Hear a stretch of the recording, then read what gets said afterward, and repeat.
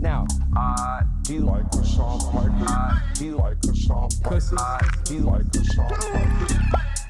Now, do you like Hasan Parker? Do you like Hasan Parker? I know you're deep and dark. I'm telling you, there is no force as destructive to American democracy, to the lives and livelihood of Americans as the Republican Party.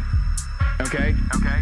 Americans, they hate you. They hate everything you stand for. They do not care about you at all. If you're a working class stiff, if you're a regular American, if you're an ordinary American, they despise you.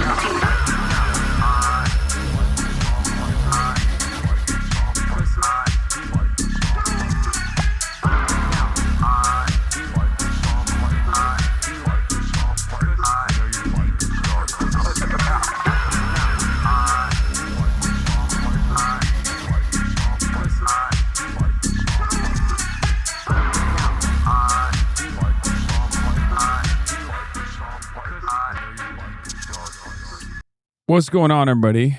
I'm Hasan Piker, and this is AWESOME broadcast coming to you live from kind of gloomy at the precipice of El Nino, California, Los Angeles. It's 88 degrees and cloudy here and gloomy here in California, Los Angeles on stolen Tonga territory at the center of the universe.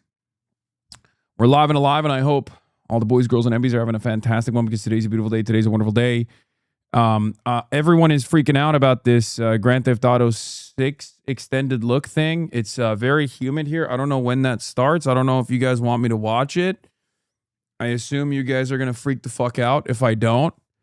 And then most people, if I do watch it, oh my God, everyone is being so goddamn annoying. Okay, what time is it? At 12? in 30 minutes. Okay, we'll start there. We'll start with Grand Theft Auto reveal. Fuck it, why not? Oh my god. I'm already annoyed. This is part of the broadcast where I tell you about my personal news about what's going on in the world of HasanAbi Piker in between the time period where I press the stop streaming button and press the start streaming button. So help me God, that's what I'm gonna do. And immediately I said I would watch it, and people are like, fuck Rockstar, fuck Sony, blah blah blah. Yeah, okay. Well, maybe I'll satiate the appetite of gaming frogs in the community a little bit. But before I do that, personal news. This is part of the broadcast where I tell you about my personal news before I blast off. And as far as personal news goes, ladies and gentlemen, I wasn't a chud-ass loser. I was not a chud-ass loser. And instead, if one more person links this fucking stupid-ass Twitter post one more time to me about the Grand Theft Auto thing, I'm just going to end the broadcast early today. I can't be doing this. I cannot be doing this, man. Here, I see it. Okay, GTA 6. I see it. Anyway, I was not a chud-ass loser as I normally am. Last night I ended the broadcast and I had dinner with the family. It was my grandfather's birthday. Went to an Italian restaurant. It was wonderful. It was great. It was great. I'm wearing a new tie an old vintage tie that my grandmother gave me. Another one of his old ties. And that's it. Partial lunar eclipse. How about that? Yeah, I don't know about that. I don't know about any of that. But what else? I mean, that's it. There's not really much else going on. I have some media here today, writing an article for all the article perverts out there, for all the article heads out there. It's international media. I won't tell you where. I won't tell you which outlet it is. But yeah, I played a little bit of basketball this morning. Had some big business deals, some phone conversations, and now we're here. Now we are here. And I apologize for the delay. Yes, it's the North Korean outlet. Yeah, it's Pravda. It's the DPRK's Pravda. That's right. They're in the building. They came in all the way from the Democratic People's Republic of Korea. And they're writing about me and how I am a prominent Jusha defender. A believer in the Marxist-Leninist Jushaist principles. Someone who believes in the act of self-reliance. So, yeah. Anyway, do I defended you? That is 100% fake. Don't even. I'm not even going to click on it. New Dr. Jihad is being condemned. Oh, I just got news. You need to condemn this or you get thrown in the ocean. That's right. I'm going to do it again. Car plus pussy equals pussy. It's fucking disgusting. Okay? It's true. Now let's talk about Car Universe 9/11. It's true. John Ossoff saw that clip. John Ossoff saw that clip and was like, this is unbelievable. This is unacceptable. In between talking about Natalie Harp, I'm going to deliver a scathing retort to this dangerous madman. To this dangerous madman who talked about Cussy in the Car cinematic universe. Car pussy. Luke Thomas talked about the smear job and what a mistake it was by the Dems. So let's do it. Oh, I saw this. Yeah, let's talk Soundpiker. Luke Thomas gets political. Yeah. Anyway, we'll get into all of that and more. Let me blast off real quick. I know that Rockstar Games is allowing us to watch. I don't know how it's gonna work. I don't know what the. I just don't know how we're allowed. Our president will start a war. I don't know how we're allowed to watch this in real time. Do I have to like rip Netflix open on this bad boy and do a watch party on Netflix? I don't even think I can watch it in real time from Netflix. Anti-Semitic violence is always a response to video of anti-Semites, a response to Hasan Piker from Menachem Creditor on Times of Israel. Yeah, I'm not reading this stuff, man. Come on. There's so much. There's so much, man. Netflix works on browser law. I know it does. I watch Netflix on my browser on my laptop. I think there's like an automatic inhibitor on OBS. I think it just goes black screen if you don't turn it off, and I don't know how to turn it off. What is it called? A DRM or something, right? What is it? HDCP? Yeah. It won't stream. Netflix will not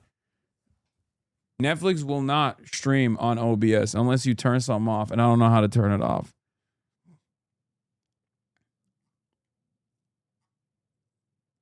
Have you guys never tried to take a screenshot of a Netflix show? It don't work. It goes black screen. It's easy to turn off. It will work on Firefox. Okay, man, I don't care enough. All right. We'll figure it out. Maybe I'll watch it. Maybe I won't. I haven't decided yet, but I probably will watch it. It's the most consequential thing that's happening. I just don't know.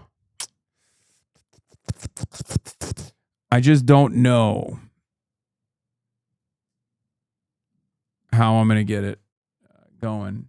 But let me blast off real quick. Top 25 Rolling Stone for my go. I know. Your boy's in it. Your boy's in it now. Rolling Stone.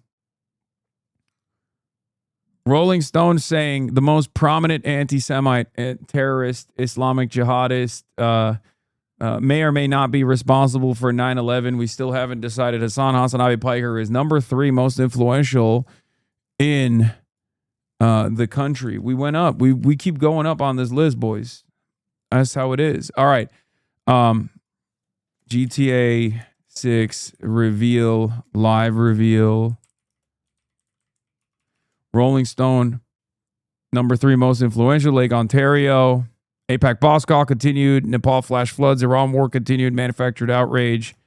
Get in now. Trump is doing tariffs on video games. Of course he is. He's doing tariffs on comic books too, isn't he? I found out when I was listening to the New York Times that like the overwhelming majority of comic books we actually get from Canada.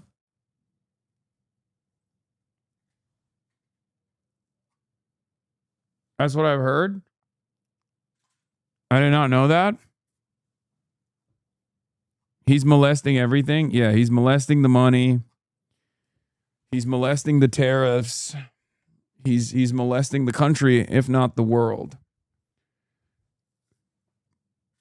And yet, what is this? This guy flew on government planes together with the senior Trump officials, and not a single AIPAC Democrat made a statement condemning him. Oh, Tyler Oliveira, the Hello Goyim. I've released a 73-minute long documentary on New Jersey's Jewish invasion. Nick Fuentes exposed it all. Yeah. Yeah, because these guys are, 1, Republican and Republican operative, so of course no one gives a shit. And 2, I don't even know if they talk about Israel all that much. I think they just are straight up anti-Semitic. Right?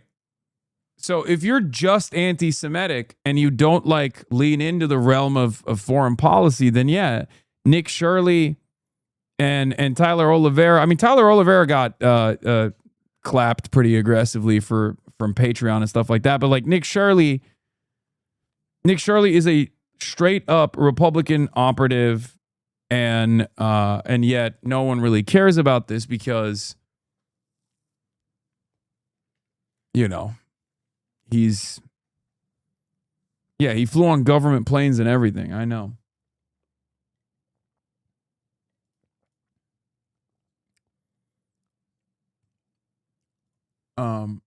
He's never said, from what I understand, he's never said anything about Israel.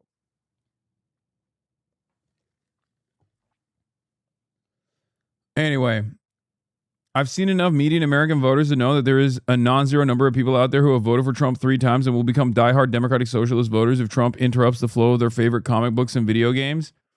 Yeah, that's the Asmongold constituency, right? That's the people that watch all those neck-bearded weirdos the basement pissers, the divorce court victims. Like, there's so many of them who are like, I love Funko Pops and I also love white nationalism. I love Funko Pops and I love purging the American national boundaries of all things that I consider to be foreign and brown. And those guys are going to be really, really sad when they realize that their favorite comic books are far more expensive now. Those guys are going to be very frustrated when their Warcraft figurines were actually being exported from Canada. Yeah.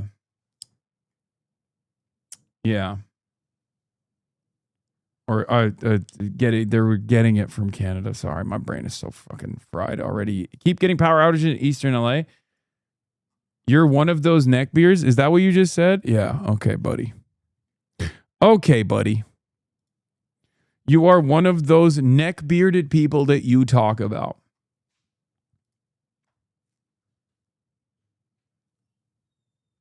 Really? Okay.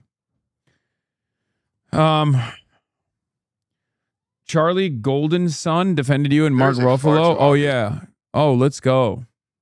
This guy's great.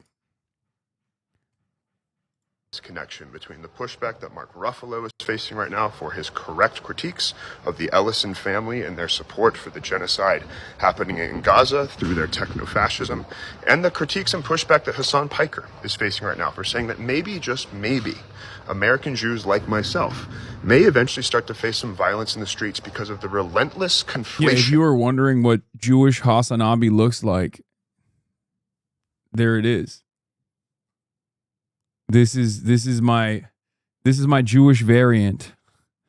Between American Jews and the Israeli government by Zionists and by neoliberals and by conservatives, that people will start conflating the actions of the Israeli government with American Jews and taking them out on American Jews. And just to be very clear, as an American Jew, both Mark Ruffalo and Hasan Piker are absolutely correct. To start with Hasan Piker, as a reminder, in March of this year, there was an attempted terrorist attack at a synagogue in Michigan. And why did that person try to kill a bunch of Jews in Michigan? Because the Israeli government had slaughtered his family in Lebanon a couple days before. Sorry, I get angry about this. The Israeli government, with the support of the American government, slaughtered this guy's family. A few days later, he tries to take it out on a bunch of American Jews. So actually, Hasan Piker is wrong. Where he's wrong is that it's already happening. They're already Jews. Okay, to be fair, I do recognize that. That was the point I was making. I wasn't wrong. I was saying the same thing. Being blamed and facing violence for the actions of the government of Israel. He's completely correct in that. The second, Mark Ruffalo is absolutely right to call out anybody who is supportive of a genocide in Gaza. That includes the Ellisons. To say that is anti-Semitic, to critique the Ellisons, is an anti-Semitic statement. You don't get to say that you cannot critique people because they are Jewish. As a Jew, you are not protected from your own genocidal tendencies. Okay? I'm so fucking tired of this. And just as a reminder, I've said this so many times before, as people continue to conflate American Judaism with the actions of the Israeli government, it only makes life more dangerous for Jews everywhere. There is a... Yeah. It's a pretty basic point, too. It's not like a far-fetched point. It's a pretty basic point. Great point, regardless. I just wish that there was more coverage on it. Like, I wish there was more of a focus on anti-Zionist Jews. Ironically enough, that was my criticism, my commentary on the issue, which is that the anti-Zionist Jews, Israel critical Jews in general, are just like made invisible in mainstream outlets. The only people that are allowed to talk about this and say things like this are people who are pro-Israel. That's it. Haley Stevens gets to say this. Dana Fash gets to say this. But if you're critical of Israel, if you're anti-Zionist, then you're not allowed to say it. Then you're actually calling for violence. It's really messed up. Your boy hates you, my best friend. No, not my best friend, John Ossoff. Not my boyfriend. Not my boyfriend, John Ossoff, dude. No. AJC. Senator John Ossoff, Democrat of Georgia, condemns Hasan Piker. Pressed on Piker's remarks, Ossoff said through his spokesperson that the Democrat unreservedly rejects reckless and dangerous rhetoric, suggests that policy advocacy invites violence against Jewish community or any community. Not your boyfriend who you kiss and make out with? Yes, dude. Yes. My boyfriend who I have sex with all the time. My bestie. No, that's Mitch McConnell. This is my best friend. John Ossoff is my best friend. And I cannot believe he said this. More like John Ossoff, your presidential contender list. I mean, look, it's not great, but it's not even because like he's complaining about me or whatever. It's not great because I think it's a dumb thing to do. It's just a dumb thing to do. You're continuing the media cycle for no real reason. And also you're showing that you are, you're showing basically that you stop downplaying it. What do you mean? How can I upplay it?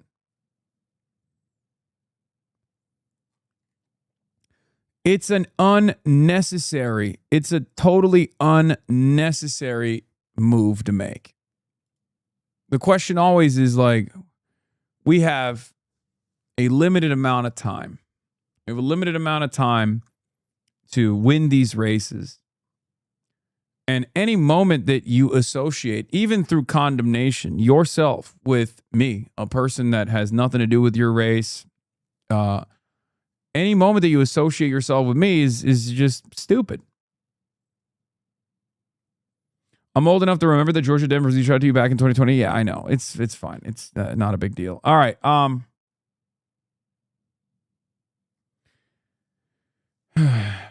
Too late on the conflation, by the way. David Frum and the Michigan Attorney General validated it. Yeah, I know. Dana Nessel. Oh, God.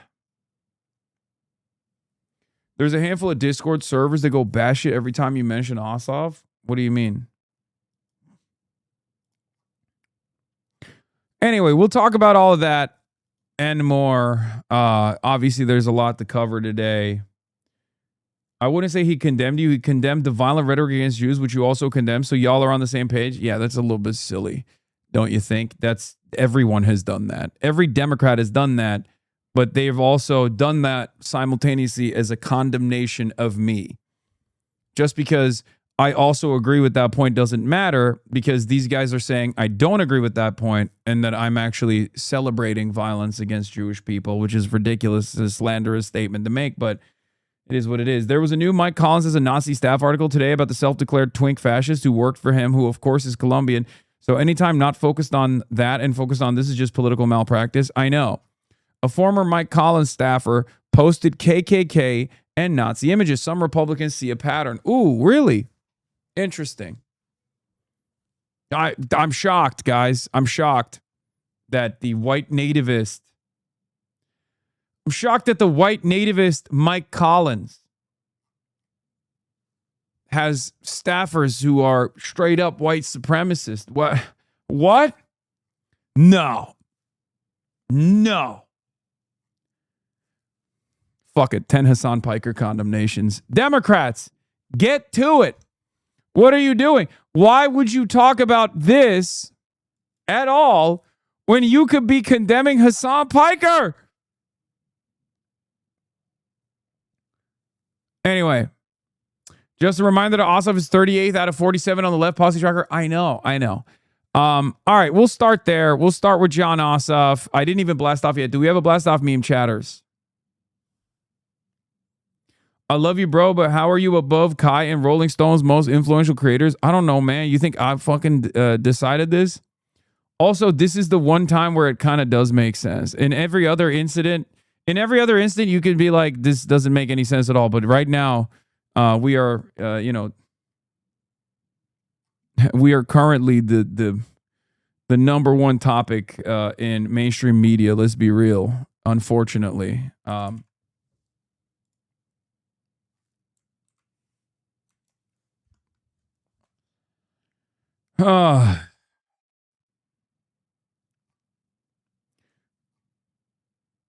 All right, I blasted off. Here it is.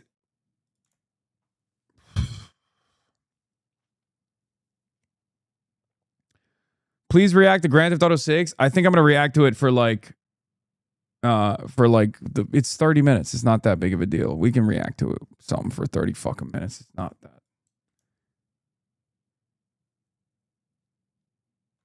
You're actually the center of the world right now for a lot of folks. I wish I was in the center of my own world right now. I'm told by my local DNC group that if we kick you off Twitch, that it'll lower the cost of my groceries. Can you give a brother a break, man? It's true. World peace will be achieved if I go away. This is true. And also, Trump will probably resign and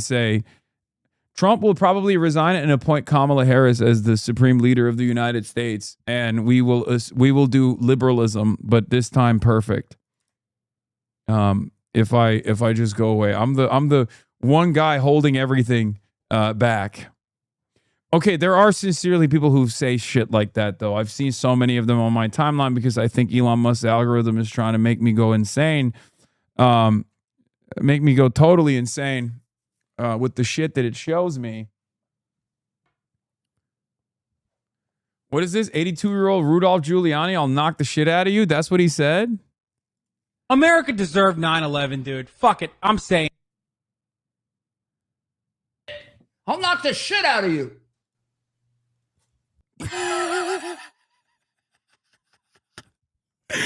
What? Dude, what the fuck? Oh my God. Wait. I'll knock the shit out of you. You come in here, I'm 82 years old, I will freaking knock you out. Say it again, you little shit.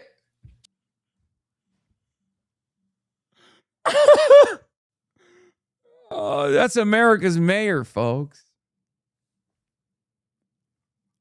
Oh my God. Oh my God. Look at what's going on with his hair. Why is like one side of his bald head up and the other side is down? What is happening there?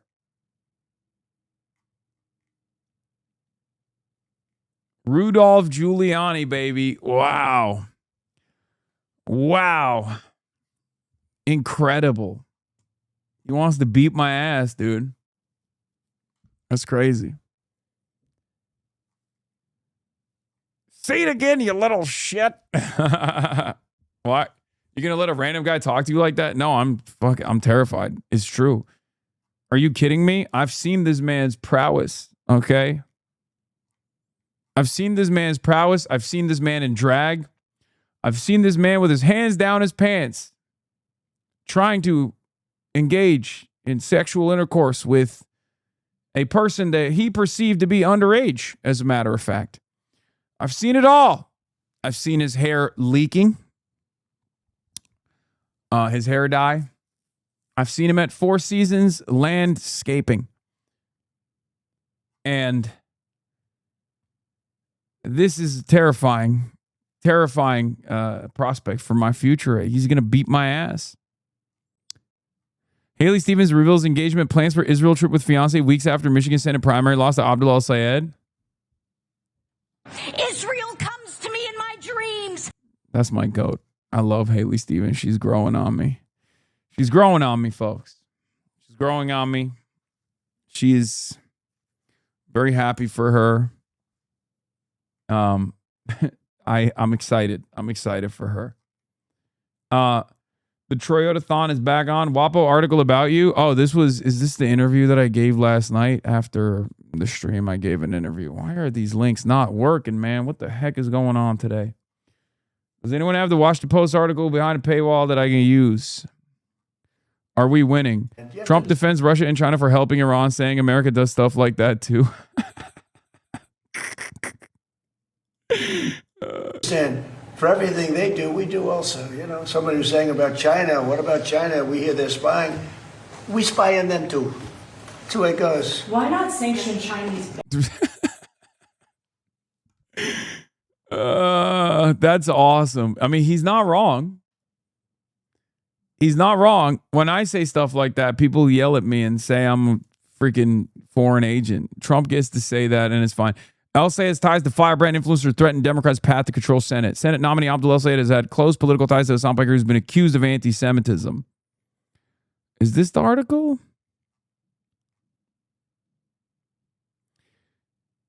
El-Sayed is also struggling to repair a frayed relationship with the state's Jewish community. The American Israel Public Affairs Committee unsuccessfully spent more than 30. Check the comments. I can't because this is on wall, so I can't see the comments on here, I don't think. But I suspected the comments probably defending me because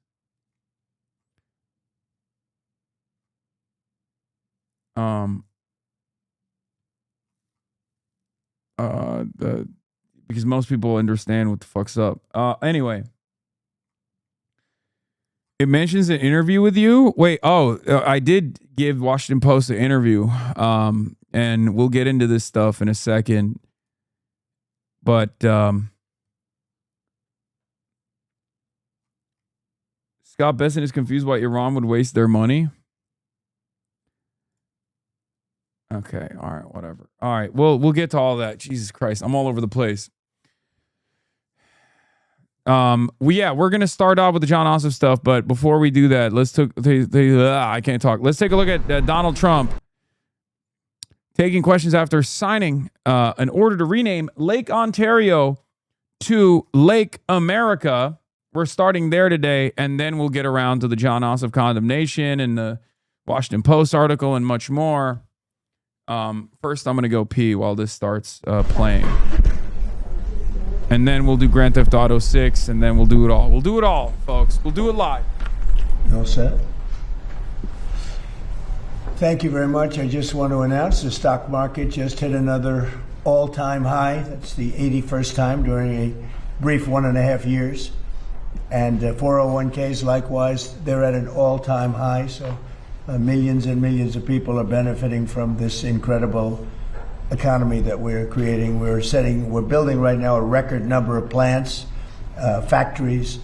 Car companies are moving back, as you know. Honda announced and Toyota announced they're moving in from Mexico. They're coming here. And numerous plants are coming in from Canada. They'll be announced shortly, but numerous plants are coming in to the United States from Canada.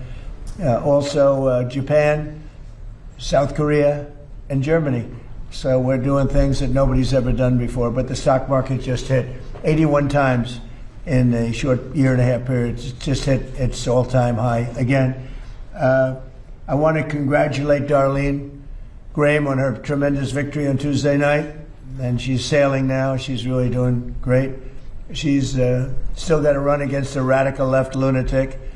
And the South Carolina people are not going to stand for that. I know South Carolina very well. I won it every time by record numbers, have the all-time record by millions of votes. But I just want to congratulate Darlene for having run really a great race. And she's going to be a great senator. And the people love her. There's something about her that's very special. She's got a little Lindsay in there somewhere. Got good genetics. So Lindsay's looking down very, very happy and very proud of her sister. So congratulations, Darlene. And finally, I guess the purpose of this more than anything else is we're going to be changing the name of Lake Ontario, effective immediately, to Lake America. That's going to take place right now as I sign the order. Do you have anything to say about it, Ben? Yes, sir. So this is a straightforward but important executive order. It directs Secretary Burgum and the Department of the Interior to update the Geographic Names Information Service to reflect that the lake once known as Lake Ontario will, from this day forward, be known as Lake America. This is a lake that has... We are the dumbest country on the planet. I think this might be literally be the dumbest America has ever been in the history of the country, of this nation. I don't know what to say. This is so fucking embarrassing. I'm so sorry, Canadians. I'm so sorry to the rest of the world that this is our leadership. I apologize profusely that we elected this dumbass.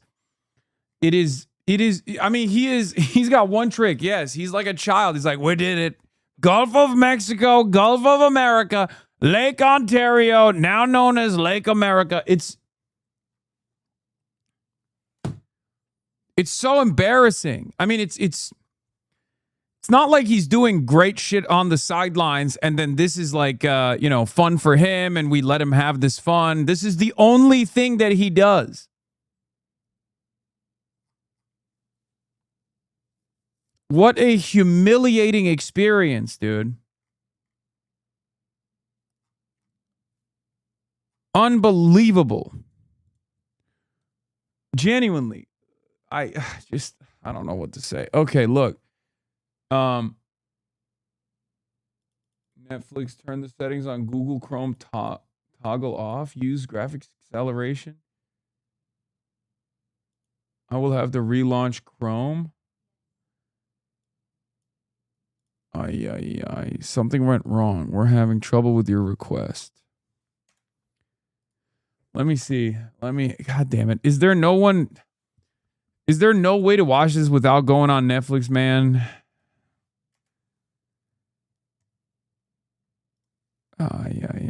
I can. It says something went wrong. It won't let me log on to my Netflix. Use graphics acceleration when available. Go Google Chrome settings. Yeah, watch a streamer reacting to it. No, that's whack. It comes out on YouTube in a bit. Yeah, that's not. We're not waiting. We're not waiting on that. Okay. Settings. Systems. Where is systems? What the fuck? Why? Oh, system. Continue running background. Use graphic acceleration when available. Toggle it on or off. Oh, it's off already. And then it keeps saying I'm having an issue. Oh, wait. I did it. Wait, what the hell? Wait, does it show? Wait, it does show. Wait, I didn't even turn off DRM or turn it on. I'm confused. I'm confused as to what is going on here. Wait, can I just like literally turn on a show and see if it plays and then we'll test it? Wait, what the hell? What the hell? Okay, that was 1 second. Please don't ban me. That was 1 second. There was one frame. I was just testing it.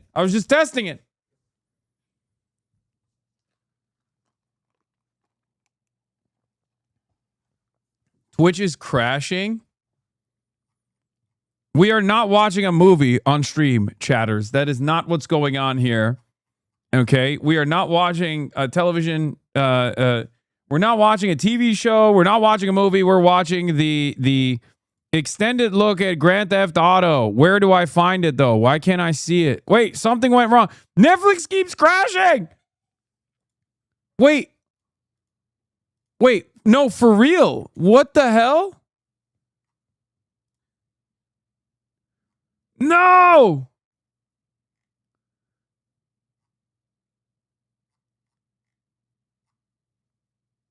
It keeps... Oh, no. No, they didn't fix their goddamn servers for this? Are you fucking kidding me, Netflix? Lock in! DRM is not a thing you turn on or off, but your OBS and Windows are likely set up to capture DRM-enabled video content. Yes, it is. Oh my God. Oh my God, down detector on Netflix is spiking! Keep refreshing. Okay, no, chatters, don't refresh. Just me. I only get to refresh, okay? Just stop refreshing. Only I get to refresh. Everybody stop refreshing the page right now. Chatters, log off Netflix right now. Every Twitch streamer needs to tell their oh, it worked. It worked. Okay, play an extended look. This is it, right? Wait, it's 26 minutes long. Is this it? Is this the extended look? Is this it? I guess they know we're coming. All right, that's the block right here. Be cool. Don't, you know. What? Nothing. Is it woke? Is this woke? Yo, what the fuck? Yo, what's up? Y'all trying to smoke? No. Y'all know Booby? Booby, huh? Yeah. He ain't here, though. Well, we're picking something up for him. You know anything about that? This looks amazing. This looks amazing. Yeah, go inside and ask for Raymond, bruh. Appreciate it.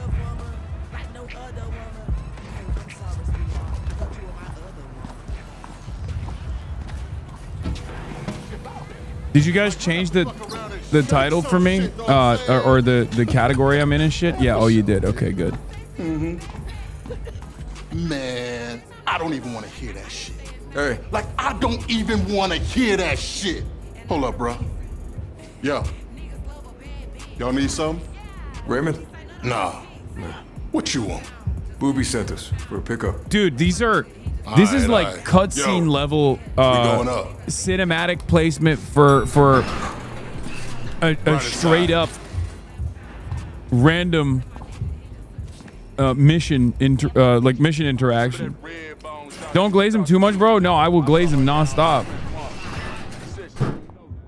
Insane glaze? What are you talking about? Look at how good this is. Pick up or drop off? Pick up.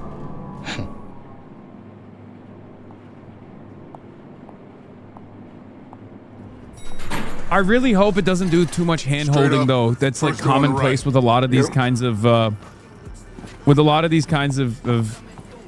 games nowadays. Because it doesn't feel like it's on rails right now. Look, you can like study a pet. You can scold the pet. That's sick. That's sick. This has got to be the door, right? Looks like it.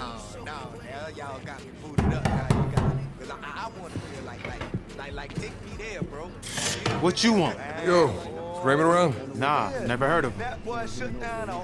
Yo, we're here to pick up for Booby. Alright, hold up. Red Dead was on rails. I know. That's my least favorite aspect of Red Dead was the first intro missions that were boring. Motherfucker, what the fuck going on, man? He seriously sent y'all over here right now? We're just here to collect, man. Why he ain't come collect? You ain't asked yourself that? No. Look, we could go back empty-handed. My partner's off the grid right now, you feel me? Until I figure out where the fuck he at and what the fuck going on, we in a holding pattern right here. So Booby knows all this, right? Yeah, he fucking knows. Problem is, he only worried about himself. Yo, phone. Let me tell y'all something. At this point, I really don't give a fuck. Hey, pack that shit up. Bro, this is cyberpunk level, dude. It's him, Ernesto. Put on speakerphone. Raymond. Yo, Ernesto. Raymond. Where the fuck you at? Óyeme, mi hermano. We got a situation happening. My friends on the task force are on their way. They said they're paying you a visit, so just let them take whatever they want, okay? What the fuck you talking about? You know I got a nigga outside your mama house, right? Raymond, listen very closely, cabrón. Raymond. The fuck is that? Hey, yo, Ray, it's 12. They tooled up and everything. Raymond. Let's get these workers out of here, man. Let's go. Oh, wait, this way. Oh, come on. Move. I've always been there for you. But this what I get? Please, don't fucking move. It is what it is, my friend. Holy shit. Stay down. Yeah, I know. Gameplay. Auto aim. Aim assist is pretty aggro. Fuck Booby. You gotta get out of this.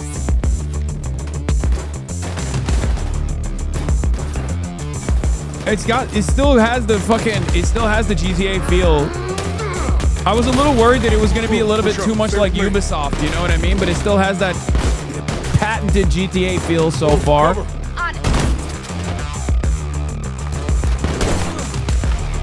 It's not coming on PC until very later, sadly. I don't care. I'm going to play it on PlayStation 5 then. Who gives a shit? What the fuck is going on here? Fuck him. Can't you fucking handle a bunch of street pushers? Hey, man, this ain't even loaded. Oh, too bad. Clean this shit out. It's fucking Kill madness. cam like Red Dead. Yep. Dude, Grand Theft Auto roleplay is going to be so insane. This game is going to change the world. It's going to have its own economy, dude. Cops coming in from downstairs. Get in here before they Grand get Theft your Auto ass. 6 Online is going to change the universe. What the fuck y'all doing in here? You ain't hear all that outside? Now just hold on a minute. Hold on. You got motherfuckers. Trump is going to ban this game for being anti-cop. You are not allowed to just come in here. Every time I try to buy some piece of something else. And that's my fault.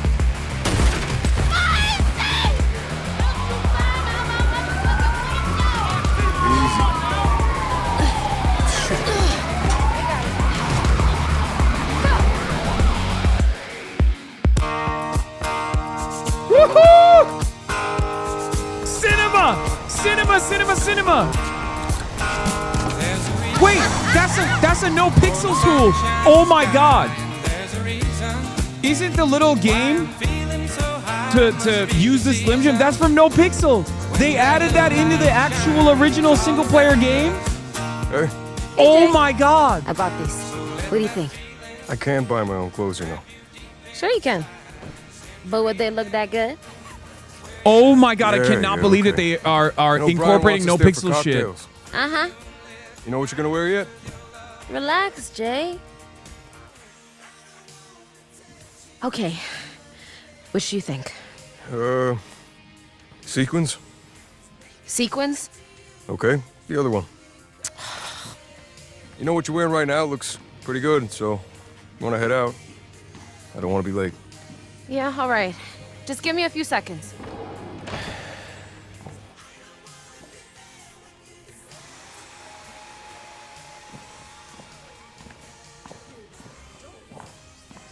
Call Buddha. Bro, screw the Slim Jim. They added big girls to the game. It's game of the year for that alone. Okay, dude, chill out. You fucking horn dog. You're not wrong though. I even saw Does life feel Cellulite. hopeless? Are you constantly searching for a way out? Luckily for you, those days are over thanks to Angstapan. Ah, the great outdoors.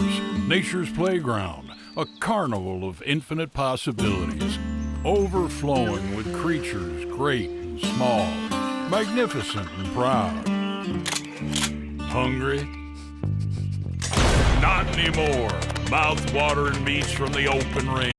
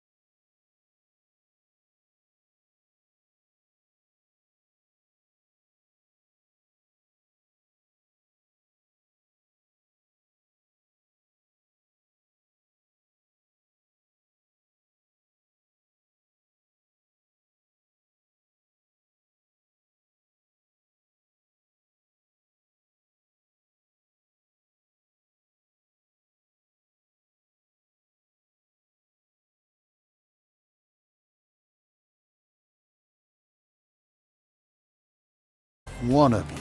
Well, You know, I don't mind. I mean, If you wanted to. I'm gonna go. Enjoy your dinner, guys. I'll be back for dessert. Well, I'll walk you out. I need the ladies. Yeah, let's take in the view. I never get to smoke these in front of Lori. Ever tell you about the fairground rolled into my hometown when I was a kid? I don't think so. They had bale mazes and Ferris wheels. Hell, it was the highlight of the goddamn summer for us kids. Everybody, hands so we can see them! And they had this beautiful carousel. One night, we snuck in, and a buddy of mine, he got it working. Look what the law chased it. Look at the spicy. Leonida, baby. Then he cranked the speed up so fast that we thought we was flying. Bro, this is literally no pixel. This is base boosted no pixel. I cannot believe it. I said, well, shit.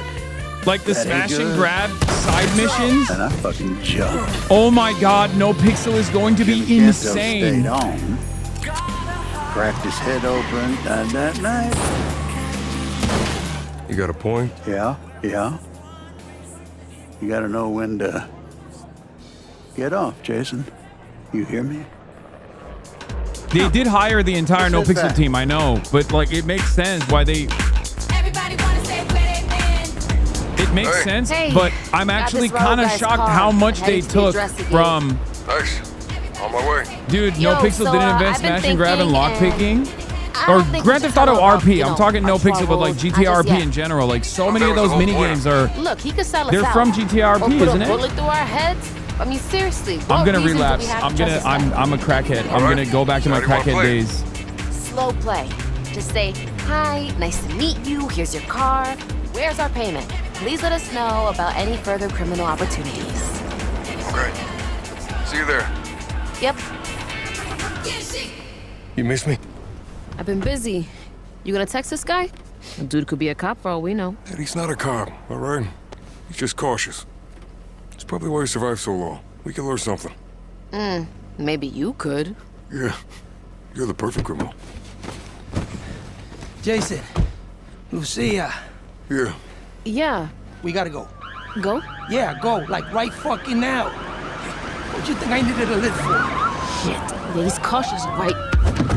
Vamos, vamos, maldita loca el diablo. Enséñame clase de chofera tú eres.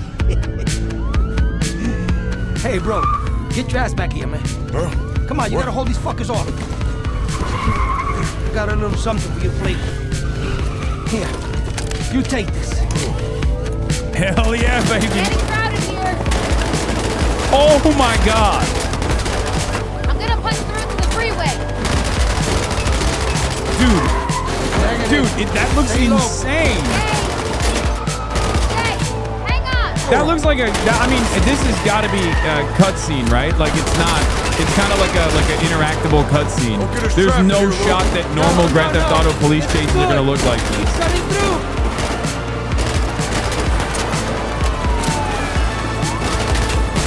Back up into this alley here. Okay. Was there 6 stars? That's it. Good. Why don't we just chill here for a minute? It's gameplay, but I'm saying like it's an interactable You want me to take cutscene the wheel? version of the gameplay. What? It's on rails. Look, you think everything always goes as planned, huh? No, mommy, no. There will always be some kind of bullshit. A professional adapts. Are you a professional, Lucia? Huh? Of course. Good. I need a professional. Oh, Bro, you lost all your gameplay so, vocabulary? I know, shut up. Let's go. Yeah, there's... Bro, look, there's 6 stars total.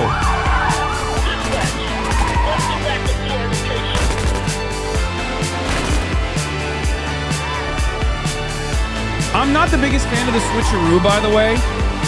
That's just my own personal thing. I don't like when there's like 2 characters that you switch between. I don't know why. It kind of like takes me out of it, but I'm sure Grand Theft Auto will know how to handle it.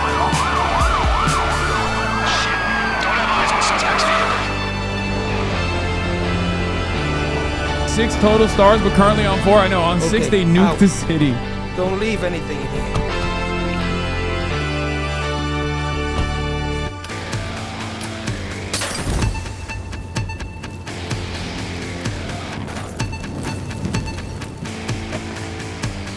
All right, Jason. We're cargo. Copy. Grand Theft Auto 5 had some 3 characters warning you switch next between. Yeah, but usually not in mission. What should I tell you to put in your calendar? Friday You would do morning, one bank mission, and run. then the character would be on the other side of the city. With You know what I that mean? You did fine. We're still alive. I feel like in mission switcheroos like kind of gimmicky. This could be the start of something good. Keep your phones on. Oh, Cops know your mamita. face and clothing now. Yo, so, Oh so, my bro. god. Take me to the loop, baby. I need to see it. Does this mean we're in his crew?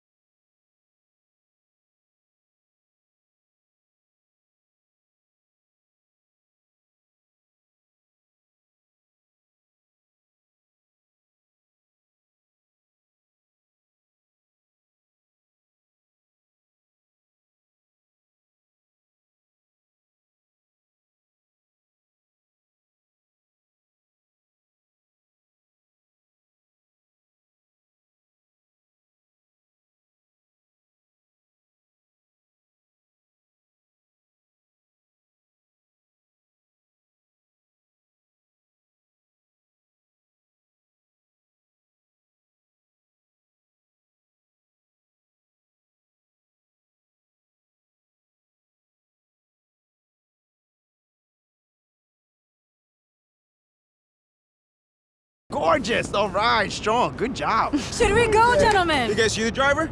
Sure. All right, let's go. Ah, come on. All right, well, we're All good. right, fuck it. You ready for this party, bro? I don't know, maybe. All right. What do you mean, maybe? I'm ready. Donnie for our party. Pecorino. About this part. Oh shit. Okay. Hey, driver, what was your name again? That'd be crazy if Donnie was in it.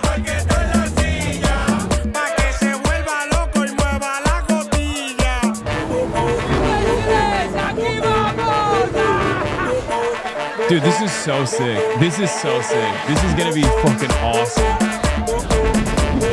Holy shit, I'm torqued. Here we go.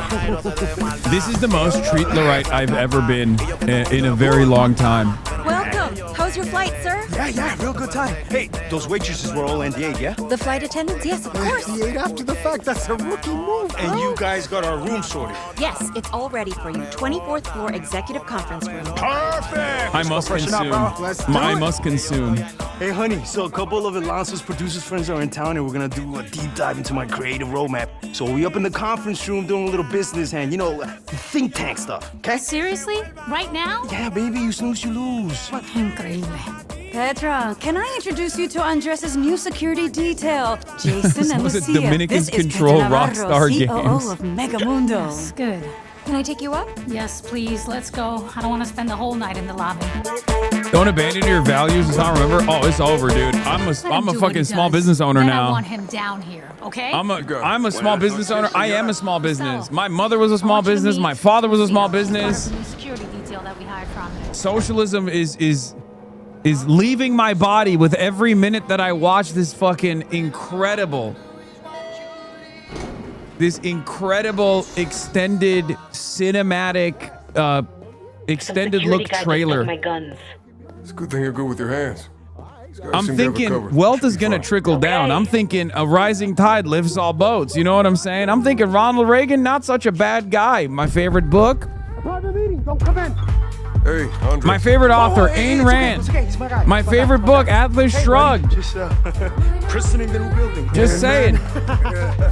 Neoliberalism is coming into my body. Hey, man, can you run and get us a bottle of tequila? Some sparkling water, a few beers, you know, just a selection of shit to drink, yeah? Thanks, buddy. Yeah.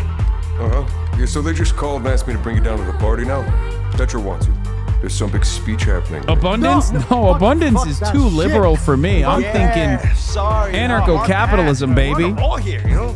Frontal cortex is in overdrive. I mean, how many ideas did I just have in the last 5 minutes, bro? So many, bro. So fucking many. It's like the band's back together. I just What about Israel? Most valuable ally? What are you talking about? Hello, everyone. Easy. I just want to thank Asked you all and for answered. coming here tonight to join us in celebrating the opening of Megamundo's first corporate headquarters on American soil. But we all did this together. What about Cuba? Greatest As threat a to America. Easy. Lenin? You mean Russian Hitler? Mao? You mean Chinese Hitler? Easy. What about cops? Love them. They're the best guys around. It is a little bit like Max Payne 3, but do you condemn HasanAbi every day of the week? Move! Hey! Give me the phone. Who am I gonna call? I'm not stupid. Hi, guys. How's it going down there? Who the fuck is this? We'll talk more later, okay? ¿Qué carajo? Tenemos un problema. Mierda, granada! That's crazy. That's a crazy Nice angle. distraction, Jay. A bit dramatic. You're welcome. I'm going upstairs. He's got Andres. Shit. Okay, I'm on my way.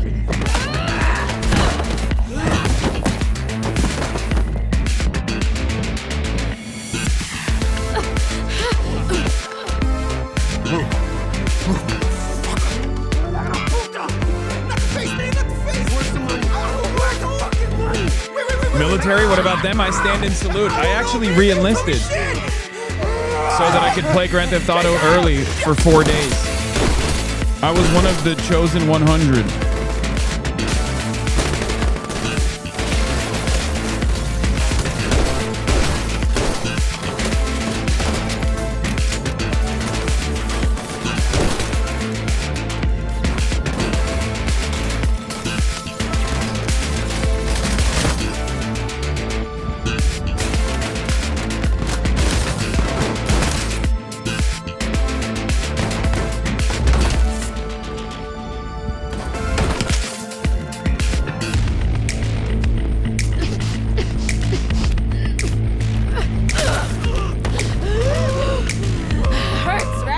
Oh my god. RDR Deadeye.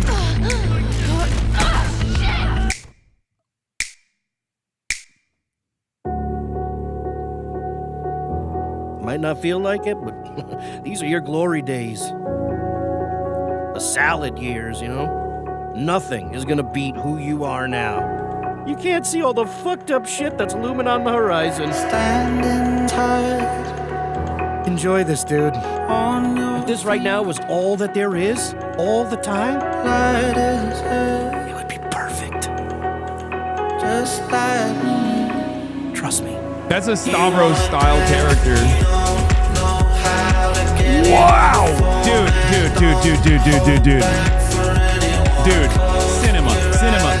Cinema. Oh my god. Okay, I'm back in. Oh my god, this is so fucking hype. November 19th? Ain't no way! They waited for after the midterms! Oh! Are they actually going to be able to release this on November 19th is a real question, but oh my lord. Oh my fucking lord. Oh, nut after nut after nut.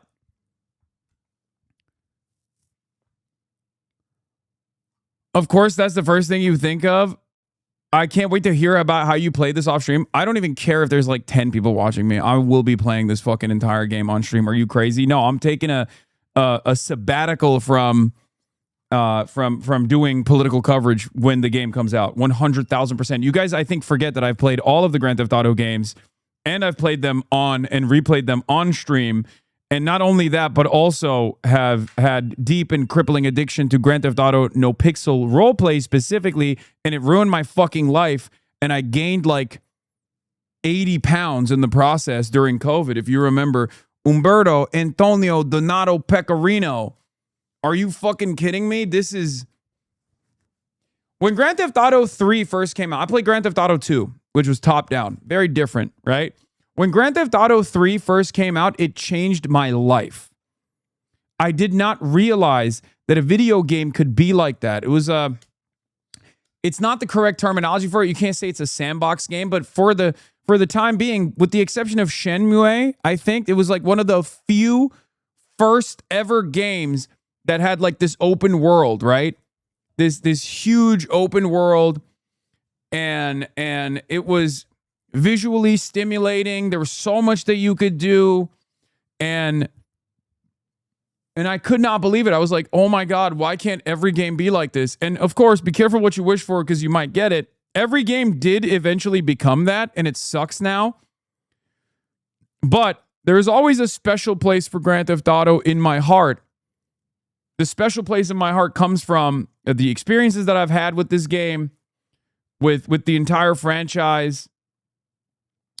And not only that, but also, I don't know. I feel like they've perfected it down to a science. And the fact that they also hired the No Pixel team and like a lot of the 5M guys in general, to play a more formative role in not only Grand Theft Auto Online, but seemingly some of the elements of the single player game as well, is phenomenal. I think Grand Theft Auto Online is going to be insane. It is going to change the world. I'm not even kidding when I say this. Grand Theft Auto 5 obviously was a game that changed a lot in the industry.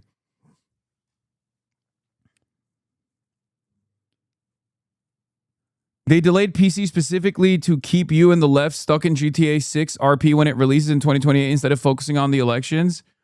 Oh, yeah. I guess the RP component for the PC is going to come out later because the PC is coming out later. Like, change the world is a stretch. It's not. It's not even remotely a stretch. And I don't think you understand how pivotal this game will be. Grand Theft Auto 5 also changed the world a little bit. GTA 6 Unlimited says... Lucia and Jason can gain weight, lose weight, build muscle depending on the lifestyle choices you make. I mean, this has been around since Grand Theft Auto 4. Number one capitalism shill. Yep, that's me, baby. They're still in beta test for the next year, so PC can run perfectly.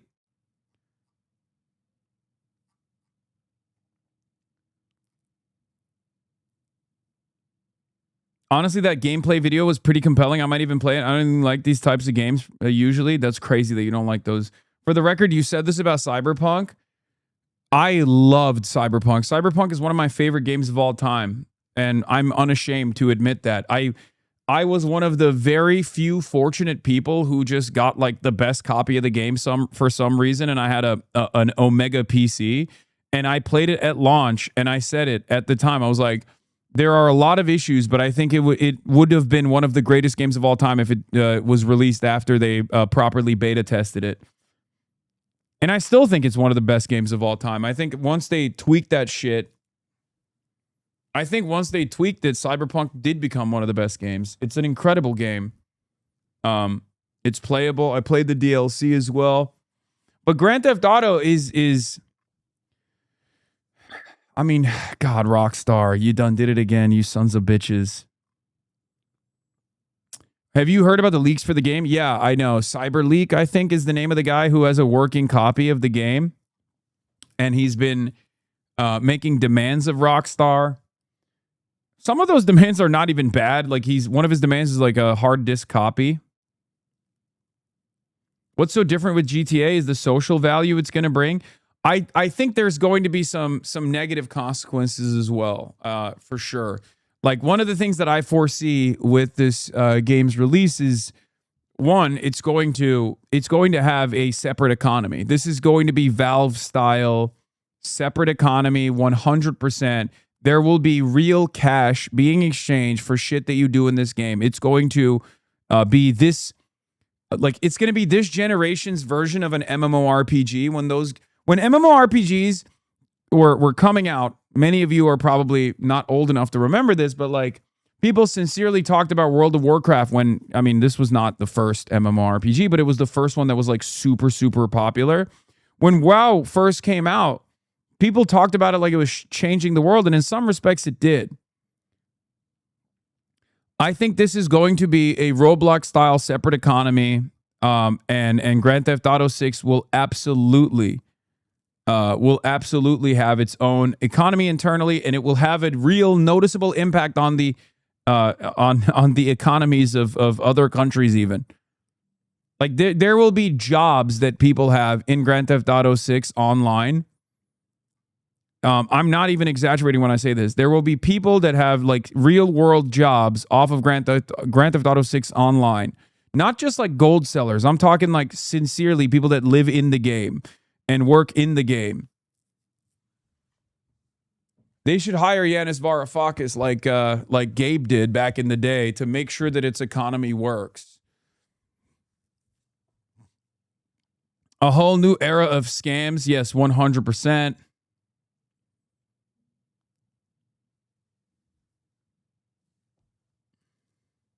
There was a leak a half a year ago that GTA Online makes $1 million a year. $1 million a year? What are you talking about? More like $1 million a day.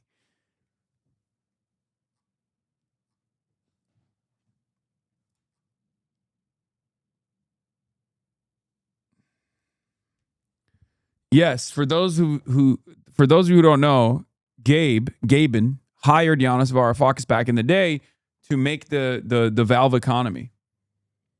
Yeah, Valve also was a co-op. I mean, it's still kind of run like a co-op.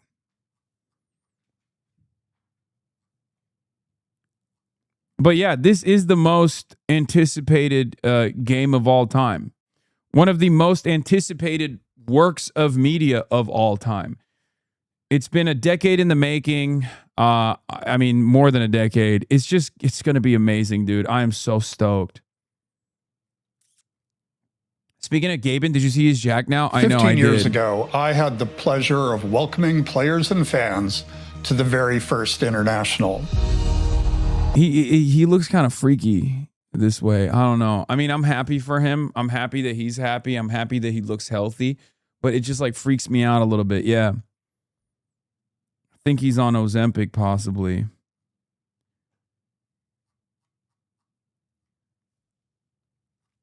He's starting to look like Hugh Jackman, bro. It's always evolving, and the best players and teams evolve with it. The Aegis of Champions itself has changed. 58 players. Anyway, the G in Gaben stands for GLP-1. Okay, calm down. All right. Doesn't he look like Hugh Jackman? Am I crazy about this? He literally looks like Hugh Jackman, bro. If Hugh Jackman went to the beach, that makes you old. I don't know. He's not on GLP-1. He's on a different type of GLP. He's on GLP-3.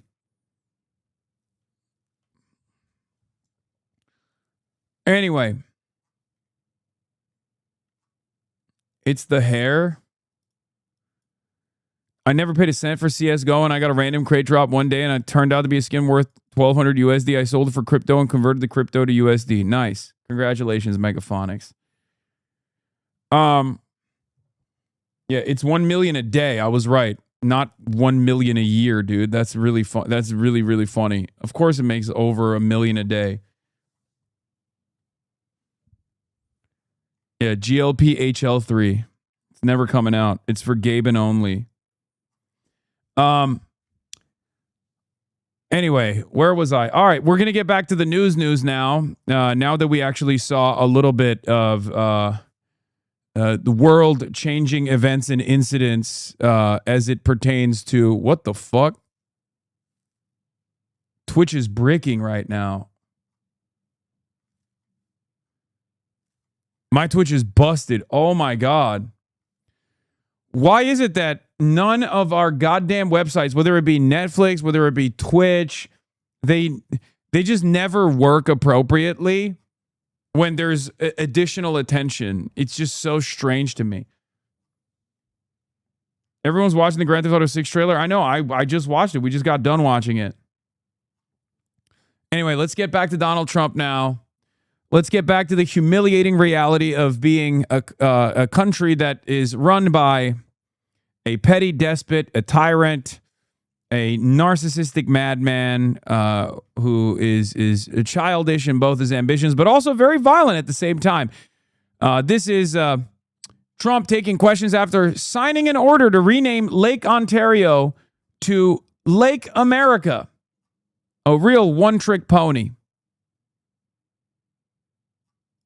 Most of its volume in the United States. The deepest parts of the lake sit in the United States territory, so this will reflect that this is an American lake. Thank you. Okay.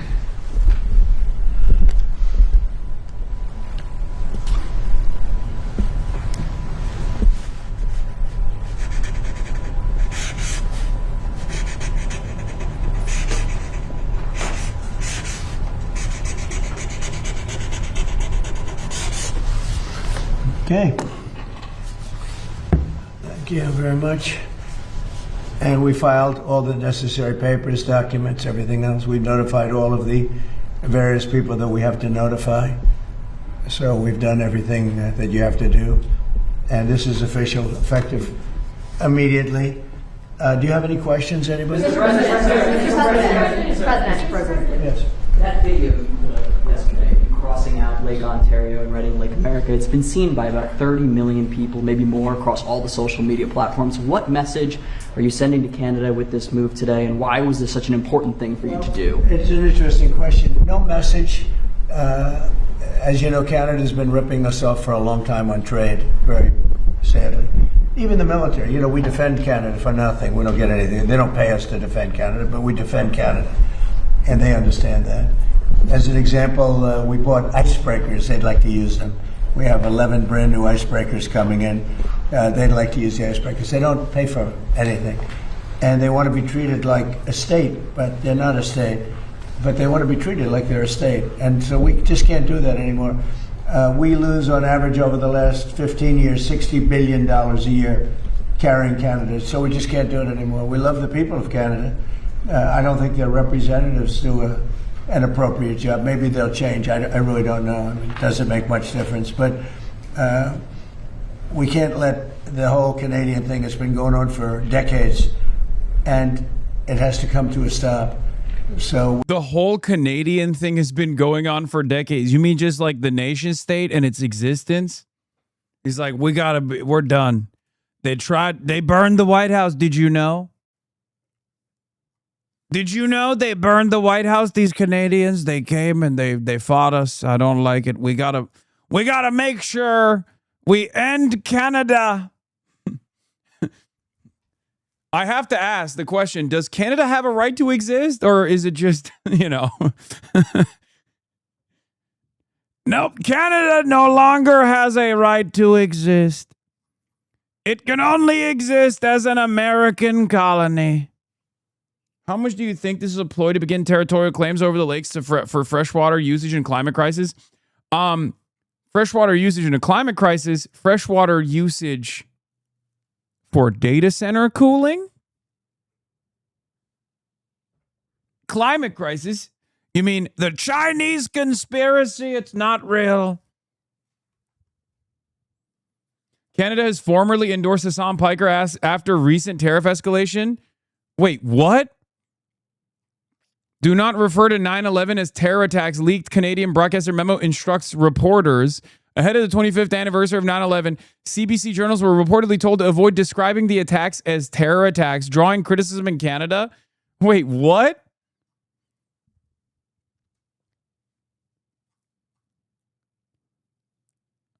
He then said that the hijackings led to passenger jet crashes in Washington, D.C., Pennsylvania, and Manhattan. The World Trade Center was destroyed. Wait, what is going on in Canada? Is Canada going beast mode? What the fuck?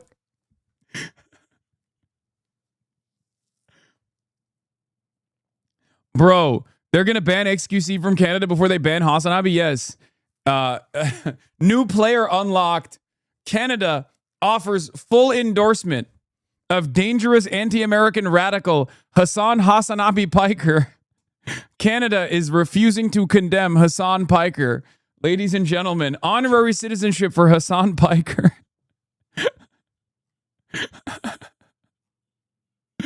Notice how Carney has not condemned you? Yeah, it's strange.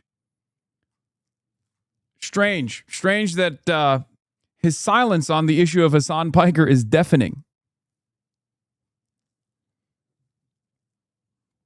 Instead of renaming Lake Ontario, you should rename the Epstein files to the Files of America. Okay, that's a good one. I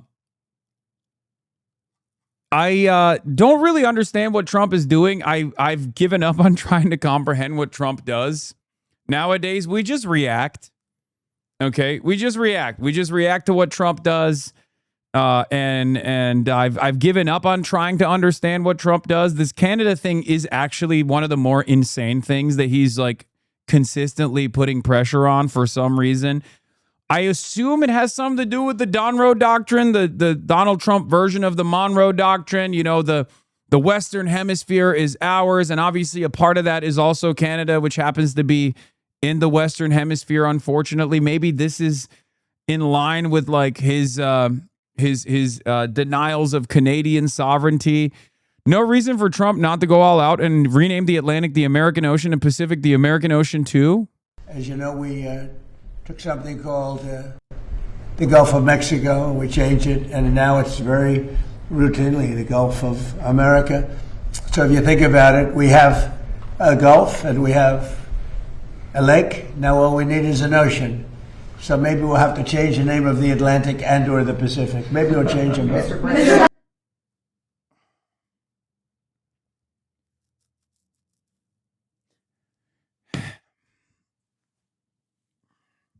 Who is this for? I know who this is for. He's just like routinely channeling the dumbest guy that you've ever experienced, the dumbest guy you've ever encountered.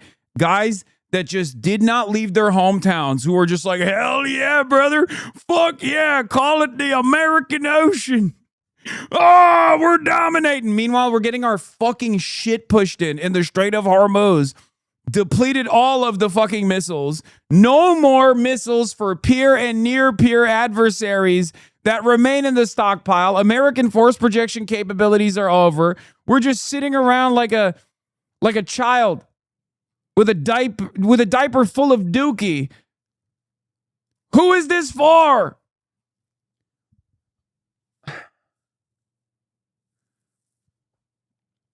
Look, I'm an anti-imperialist, I'm a socialist, and for many, many decades, many of my ideological variety have predicted, perhaps too early, of the demise of American empire, the inevitability. All empires die at the end of the day. Now, we are in it. It's clear. It's clear that we are in the death throes of American empire. And of course, empires never die quietly. It's oftentimes very violent. It's a violent rattle, a violent death rattle. However, I never in a million years thought that it would be this embarrassing. I could see it being violent for nations in the periphery, violent for allies. It's consequences being felt all around the globe because America is a hegemonic superpower, the wealthiest nation on earth, the wealthiest nation throughout time. No other country, no other empire, including the British Empire with its 13 colonies, was ever so ever present universally due to technological limitations. This is not a thing that has ever existed throughout, world history, right? Part of it is because of the internet. Part of it is because absolutely it's the internet and we can be everywhere all at once. It's our supply chains, it's our logistical capabilities, our prowess in that field has made it so that America could technically be anywhere all at once, anywhere around the world in 24 hours, right? 800 plus known military bases, thousands more. We have all of this stuff. It's very costly. It's very expensive. It's all we focused on building for decades at this point. And instead of retreating from this militant global posture and trying to manage the decline of American empire, we've decided to go fully in. We've decided we're not even doing like the British Empire retreat. We're just going, we're bouldering down this hellish pathway, this nightmare. But ultimately, I find it incredibly lame. It's lame. It's way more lame than I expected it to be, Like on the one hand, we have the routine protocols of an empire dying. We have the routine experiences of an empire dying. You try to do additional military conquests, and those fail. Strait of Hormuz is a great example. It's like some could even say the Afghan invasion, the Afghanistan invasion, the Iraq invasion kickstarted this process, right? And yes, I can see all of you guys. I know Twitch is dying. I know. I am familiar. I am aware. Twitch is dying. The planet is dying. The American empire is dying. Okay? But we're still here. We're still going through the process.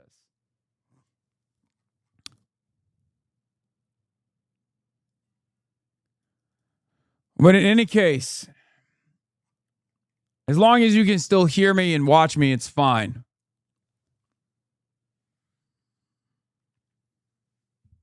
Anyway.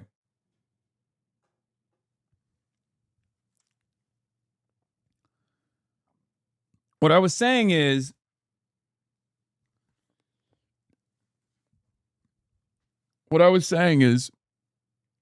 we no longer, this old dog no longer has that same bite nor the same bark. Okay? It doesn't. I had to type in your URL because I couldn't find your stream. Yeah, I know. Twitch is busted. It's coming back now, it seems. It's coming back alive now, so that's good. I think it's coming back alive.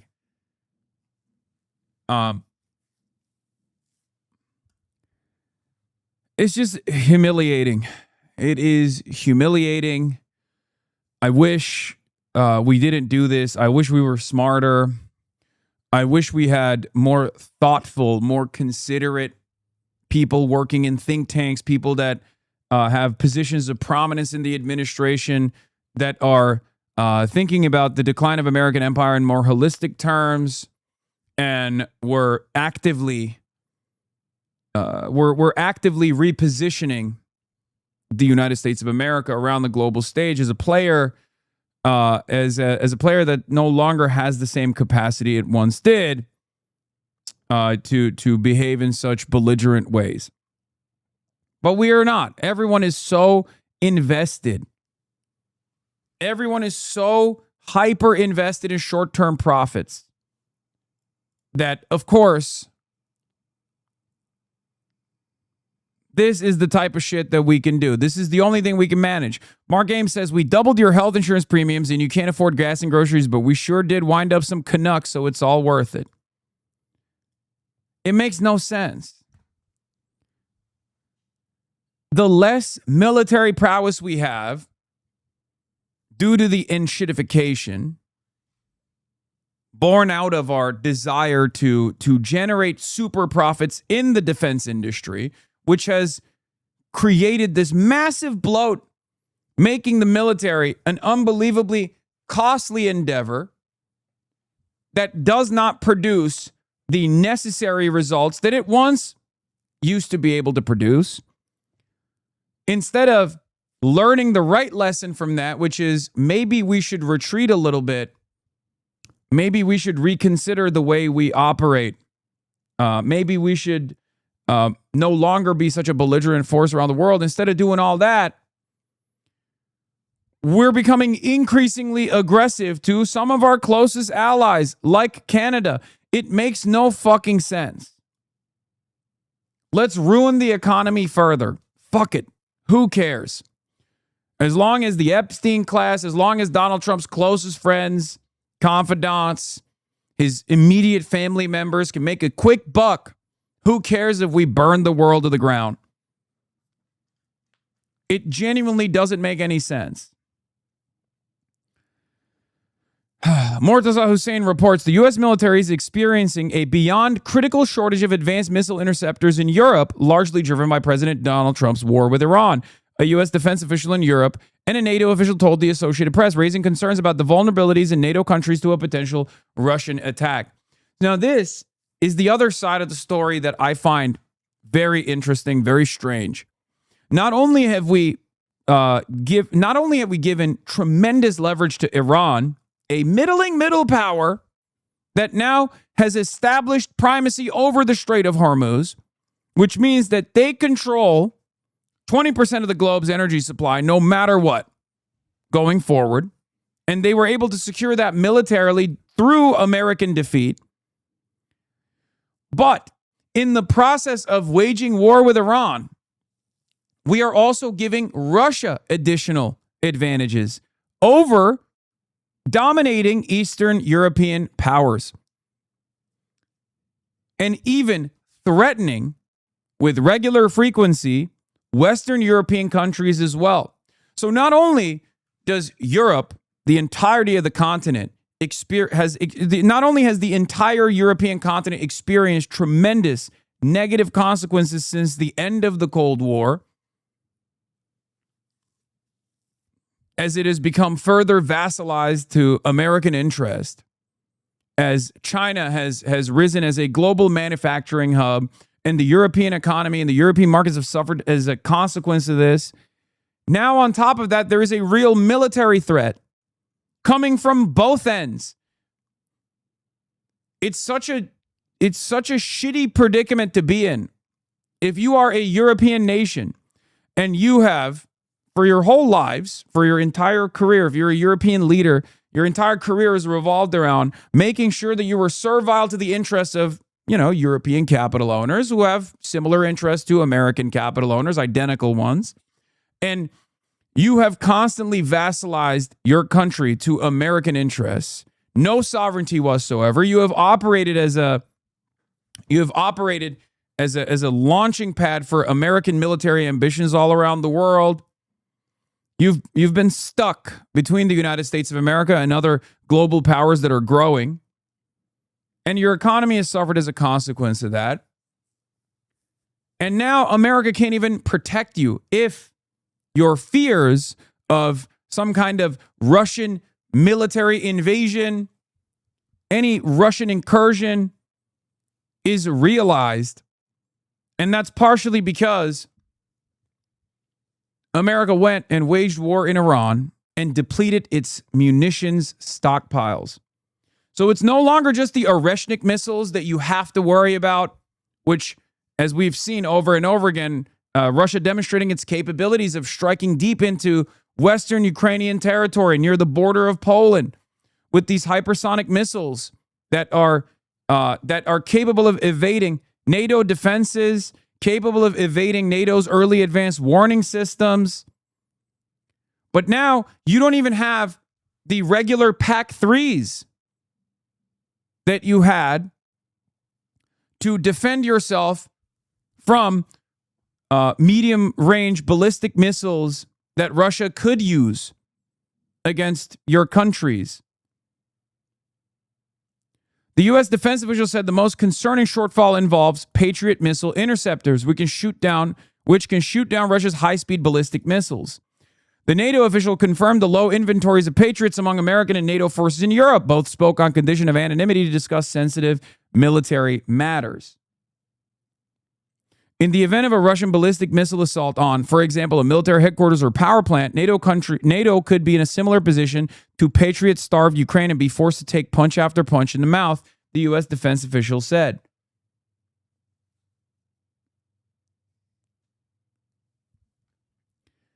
I don't even like the quote-unquote best-case scenario where we institute the Defense Production Act and retool our economy in a way that is centrally planned or as close to central planning as possible to specifically boost defense expenditures, to specifically boost our munitions production capabilities so that we can give the rest of the world and ourselves as many PAC-3 missiles as possible, because that means living in a world that is in constant battle, living under constant threat of ballistic munitions. Who the fuck wants to live in that world? Why would anybody want to live in that world? That's a world that is straight up worse to live in than the peak of the Cold War, where there's like all of this fear about nuclear annihilation, mutually assured destruction. Yeah, the only people that want to live in that world is Enver Hoxha and the Swiss. And Enver Hoxha is dead. The only people who could live in that world potentially are the Albanians and the Swiss. Shout out to the bunkers. And I guess the Iranians and the North Koreans, you know, people who have nations in the periphery that have had to exist under American and Israeli rockets.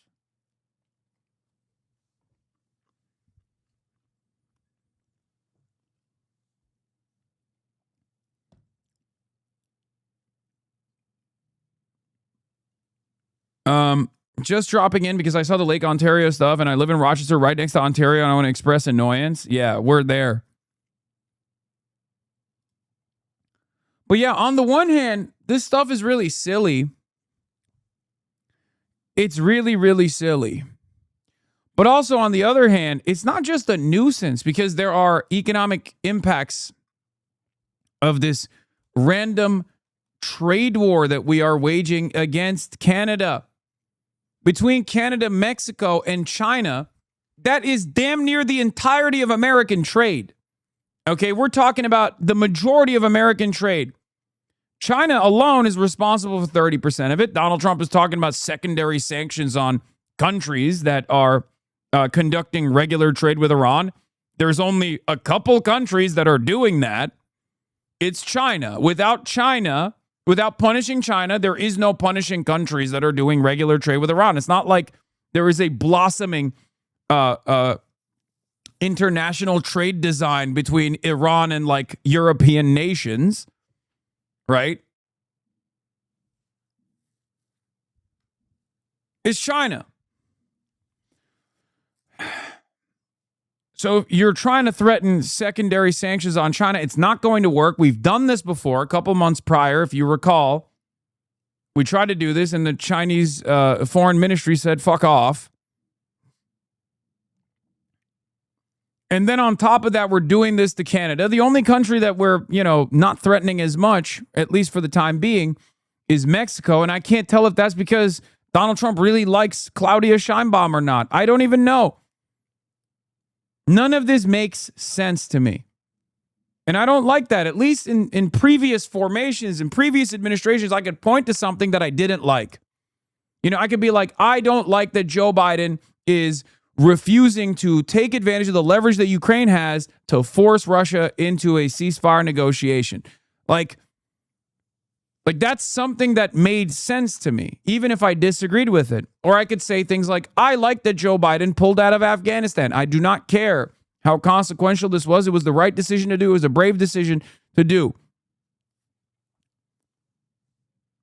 In this current administration, there's nothing that I can point to and identify a logical through line behind. Nothing at all. What do you say to America's tariffs regime against Canada? What can you say? He already had one tool in his tool belt taken away from him by the Supreme Court, right? Where he can no longer implement tariffs with the same ease that he could, like the Liberation Day tariffs. And now that's become a major payday for American corporations who carried over that cost to the American consumer. Ironically, you experienced inflation.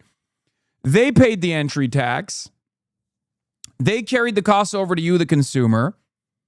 And then on the back end now, they're seizing the additional tariff revenue that the government collected. So it's become a major payday. They get to make money on both ends.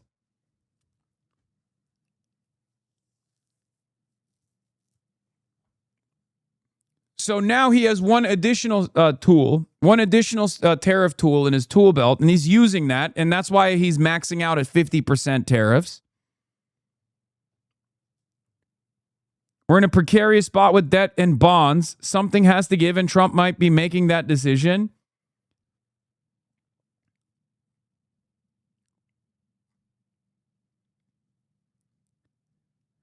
I just don't understand. Look, the New York Times did a report on DSA's rise. And they talked about the brief, but albeit tumultuous history of American socialism. And they talked about Eugene Debs, the GOAT, right? The GOAT of American socialism.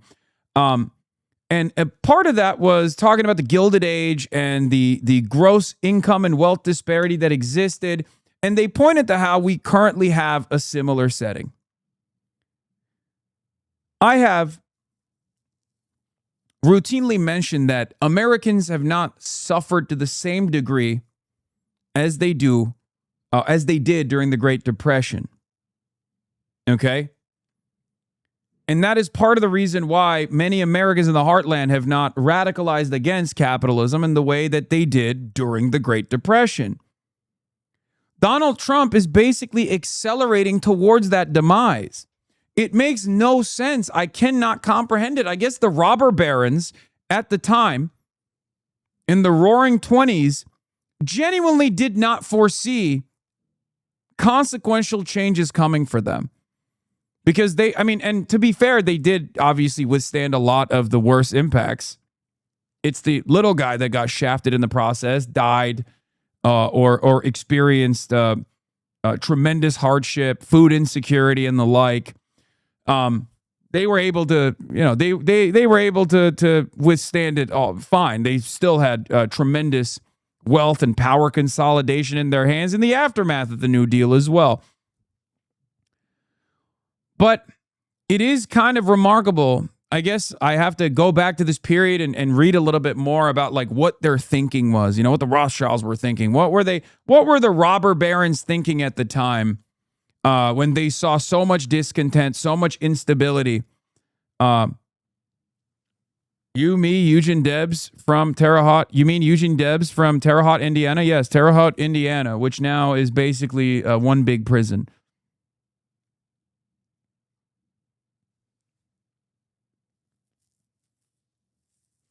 I guess what I'm trying to say is what's shocking to me is the super wealthy's inability to understand the seismic shifts that they're entertaining here due to their endless greed. Okay? Because that's what's going on right now. I mean, they are picking apart the corpse of America for all that remains. They're basically stealing anything that isn't screwed to the ground at this point. Donald Trump and his closest allies, his associates, are doing this.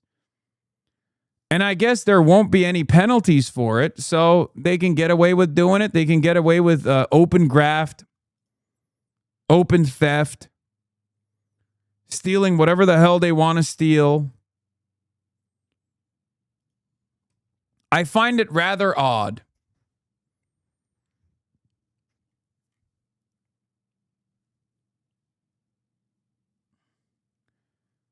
Makes a lot more sense when you see all of the greedy, parasitic capital owners sitting at that inauguration celebrating Donald Trump's second term.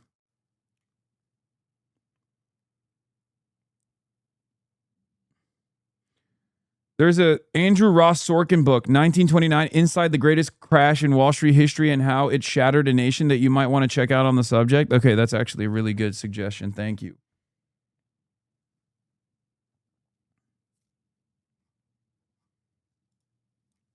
We're going to be doing tariffs on their cars that are coming in at a substantial level because we want to make the cars here. We don't want, if they can make their own cars if they want, and they can continue to make their cars for Canada, but we don't want them to make cars for the United States of America. It's very simple. Likewise, many other products. So the lake change, Lake of America, was something I've been thinking about for a long time, actually. As you know, By the way, I know this is later in the day and we're going to be talking about it extensively, obviously, but I just realized something. Donald Trump's Lake Ontario renaming the Lake America is the Republican version of what liberals are doing with the condemn Hasan Piker media cycle. Everyone's got their thing. Everyone's got their thing that they're laser focused on that is utterly irrelevant, utterly immaterial, incredibly stupid. And that's what they're invested in instead of, the imminent demise of American empire, the collapse of the American economy. Everyone loves keys being jingled in front of their eyes like little babies that lack object permanence. It's great. Everyone needs their own personal distraction to keep them occupied. I saw this on Mediaite earlier. CNN anchor presses Democrat rep on refusing questions about Hasan Piker. Why can't I ask you? It's all topsy-turvy. A decade ago, if you were to tell me that random internet content creators would be talking about actual issues that matter, whereas the media will be hyper-focused on random internet content creators and quote-unquote drama, I would laugh at you. I'd be like, what do you mean? CNN is going to be running endless amounts of coverage on some fucking random content creator at a time when, America is collapsing in front of our eyes, when there is record high inflation. It's burning the modicum of wage growth that people are experiencing, if at all, if they're fortunate enough to get any wage increases whatsoever. Most of the economy has gigified. Everyone has to work a second job on Uber or become like a part-time Amazon delivery driver just to make ends meet, just to have a fraction of disposable income.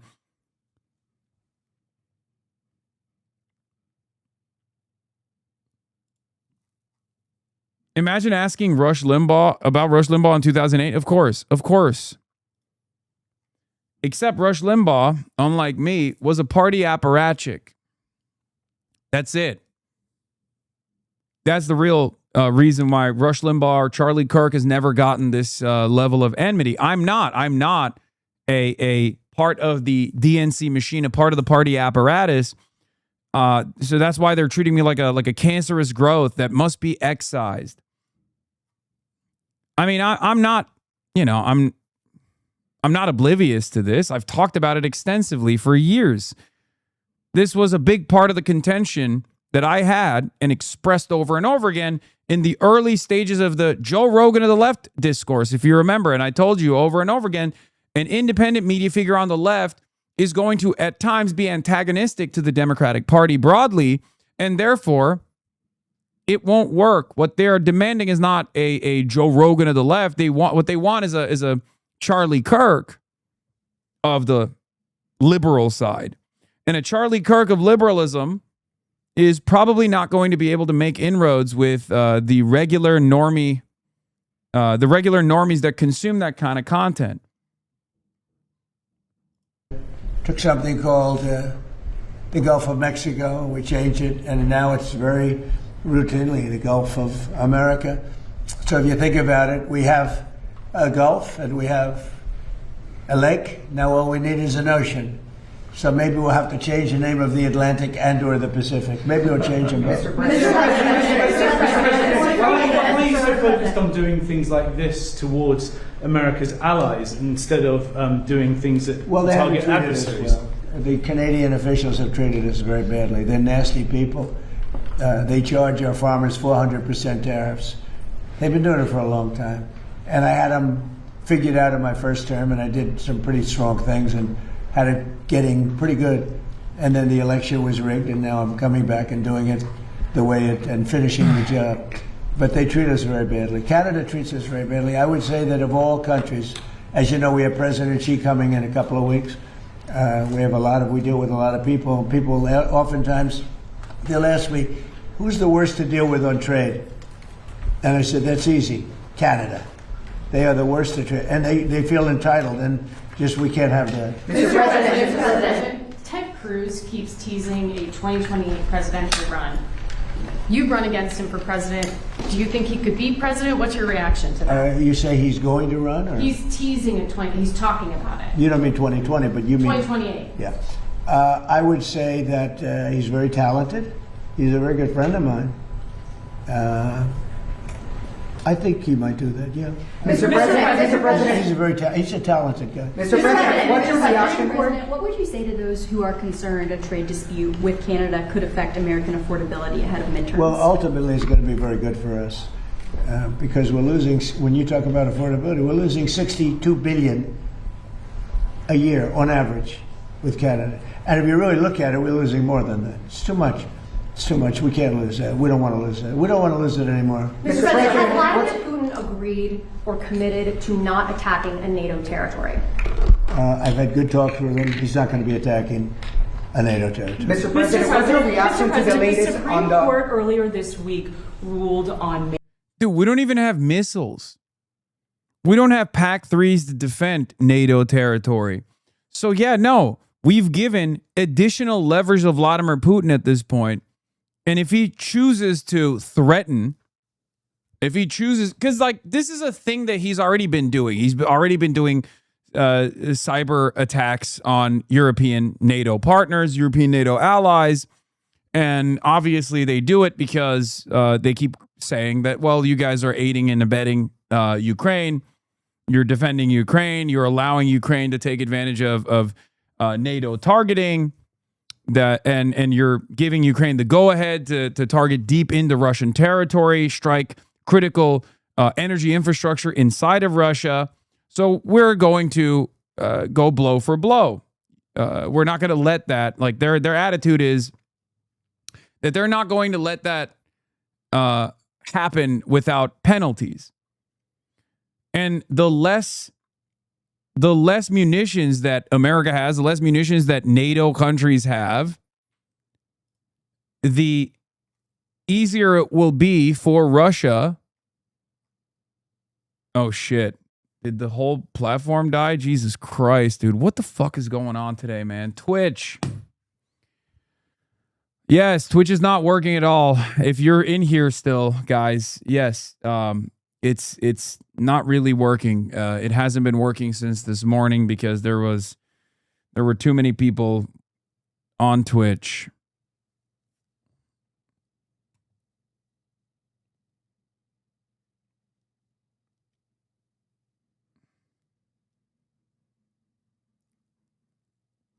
I guess, yeah, goes to show We need more fucking data centers, man. That's right. We need more data centers, man. I need a data center in my backyard right now. I need more data centers. I am hungry for more data. I love data. I love data centers. Why don't we have enough data centers in this goddamn country? I am going to name my firstborn Data Center. I love data centers. Someone says, save a data center, unplug Mitch McConnell. Yes, he is taking up too much power from the energy grid to keep him alive. Reroute that power to a data center. I don't even care if it doesn't have anything to do with Twitch and AWS, okay? In ballots, and there are states like North Carolina that have ballots that go out next week. How are states supposed to implement this? Well, they're able to. North Carolina is great. It's a great place. I won it all 3 times.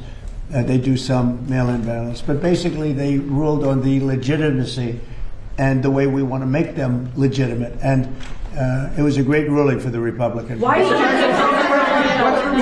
voting by mail, sir? You say it's a concern. Deliver a warning to Russia not to attack NATO territory during his... Well, I don't want to comment on that, but they're not going to attack. But Mr. President, what's your reaction to the Americans missing in Nepal? Oh, it's terrible. No, and we've called Nepal. And, terrible. We've offered any help that they need. You know, we have a very good relationship with Nepal, and that was that was mud and water as a mixture. Nobody's ever seen anything quite like that. We're very powerful, strong, well-built buildings were wiped out like they were toothpicks. Classic Trump talking about a horrifying natural disaster and failing to deliver the sufficient amount of grieving. He is just the worst possible guy to talk about anything that is not related to himself.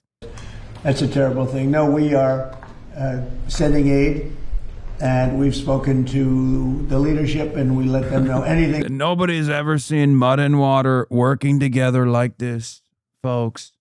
Going from Biden to this, I mean, Biden was the griever in chief, but like his brain was fucking leaking out of his ears. So it's like we went from one really old guy who was insufficient because his brain capacity had diminished to another really old guy who is also experiencing diminishing brain capacity that also is so narcissistic that he is incapable of demonstrating the sincerity necessary to talk about issues like this. Psychopathic narcissist. And there were 50, maybe 60 Americans over there.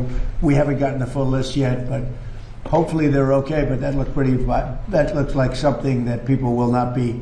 Somebody will be lost, unfortunately. There is reports that Vladimir Putin is meeting with the president of Iran to talk about a nuclear agreement next week.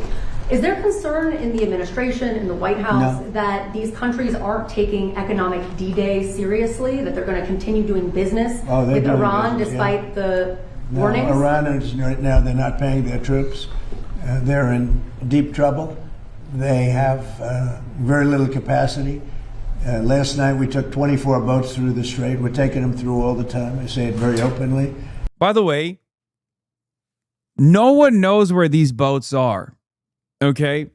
Every single institution that tracks marine traffic keeps repeatedly saying that there are not that many ships transiting through the Strait of Hormuz, except for the American administration.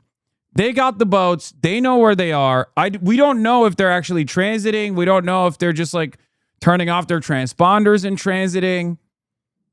It's just in Trump's mind. Nobody knows how many boats are actually passing through. I don't know. And it's virtually impossible to figure out what the actual number is at this point, unless you just like go there and look, I guess, with your own 2 eyes. I don't know. It's great. Great stuff. This is one of the areas where I do agree with the liberals, where institutions have to remain credible. And unfortunately, with Donald Trump, he is the least credible orator on any event, including shit that pertains to him. He doesn't know what he's saying half the time. He doesn't know what he's going to say next. Doors open.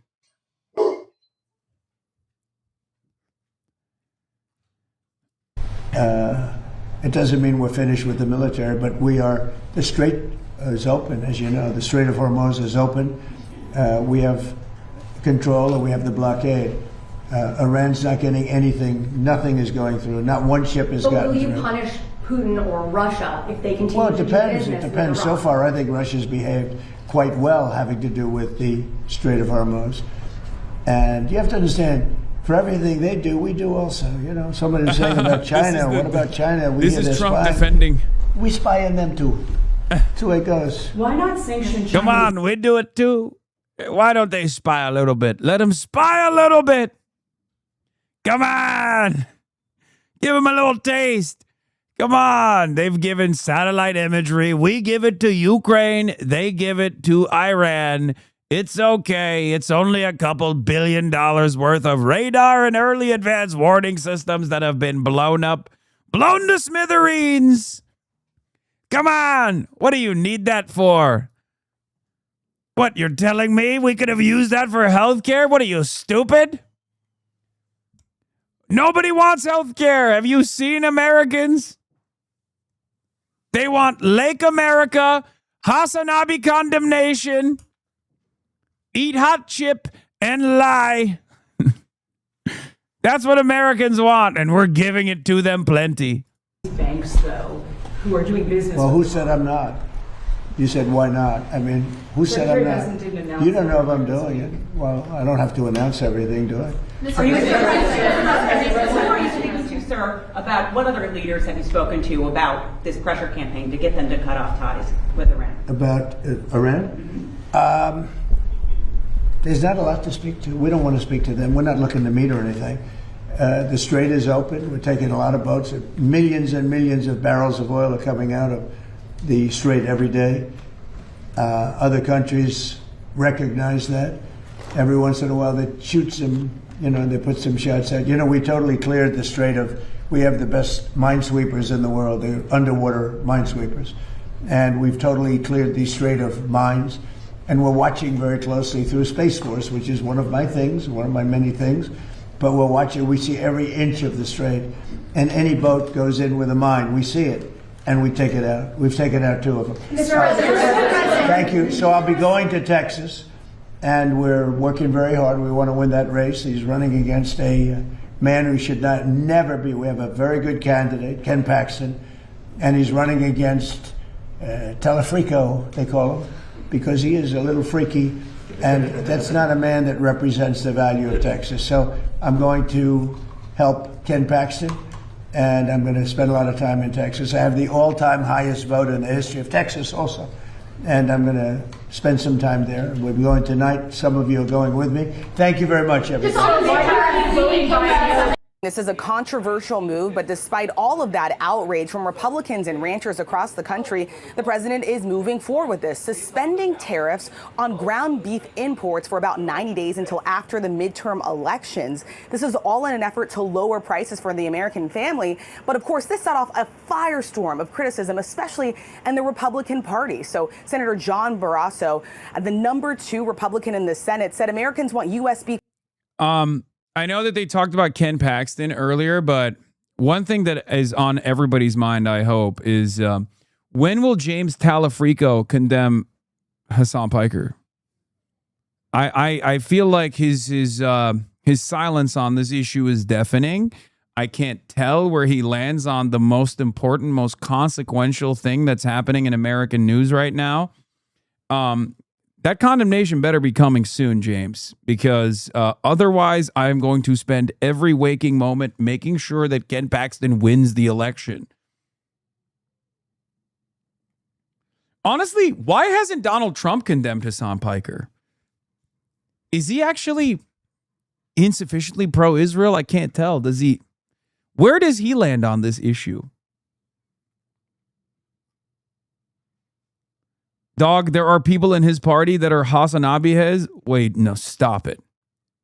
On the table, not foreign imports. Senator Tom Cotton of Arkansas called this action ill-advised. Others in very competitive Senate races, like Congresswoman Ashley Henson, say that this is just a flat-out bad idea. Now, notably, the administration is not saying where this beef is coming from.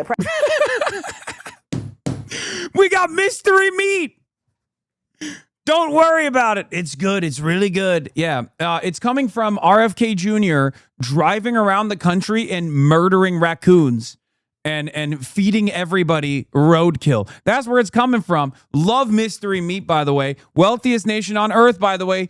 Third world country with a Gucci belt, by the way. What are we doing? Nobody knows where the meat is coming from in 2026 in the United States of America. Good thing we fucking crippled the FDA and the CDC. It's awesome. Hell yeah. It's if only people were saying this is going to be devastating. The regulatory agencies have to remain intact. If only there was a competent party early on that didn't just, roll around and show their belly to the Republicans at the directive of James Carville, and instead talked about the importance of good governance, the importance of these regulatory agencies, talk about how Donald Trump was going to inevitably destroy every aspect of American existence. Woof. Wild horses have been killed. It's wild horse meat. I know. I've heard that is like... I've heard that is the new meta, or that's the speculation or whatever. What the hell is this shit? I don't want to fucking subscribe to the Philadelphia Inquirer. Okay, God damn it.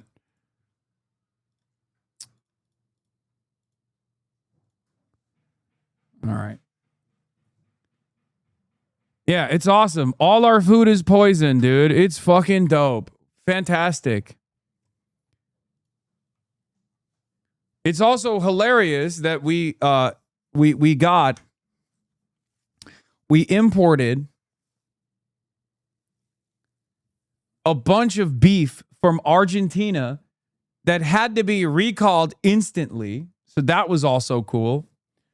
But, somehow Biden has something to do with this. Somehow Obama has something to do with this. It's definitely not the Republicans. It's definitely not Donald Trump, obviously.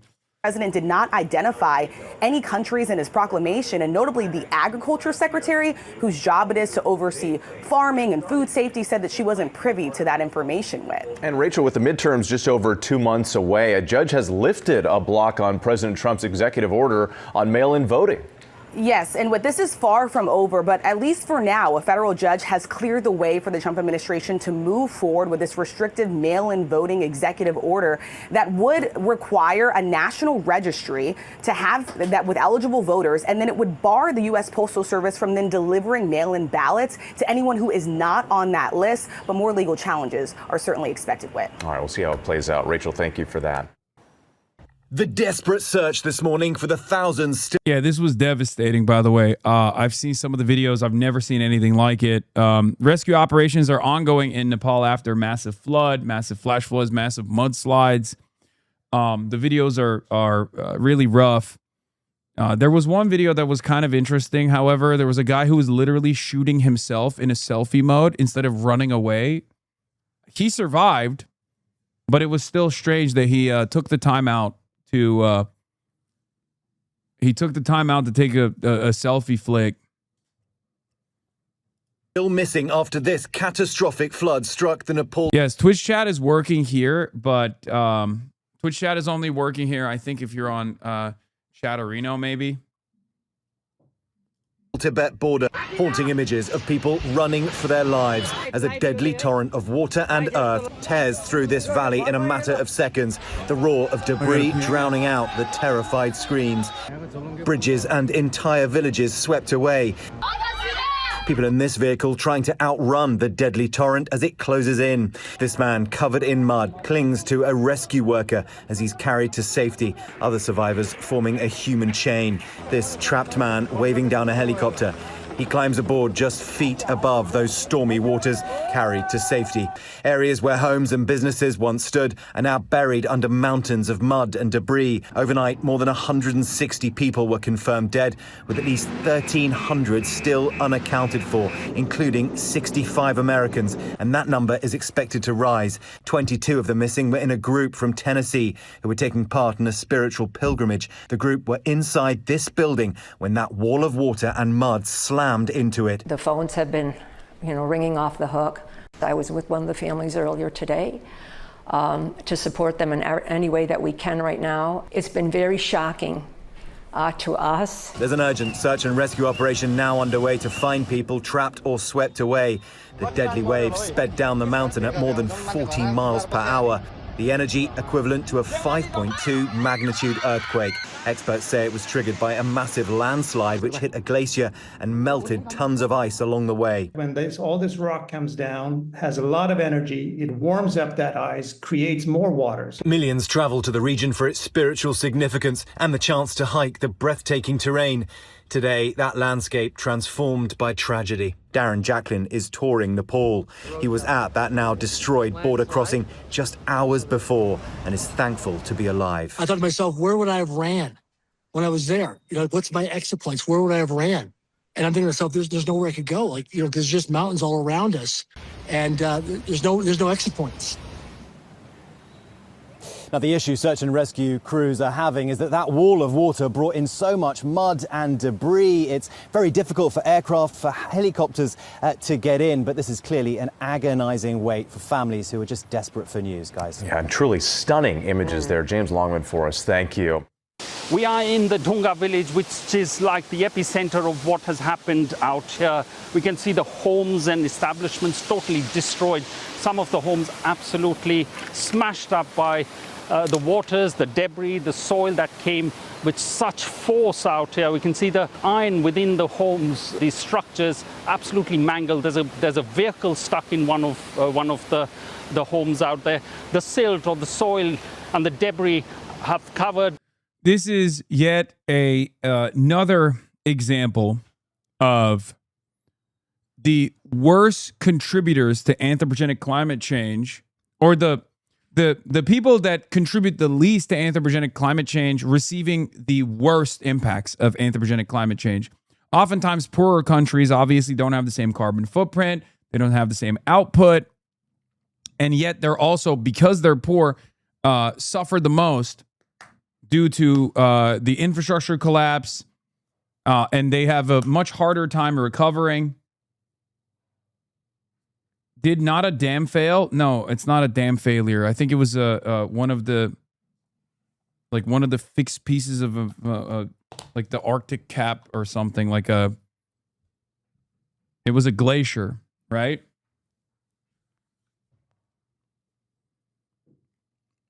Not Arctic cap, sorry. Yeah, there was landslide, there was glacier melt, and it was a sequence of compounding disasters. Almost the first floor of these buildings. Now, this place, almost 75 to 80% of the homes have been destroyed, according to one of the villagers who has a home out here and a shop. He said both of them are absolutely gone. Two of his family members, he said, are buried out there. He can't do anything about it.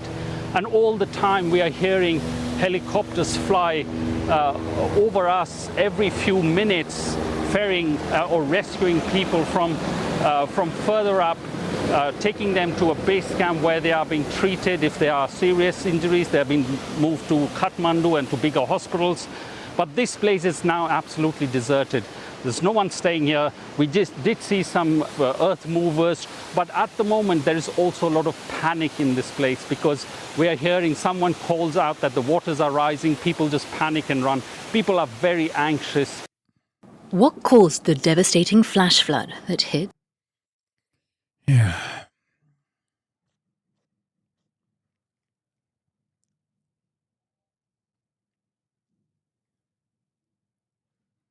A glacier caused a huge water displacement, which released a ton of water, which also happened to destroy a dam further down the valley. The border of Nepal and the Chinese territory of Tibet on Wednesday. The Nepalese authorities had initially believed it was sparked by an earthquake, but the US Geological Survey has since said that a chunk of ice broke off from a mountain glacier, causing a phenomenon known as an ice avalanche. After falling thousands of feet, the ice is believed to have melted upon impact, picking up mud and debris as it followed the path of the Trishuli River, creating a wave around 8 to 10 meters high in places. The USGS measured a 5.2 magnitude glacier collapse in the area, and its analysis has since shown that no earthquake occurred. Experts say the impact of the water moving at such speed is similar to liquid concrete. It happened so quickly that people in their area had little time to flee. I was on the terrace and the flood hit the top floor as well. It only subsided after an hour or so. My wife was already buried in the mudslide while we stayed on the terrace for safety. After 4 or 5 hours, I was rescued by a helicopter. The area is an important economic corridor. Trucks carrying goods pass along roads in the valley, supplying local villages. Climate change is speeding up glacier melt in the region of the Himalayas and causing heavier rainfall, which can trigger flash floods. But scientists say it's too early to definitively say that global warming was the cause of this event. We're just a couple hours northwest of the capital, Kathmandu, and right now I am pretty high up. I'm in a safe location, but just below me is one of the rivers that saw some extreme flooding over 24 hours ago, the Trishuli River. And I don't know if you can see, but just a little far in the distance, there is a suspension bridge that has been partially destroyed. Now, this suspension bridge helped villagers in this remote area go from one part of the country to the other side in this little isolated island area here. But again, because this suspension bridge has been partially damaged, no one's been able to go across and actually ascertain who here on the other side needs rescuing. And this is just, I mean, example after example, just illustrating how bad the damage has been after this severe flooding. We know that more than 200 people were killed. Hundreds more are missing, and right now rescuers are racing to find any survivors who might need any medical assistance. And just again in the distance here,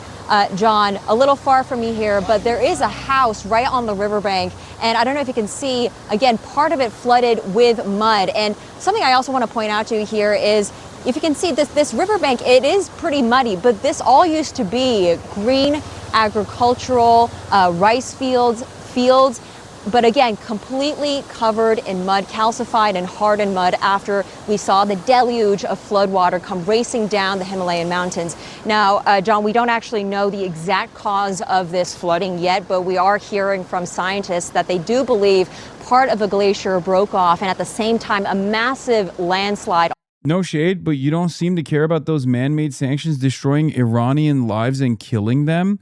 But this natural flood is important to you for some reason. This is just nature. I don't understand. Is worthy of news.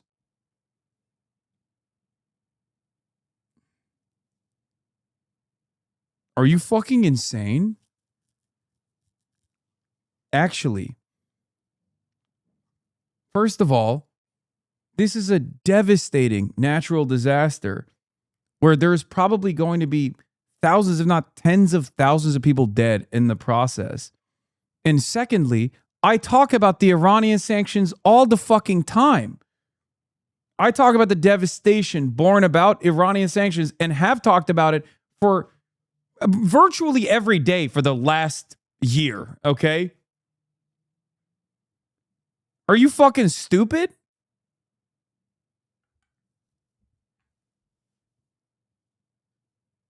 Both are important issues, and both are issues that I cover extensively and have covered.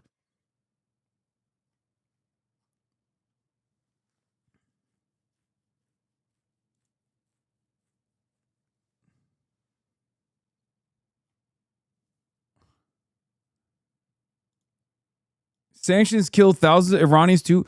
Hey, dumb fuck. I know. I talk about it all the fucking time. All right, I'm banning this dumbass. Also occurred, and all that. I'm probably the worst person to come in and fucking chirp about this to. What the hell? Now I'm getting Now I'm getting attacked because I'm not offering enough favorable coverage to like regular Iranian folks. What the fuck? Mixture of rock and also ice came crashing down the mountain and then caused some of the flooding that we've been seeing. And again, this has been extremely distressing for locals here who have to grapple with this reality, grapple with the fact that so many of their loved ones and their family members could potentially be dead. But also, we do have to note that hundreds of foreigners, tourists who came to Nepal for some hiking trails, for some pilgrimages, are also missing, including some Americans. So as you can imagine, John, this situation is extremely dire. And just before we started speaking, John, I do want to point out we went down this road trying to get to one of the worst affected areas, but we couldn't because there was just so much of the road blocked off with the mud. We couldn't get past the mud, which just goes to show how awful the extent of damage is. And as you can imagine, when you get closer to the heart of this natural disaster, entire villages have been completely swept away. And again, people searching beneath the rubble for their loved ones now. John. Again, and let me just give you a sense of where Hanako is and what she was talking about. The glacier snapped off right here. It sent that water cascading through these valleys and down the rivers. And she's in an area. Ashley St. Clair. Oh my God. One of my patients realized I'm a HasanAbi head. Ashley St. Clair. Patients. Area right about here. And again, along this riverbed, this is what it looked like before. And I can show you what happened after the water swept through. See how much of that area is now just covered in mud. Look at all this area and just remember where all these houses and structures were before. They're just gone now. So Hanako, again, I just gave people a sense from a kind of a bird's eye view of that. Bro, glacier collapse is quite unprecedented, even in the Himalayas, which is prone to disaster. Last year saw Swiss glaciers collapse in largely unpopulated areas of first in decades. Glacier collapse are happening decades earlier than anticipated. We are going to see massive glacier collapses becoming a pattern now. This type of catastrophe is unprecedented. Yeah, and I'm not exactly certain as to how, even in developed nations, you're going to overcome this kind of natural disaster because it is such a powerful force. Like, the reason why people were suspecting it of being an earthquake, I think, is because of the impact, right? And what do you do in that situation? Like, there's literally nothing you can do. It's just this immense, all-encompassing force. Water at those speeds are like liquid concrete, or it feel like concrete, and it sucks up everything, and it destroys everything in its path.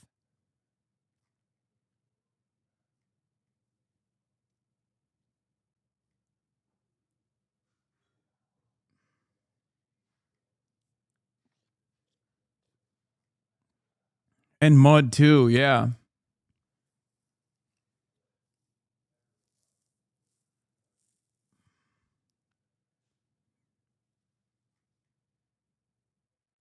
It literally registered as over a 5 on the Richter scale. Even in developed nations, look at Katrina or even what's going on in Gary. I said developed nations. America is not a developed nation. America, especially in areas where black and brown people live, do not have developed nation infrastructure any longer. 100%. Like, we have completely... The wealth disparity of the forgotten people in this country is so immense. Okay? The conditions in Gary, Indiana, or the conditions in Louisiana in some of these neighborhoods during the time of Katrina were outright third world nation style. Fuck it, fourth world nation. These are areas that are left neglected. Holy shit, base statement on you yet? Chris Rabb.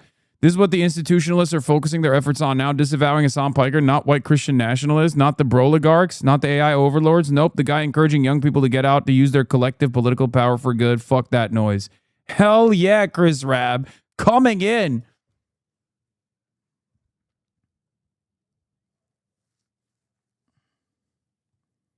My goat.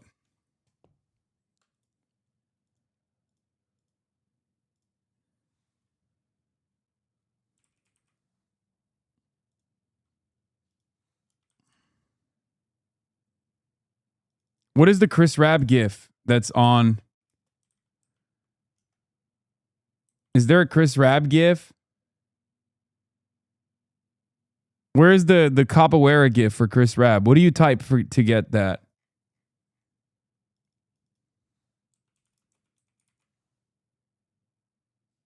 The dance fighting one?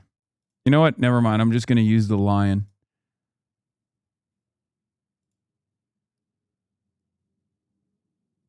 Just type Austinox. I already did DSA lion.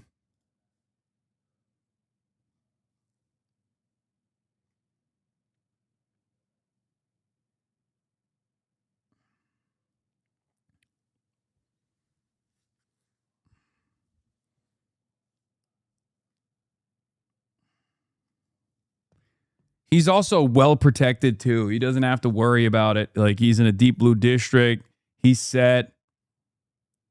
He doesn't have to like worry about the endless barrage of negative coverage. Yeah. Guys, you don't have to show me the GIF over and over again. Chris Rabb, top rope. Best way to deal with this media frenzy, the feeding frenzy in the media. Nonsensical.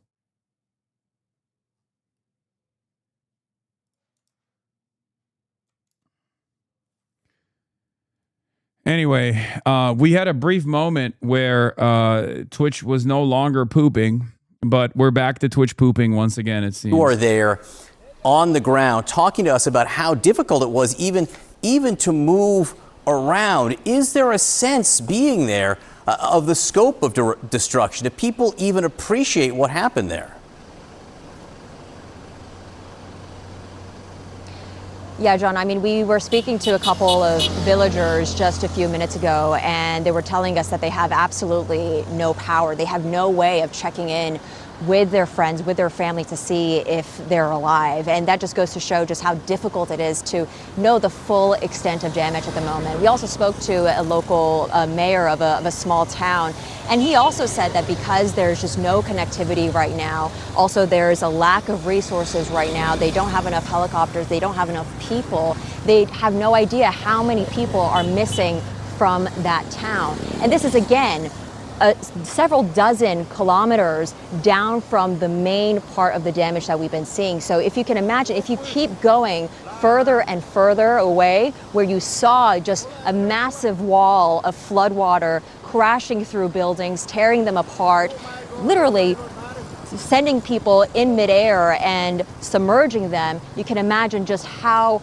much more dangerous, and of course how much more awful the extent of damage is, and how potentially the loss of life that we could be seeing over the next couple of extensively and also massively. And again, John, we do know that some international aid organizations are sending personnel. They're also sending help efforts. But again, it is very difficult to know just how many people have been affected, given how difficult it is to get to these places, to get to these areas, and also to get in contact with people. Absolutely no. I mean, to be fair to CNN, this is a fucking crisis area. You know what I mean? So they might be having a hard time getting steady connection. Way of getting in touch with any support.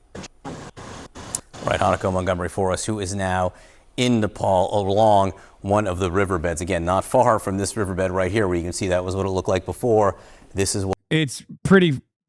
Also, it's pretty funny for us to be complaining about CNN not having the best possible internet connection when we're in the United States of America and an Amazon-owned website is incapable of fucking operating normally when there's additional attention on the Grand Theft Auto 6 game release. So, you know, a bit silly for us here being like, wow, CNN, they have no connection in fucking Nepal.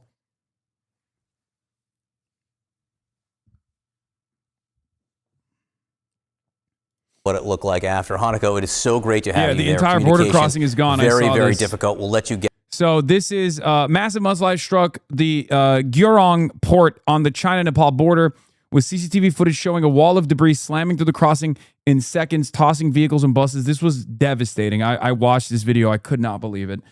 Nepal reports at least 8 to 16 dead, with hundreds of travelers listed as missing, including 291 foreigners.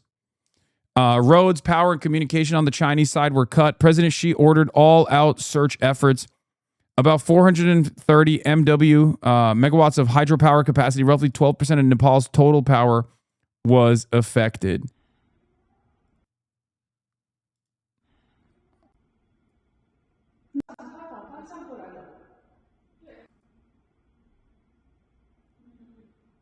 I mean, I feel weird just watching this again and again. It's just because all of those people are dead.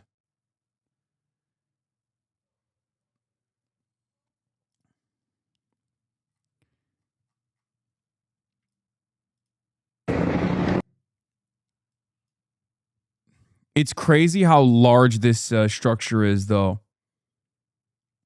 Like, yeah, this is what it looks like normally. Give you a better understanding of the horrifying scale of the mudslide to completely swallow a building like this. Like, look at the size of this fucking thing, dude. Like, look at how ginormous this is. 欢迎大家来到219国道我们吉隆口岸。今天呢，就由我们一堆小文带大家逛一下吉隆口岸，以及告诉大家。复合。OK， 这里呢有一个温馨小提示哦，我们车验检查。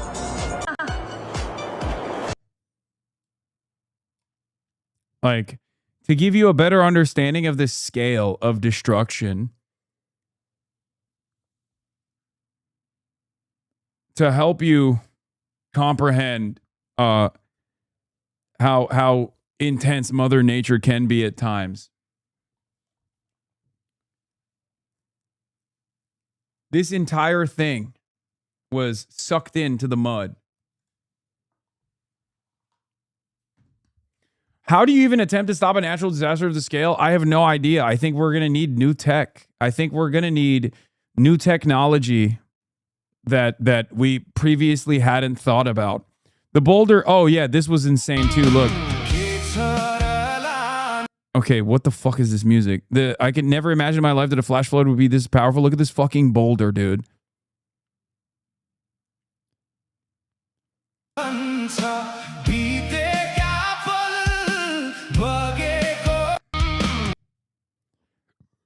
A boulder is easily 8 to 10 meters across that puts its weight around 1,500 to 3,000 metric tons. To move such a massive object, the estimated drag force on that boulder could easily be the order of 5 million to 20 million newtons. For comparison, Falcon Heavy first stage rocket produces a total of 23 million newtons.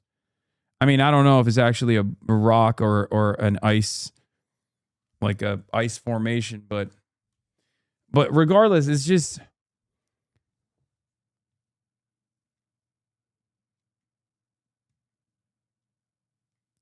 We are, in some respects, what we're doing is you know how like the fucking asteroid that hit during the dinosaurs?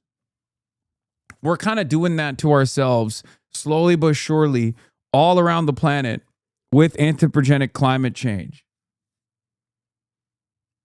And the more stuff like this happens, our capacity of adaptability is actually working against us. Because we have this endless capacity to adapt to our conditions and to normalize things that are totally abnormal, you know? Horrific cataclysmic events that previously were unfathomable, previously were thought to be like once in a lifetime events. Now happen with regular frequency, and then we just kind of look at it and go, it is what it is, you know? It is what it is. It happens.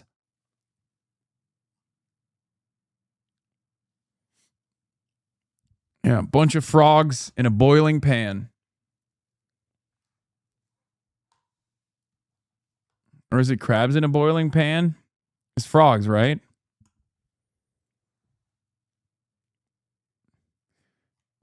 A boiling pot. Literally and figuratively.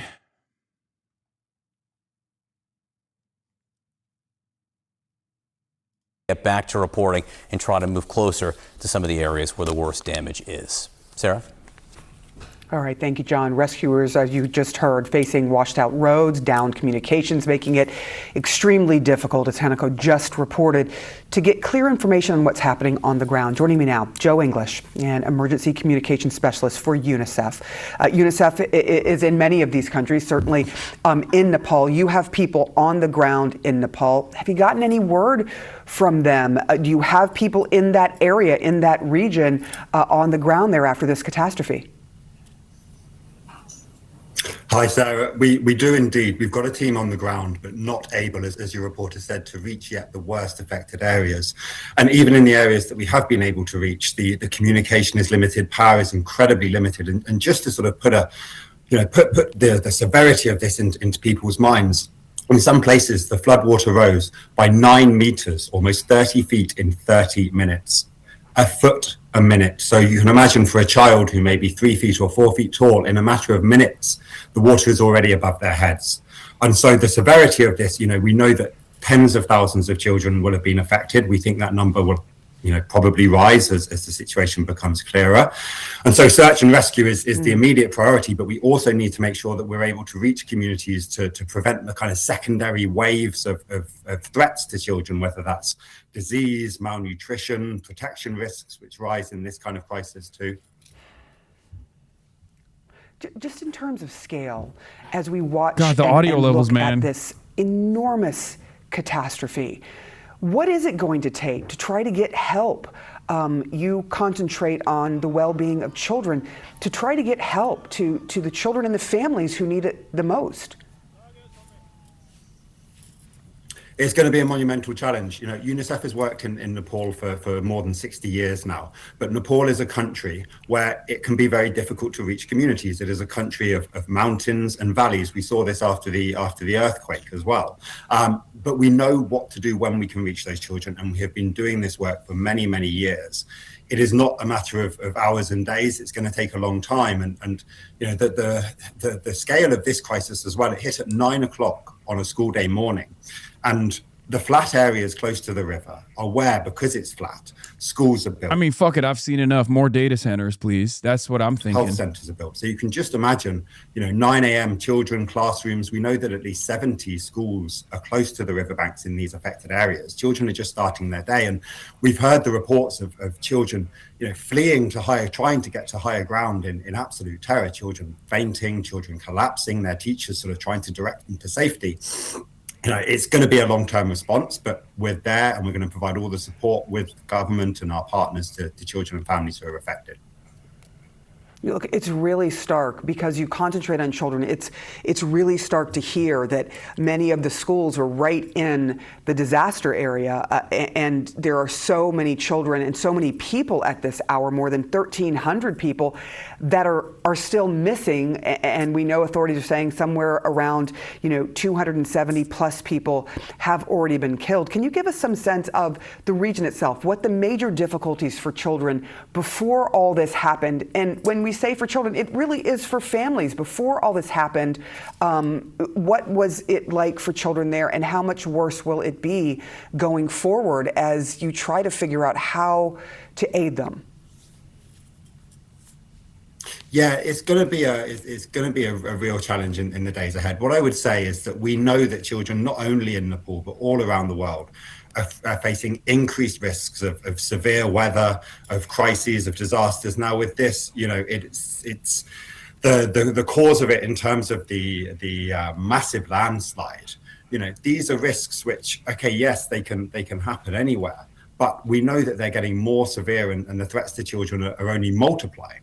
And so one of the things that UNICEF does is we work to equip communities and work with children directly on these kind of threats. But with this, from our understanding, many of the monitoring stations upriver were swept away so quickly that they could not get advance warning to the communities who were downstream. So that just shows you the severity and the speed with which this disaster unfolded.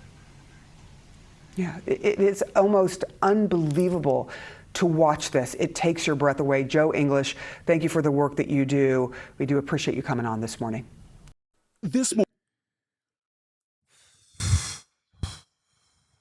just like a a perfect disaster.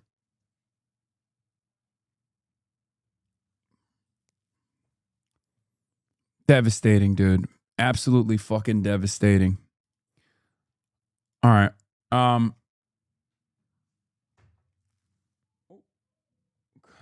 Sorry, Kaya is hitting her head on the door to try and open it. Hello. What's going on? What's happening?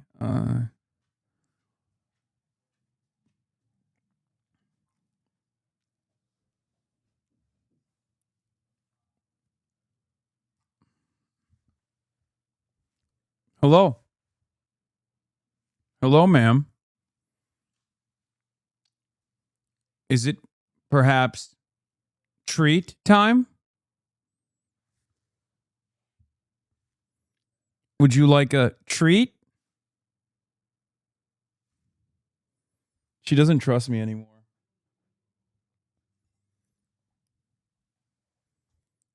She just looks.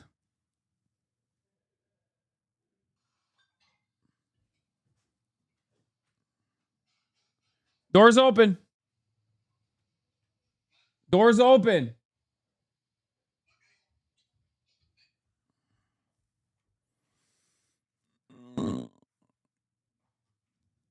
Stop. You're fucking with my dog. What? When I say treat? Oh my God. Oh my God. Look at this. She knows. She freaking knows, dude. She knows.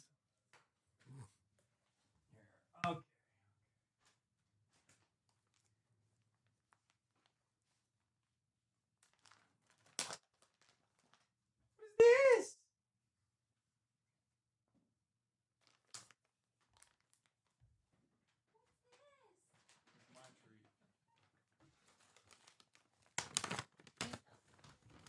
Oh, no.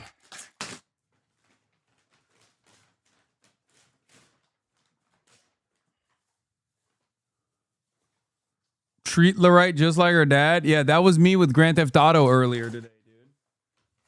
That was my treat. That was me at Grand Theft Auto 6 release. Is that the Hot Ones chip? Yes, I gave her the spiciest chip on the planet, dude. I'm poisoning my dog. Ugh.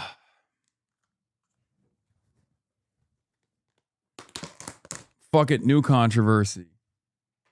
She ate it so fast. Oh my God. Yes, she's fat.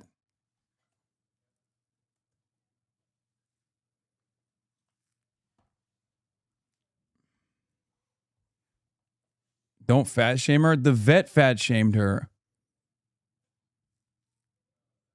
The vet fat shamed her.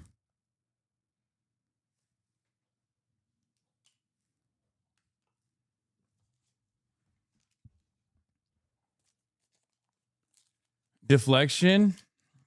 Okay, well. Sometimes it's just the truth. She's looking at me like, you got more? Like, Dad, you got more? Anyway. Fat with 3 walks a day is impressive. It's because it's a mentality. It's a mindset.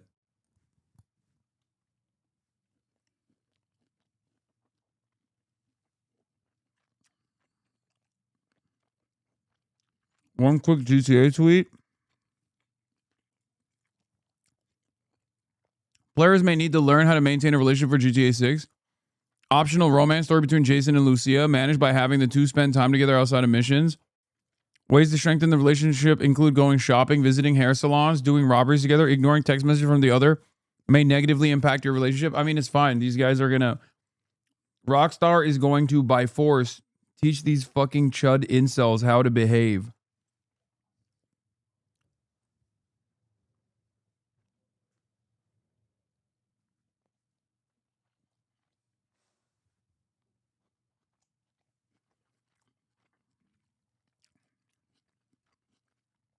I hope they penalize you if you behave like a chud.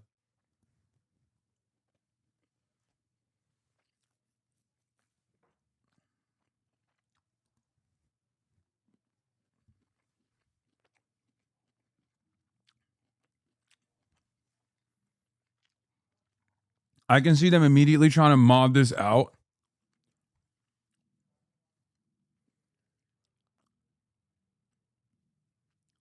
Have you seen the El Nino estimates? I don't care about gaming. I don't care about you. Okay? Let me talk a little bit about Grand Theft Auto 6 for 5 seconds, dude. Holy shit.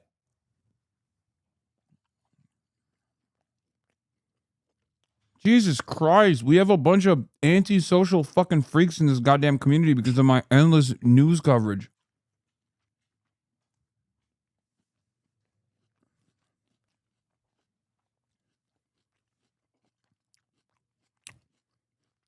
It's crazy.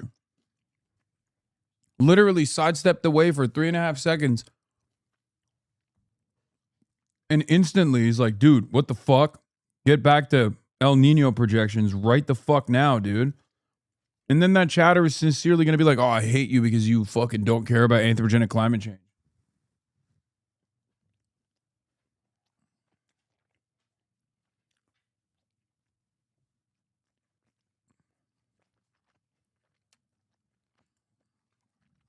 Know anything about this?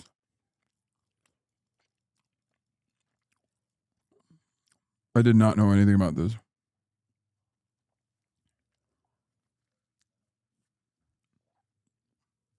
Anyway, there is let's do the Democratic divide. There's a lot of Fox News clips. The top Democrat in the let's House. Let's get to the fuck HasanAbi part.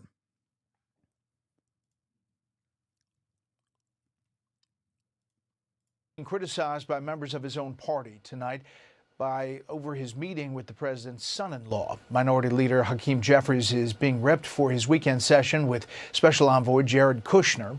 This comes as Democratic infighting over Israel becomes a major campaign flashpoint. Here's senior national correspondent Rich Edson.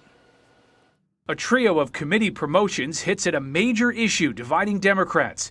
House Democrats have elevated 3 pro-Israel lawmakers to senior positions on the House Foreign Affairs Committee. Former Obama Deputy National Security Advisor and notable Israel critic Ben Rhodes says, quote, translation, a giant FU from Democratic leadership to Democratic voters. But voters just backed one of those promoted Democrats, Florida Congressman Jared Moskowitz, who trounced his DSA-endorsed primary opponent by 27 points, leading to more criticism of why some progressives are so focused on Israel. Why was that worthy of your attack unless you bear a deep animus to strong advocates on behalf of the state of Israel? So, Ben Rhodes is a smart guy, but this is a really dumb move. Primaries this year are highlighting Democrats' differences on Israel, defunding ICE, and influencers like Hasan Piker. During his primary campaign, now Michigan Senate nominee Abdul El-Sayed spent time with Piker. Others are critical. I strongly disagree with many of the things that Hasan Piker has said. I don't understand some of the followers. Establishment Democrats are also on the defensive after House Minority Leader Hakeem Jeffries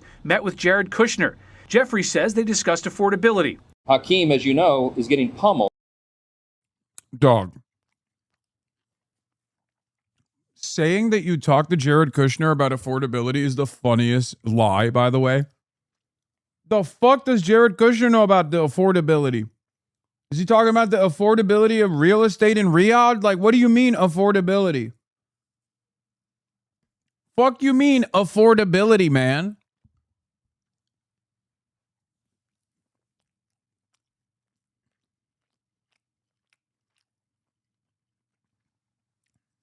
Yeah, I had a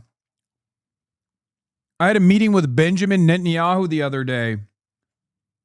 And we talked about queer rights in Alabama. You don't understand. He's really invested in that. Also, this guy's mustache is awesome. For simply sitting down to have a conversation with somebody on the other side of the aisle. If he's going to try to maintain the leadership position of Democrats. It's like Jared Kushner is a technically private citizen, okay?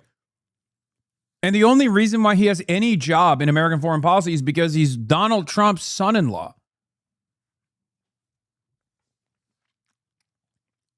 What appointment does Jared Kushner have? other than having sex with Donald Trump's daughter instead of Donald Trump, who also wants to have sex with her. In the House, he's got a tough road to hoe. His allies contend Democrats have to be a governing party, especially with a Republican in the White House next Congress. Now, one veteran Democrat suggests the leadership challenge may extend to the Senate. Everything's on the table. Leadership, agenda, everything must be there so that we, in fact, answer the challenge which the American people right now want us to answer. If Democrats win a narrow House majority, even a handful of progressive holdouts could have real leverage over what a Jeffries speakership looks like if he wins the speakership. Brett? All right, Rich, thank you. Be sure to like and subscribe for all the Fox News latest on YouTube and catch full shows streaming now on Fox 1.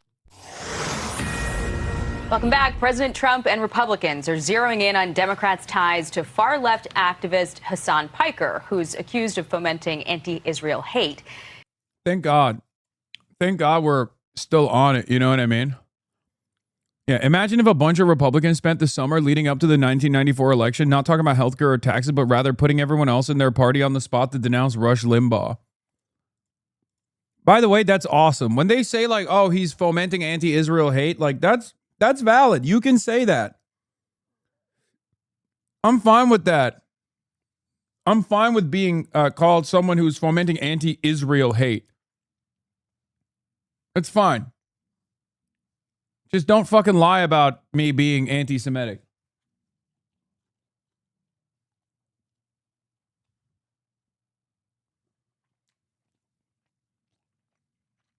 Yeah, I hate Israel. Now, Michigan Senate candidate Abdul Al-Sayed, who's campaigned with Piker, is trying to downplay his influence. Hasan Piker is a streamer in California. You would think, if you turned on any media, that this whole campaign is about a streamer in California. That's not what this campaign has ever been about. Let's bring in Fox News contributor Hugh Hewitt, who writes for FoxNews.com today. Hasan Piker's radical rhetoric is becoming Democrats' 2026 brand. Hugh, great to see you. Is Hasan Piker just a streamer? No, he's not. And it's very difficult for Abdul Al-Sayed to say he's just a streamer when it was, in fact, Hasan Piker who carried Abdul Al-Sayed over the finish line. Remind the audience there were 1.5 million votes cast in the Democratic primary up north in Michigan. Haley Stevens against Abdul Al-Sayed. Abdul Al-Sayed won by 15,000 votes, 1%. He was campaigning in the days and weeks, indeed the night of, at a pool party streaming with Hasan Piker in Michigan. So Abdul Al-Sayed owes his nomination to Hasan Piker. Now he doesn't want him because he's radioactive. In fact, earlier today, John Ossoff denounced Hasan Piker. Yesterday, Cory Booker denounced Hasan Piker. Democrats are lining up to say, Hasan Piker's got nothing to do with me because he's radioactive, but it's too late. This was the summer of the DSA, the Democrat Socialists of America. By the way, remember when everyone was yelling about me, saying, hey, Democrats, there's going to come a point where you're going to have to defend me and take the L a little bit, even if you despise me? This is what I was talking about. Okay? This is why I was talking about him. There's an easy way to do it, which is to say, I don't care about Hasan Piker. If you want to talk to him, you can talk to him directly. He doesn't speak for me. I don't speak for him. And then there's the hard mode. If you want to actually play like on a little bit more difficult of a level of difficulty, you can be like, we're condemning Hasan Piker. That's fucking ridiculous. You guys never condemned Charlie Kirk. Suck my dick. Imagine demanding everyone condemn Fox News and every Fox News anchor that has said way more heinous things than Hasan Piker has. And then obviously the last level, the most expert New Game Plus difficulty is to identify some choice quotes that they're using, recognize the context of it, and then flip it back and be like, yeah, you guys, broadly speaking, are yelling about this person because you oppose his worldview, and you're using choice quotes and engaging in cancel culture.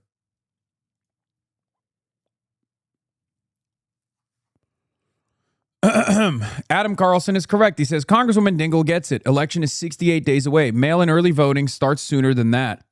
if you're talking more about Hasan Piker, whether pro or anti, than helping Democrats defeat as many Republicans as possible in November, you have completely lost the plot. I like that he had to also say pro Hasan Piker. But unfortunately, Democrats have dug their fucking heels in. 2024 was the first election where the party chose Israel over winning, but 2026 will be the first one where Democratic voters writ large know that that is the choice that the party is making. The results will show this. These guys are absolutely throwing the fucking midterm elections. We have an opportunity to overperform in the midterms if we lean in to the base's desires, and we have a capacity to underperform if we choose to oppose it. Okay? And Democrats, by and large, backed by AIPAC, some backed by J Street, have decided, fuck it. Fuck it. Let's make the conversation about how toxic this dude is. It doesn't matter what you think personally. What matters is what the media narrative is. And the media narrative is already set. The amount of condemnations that you deliver in my direction is not going to salvage anything. Okay? You should just tackle the fucking cynical framing here at its root and be like, why are we talking about this? I know why we're talking about this, because you don't want to talk about Donald Trump, because you can't talk about Donald Trump. Donald Trump is the president. Why are we holding a Twitch streamer to a higher standard than the motherfucking president?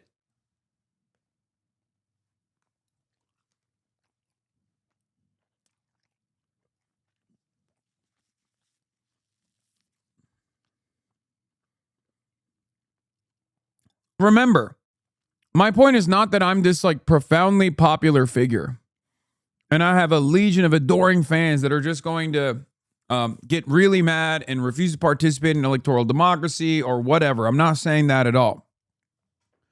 What I'm saying is every moment that you talk about me and attack me is a moment where you're basically attacking yourself, because the Republicans are going to turn around and say, this guy's a lifelong Democrat, which is fucking true. They can also point to the numerous instances where you have courted my attention in my community, okay, which is also true. This is no different to the Democrats doing a messaging bill disavowing socialism and communism. And Democrats love those messaging bills.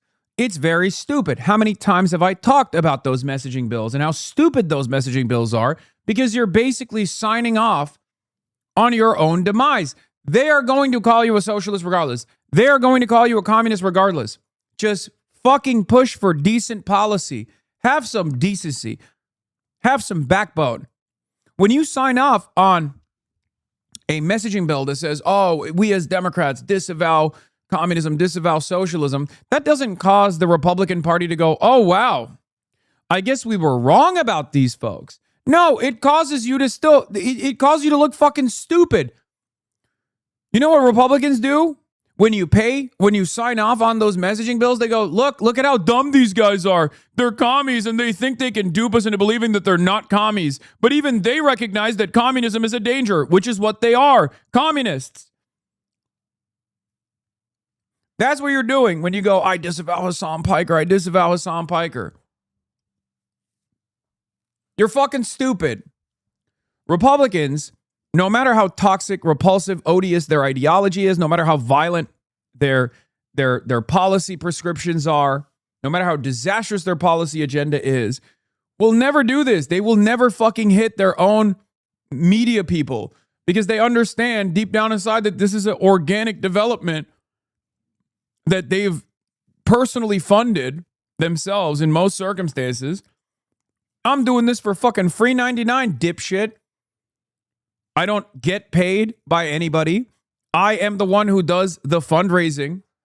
I am the one who is spending my own money to fly around the fucking country to activate under 45-year-olds to participate in primaries. And you got a bunch of dipshit Israel First Democrats running around being like, we don't want this. It doesn't matter what you want, dumbass. What matters is what the voters want. What matters is what the masses want. It doesn't fucking matter if you go, oh, I disavow Hasan. Politics and winning is about addition, not subtraction. Shut the fuck up. Okay? Stop hitting your left flank so that you can be a nice little puppy to your fucking big donors. Do your goddamn jobs. Lock the fuck in. Lock in. The base despises Israel. The base despises data centers. The base wants to tax the super wealthy. The base wants healthcare for all. And it's not just the base in the Democratic Party that want these things. There is cross-party endorsements on these policies. Republicans like some of these policies. Independents overwhelmingly like some of these policies. The problem is, Democrats want to run against their left. They don't want to run against the right. They want to be Republicans. It's that simple. And they did this in 2024, and they're doing this once again. And it's unbelievably frustrating. But I'm glad, because I do see a lot of regular folks seeing this reality and going, why are they focusing on this? Are you insane? And many of which are recognizing that the reason why there is this hyper focus is because of Israel, is because of the factional battle taking place within the Democratic Party with those who oppose Israel, those who want to hold Israel accountable for genocide, those who actually want to cut funds to Israel, versus those who want to maintain a pro-Israel stance, even if 90% of the voters do not want that. So they're not mad at me, they're mad at all of us, and perhaps more importantly, they're mad at democracy. That is what they're mad at. That's why I thought the conversation around Democratic Socialists of America winning primaries was so ridiculous, where they would just be like, why are you running in the Democratic Party? Why are the voters voting for DSA candidates then? Why are there more self-identifying Democratic Socialists in the ranks of the Democratic Party? Perhaps it's because for years and years, liberals have skirted by claiming that they were far more quote-unquote radical than they actually are. Perhaps that's the reason why so many people have felt duped. Okay? Everybody thinks a Chrysler is a beautiful car until a real Rolls Royce comes in town. Okay? I fucked that quote up. I butchered it, but that's pretty much it. Liberal Democrats have consistently lied. Liberal Democrats have consistently lied about their advocacy on certain issues with no intention of actually following through. Okay?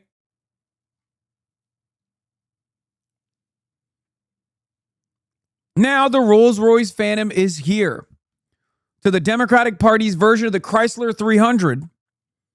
Constantly talking about, oh, we'll do a public option maybe one day, probably not, fuck off and die. There is now a real, robust defense for Medicare for all and higher degrees of socialization. The Rolls-Royce Phantom is here, and that is democratic socialism. So now, a lot of these establishment Democrats, instead of, going back to the drawing board and trying to identify why so many lifelong liberals, so many lifelong blue Democrats, true blue Democrats, those who vote Democrat down ballot for the last multiple decades, why are they excited to vote for these candidates? Why are these candidates winning? They're winning because we and our policies are closer to the desires of the base than your policies are. Because your policies do not revolve around representing the interests of the masses. Your desires revolve around protecting the interests of corporations, their profits. It's that simple.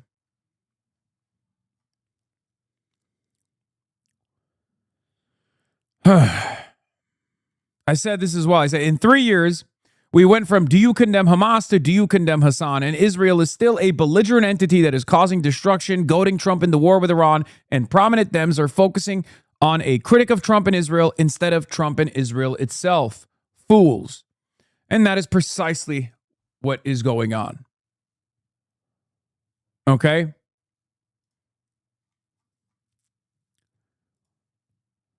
There are 35 House members and 6 senators who called on Marco Rubio and the Trump administration to free 20-year-old Sama Safi from Israeli detention. Rashida Tlaib led 40 members of Congress, including 6 senators, demanding Marco Rubio free 20-year-old American Sama Safi from Israeli detention. Doctors warn that Israel's detention is putting Sama at risk of progressive tissue injury and irreversible organ damage. Okay? Shout out to Chris Van Hollen, by the way, leading the charge on the Senate side. It was, much respect. And while that's happening, there are more Democrats, more establishment Democrats that have condemned me than have demanded that the Trump administration release an American citizen in Israeli prison. While many rush to condemn Hasan Piker for something he never said, Chris Van Hollen is the only 2028 contender in the Senate calling for Trump to free a 20-year-old American from Israeli detention. No Gallego, no Booker, no Kelly, no Murphy, no Ossoff, no Slotkin, no Warnock.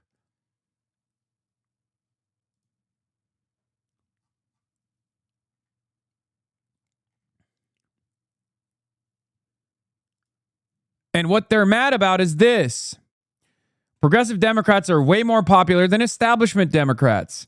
Net favorability among Democrats for Mamdani is plus 54. For AOC is plus 47. Net favorability among Democrats for the 2 leaders of the party is plus 27 for Hakeem Jeffries and plus 10 for Schumer. This is not across the board.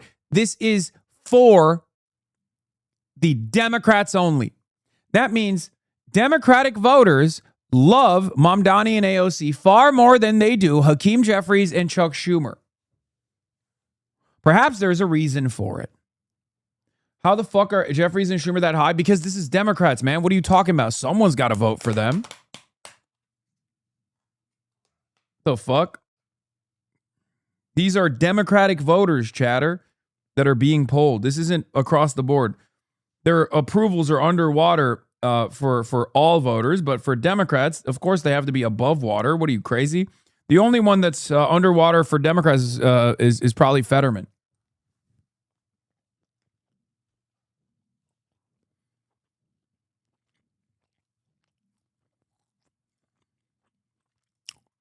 It's ending with a focus on Hasan Piker, and Hasan Piker is bringing down everyone in the Democratic Party, most especially Abdul El-Sayed. I don't know what his internals are. I haven't seen them.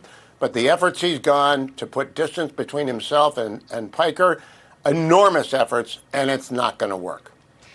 Is it really all that enormous, though? I mean, the statement after the most recent episode with Hasan Piker didn't even mention Hasan Piker's name. You would think that if Abdul El-Sayed wanted to really put distance between himself and this Twitch streamer, he would call him out by name. He would, name and shame the actions that he finds reprehensible.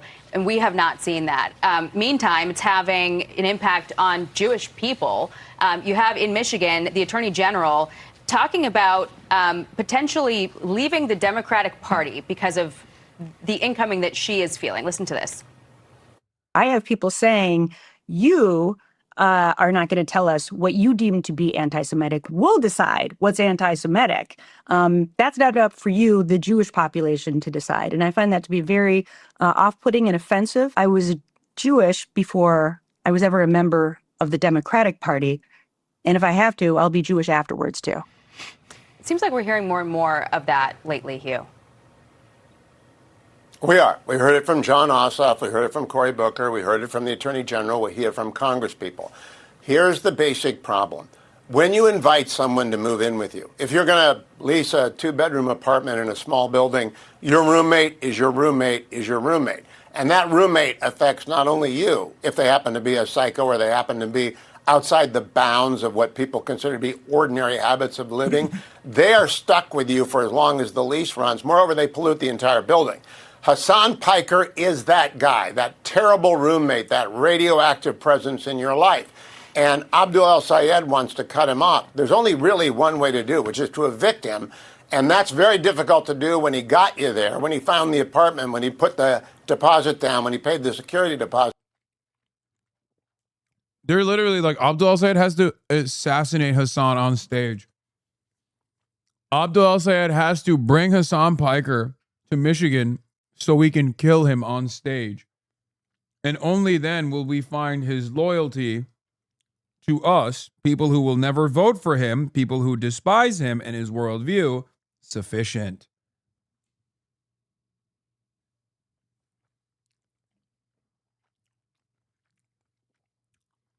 It's so funny because they get ahead of themselves. They're not even like offering a lifeline here to Abdul. They're not even saying, oh, if you do this, we'll like let you go.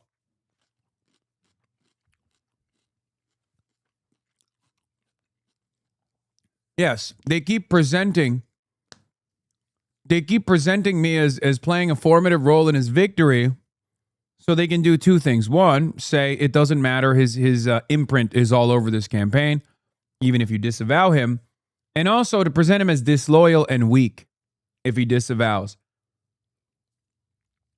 But what's really funny about it is that they're not even dangling some kind of we'll let it go if you actually disavow this person lie even. They're not even doing the appropriate thing, which would be to lie, right? To be like, oh, we'll stop condemning you if you disavow Hasan. They're not even doing that. They're like, come on, go ahead, disavow him so I can fucking call you a pussy. Over and over again. They're like, yeah, go ahead, disavow him so we can make fun of you even further. There's no way, even if you disavow him, it's over for you. They keep saying it's too late. That's unironically what this Twitter lib said. This is so weak, honestly. Until he starts executing streamers on stage at his rallies and promising to put Jeff Bezos in prison, this means nothing. I love when, like, liberals who say stuff like the trans panic in the United States of America is born out of Chinese intervention will then turn around and be like, look, I'm so edgy. I'm so edgy and based, guys. I hate streamers. I want them assassinated. It's like, okay, yeah, everybody fucking hates streamers. I hate streamers. You're right. You're so based, Stacey K. Comic, by the way.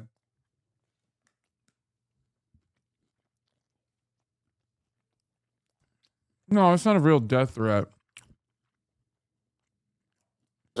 Hasan Piker is Abdul Sayed. Mike Rogers calls him their running mates, and Mike Rogers is right in Michigan. But Piker is also a running mate for every Democrat who's gotten close to the DSA, who's DSA adjacent. I look at Troy Jackson in Maine running against Susan Collins. That's a Hasan Piker rake. I look at Chris Pappas running in New Hampshire. He's got a Hasan Piker problem. I look at Tallarico in Texas, Peggy Flanagan in Minnesota. They all have Hasan Piker problems. And the only way you get out of that, and I don't even know if it works, is to go in front of the cameras, look at straight in the camera and say, I denounce Hasan Piker. He is a radical anti-Semite, addicted to violent rhetoric of the sort that is destroying the United States. I made a mistake having anything to do with him. I was fooled. I am bad. I'm done.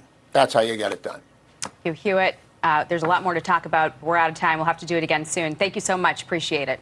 Hey everyone, I'm Emily Campagno. Catch me and my co-hosts Harris Faulkner and Kaylee McEnany on Outnumbered every weekday at 12 p.m. Eastern, or set your DVR. Also, don't forget to subscribe to the Fox News YouTube page for daily highlights. If Jews in America keep putting this idea out there that they are singularly invested in Israel, eventually someone's going to come around and take action, not against the state of Israel, mind you, but against American Jews. His response was pathetic. Bottom line is he did not condemn Piker. He didn't even mention Piker. He didn't condemn what Piker said. He didn't say, I'll never campaign with this guy again. He campaigned the last night of his primary. This isn't such some random guy for him. And frankly, he should not only condemn him, but no.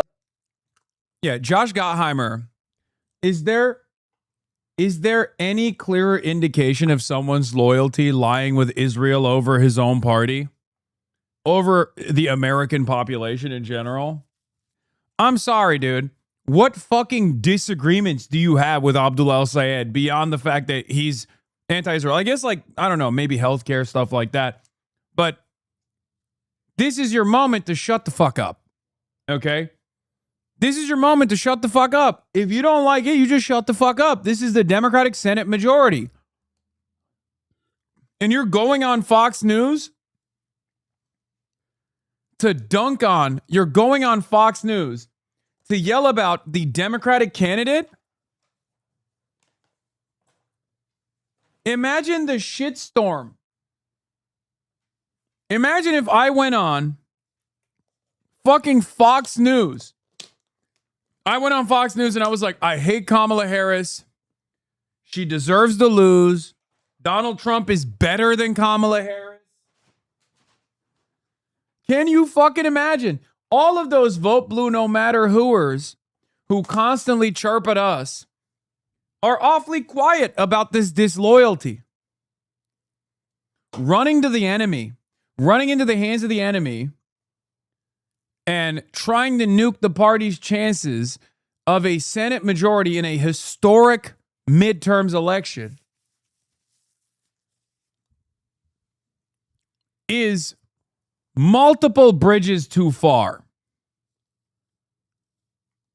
No Democratic members should allow Piker anywhere near them on the campaign trail. They should know nothing to do with this guy. Every member of Congress should come out and say, Hasan Piker, you're not welcome here. He didn't just call Jews pig dogs. This is a guy who said 9/11 was America's fault. He has... Yeah, by the way, the pig dog one is so funny. That's how you know someone has got the ADL talking points.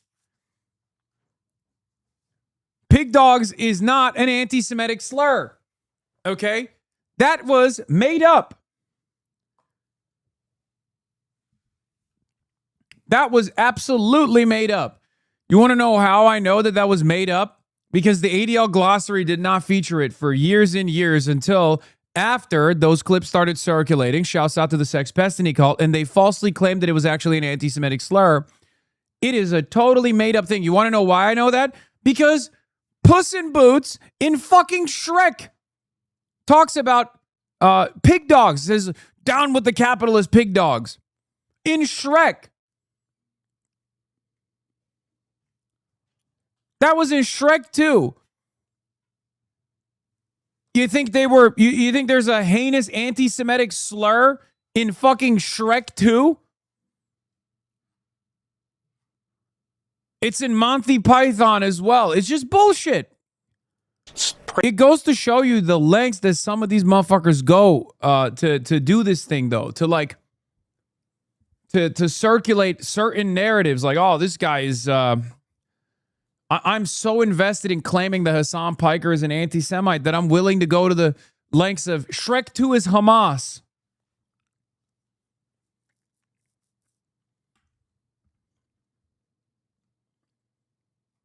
Raised Mao Zedong and Lenin. Look, I'm going to say this to you. I'm tired of people trying to drag me into it. I strongly disagree. I'd be condemning my barber before anything else if I were him, to be honest. That's funny. With many of the things that Hasan Piker has said, from Israel to, quite frankly, if you're a woman who has fought against sexual violence and domestic violence her whole life, this shit was crazy what from he has Debbie said Dingle. about rape, etc., is simply inexcusable. We begin with this major controversy, splitting and fracturing the Democrat Party ahead of the midterms. Like, this isn't even real, by the way. This isn't even real. There is no real split in the base. It's like when the media fucking claims that there's a real divisive issue with Israel. It's not divisive. Most of the base doesn't give a fuck about me. And they certainly don't care that I'm like activating and priming under 45-year-olds to go and fucking vote. They don't give a shit. They care about healthcare.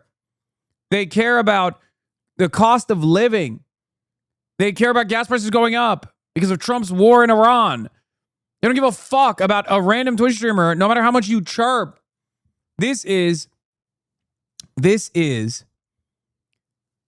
straight up a concocted controversy that no one gives a fuck about. It's a establishment circle jerk. That's all this is. You understand that, right? It's an establishment circle jerk. This is just for the donors. A bunch of establishment Democrats are trying to tell the donors, signal to the donors, we hear you. Please don't stop giving us money. We are doing it. We're doing the sufficient condemnations, 10 condemnations for Hasan. Is that what you care about? I will do it, sir. I will do it. No normal human being gives a fuck about it. And not only do normal human beings not give a fuck about it, you're probably generating a lot of fucking apathy and a lot of enmity towards you. Towards yourself. You're making regular, I'm willing to bet, you are making regular Democrats, with the exception of people on Twitter, the only place where centrism thrives for some weird reason. Regular Democrats in the real world, they see this fucking constant media madness and they go, What the fuck are you doing? I don't care about this. And now I'm angry that you're constantly trying to get me to care about this. It's catnip for a hyper online type of person. And unfortunately for all of us, everyone in the fucking Beltway are the last remaining defenders of liberalism. They're the last remaining people on Twitter. Do you understand? It's for the establishment. It's for the donors, by the establishment, for other figures in the establishment. It's for nobody else. No one else gives a shit. Average voters don't give a shit about this. Average voters don't give a shit about this stuff. And not only do they not care, but the more you push over and over again, the more angry they probably get towards corporate media for wasting their goddamn times with this nonsensical story over and over again. And also they get mad at the establishment Democrats for actively condemning their left flank.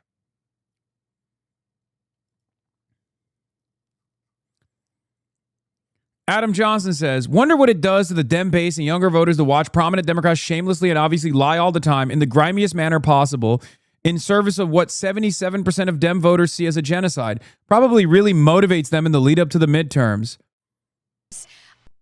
Here is Jake Auchincloss saying, I rejected his rhetoric before his recent call to violence and against an American Jew, which is a lie, by the way.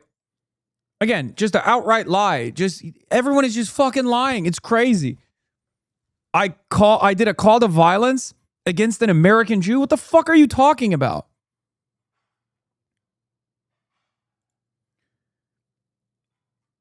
AIPAC tweet, someone posted your gift. It's so stupid.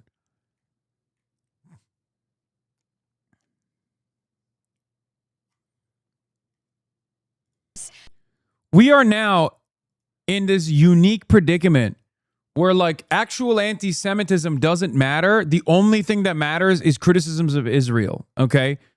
Straight up, we're there now. There are a million real fucking anti-Semites out there. Ain't nobody's talking about them. There are anti-Semites that are groypers that are working within the ranks of the Republican Party right now. They're staffers. They're all up and down Washington, D.C. No one seems to give a fuck. Elon Musk is a straight up neo-Nazi. Double Sig Heil, by the way, during the inauguration, by the way. No one seems to give a shit about real anti-Semitism. The highest stage of anti-Semitism is being against Israel. It is insane.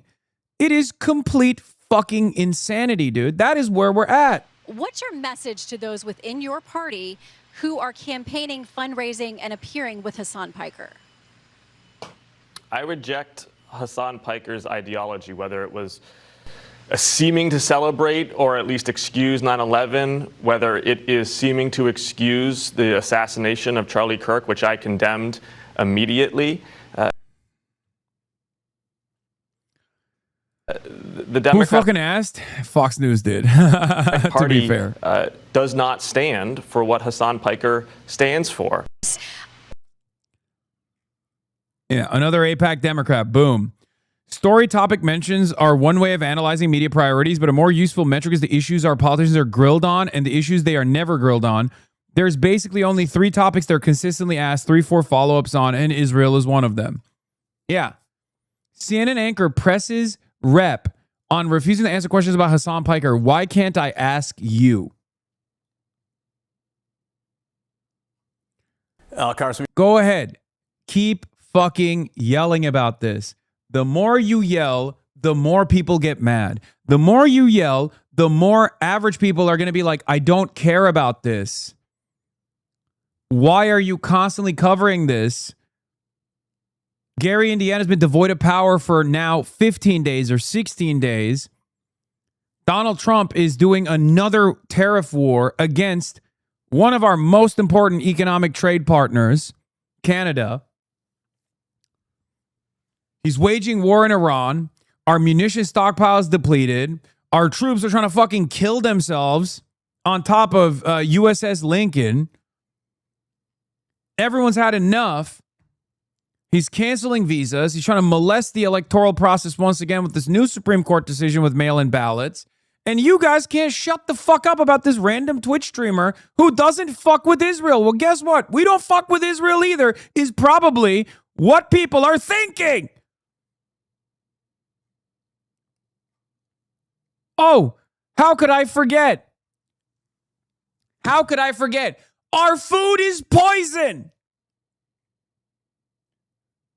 It's getting to a point where you got about a 50-50 chance that a chicken nugget you have is going to cause your ass to blast off like a fucking Elon Musk rocket ship.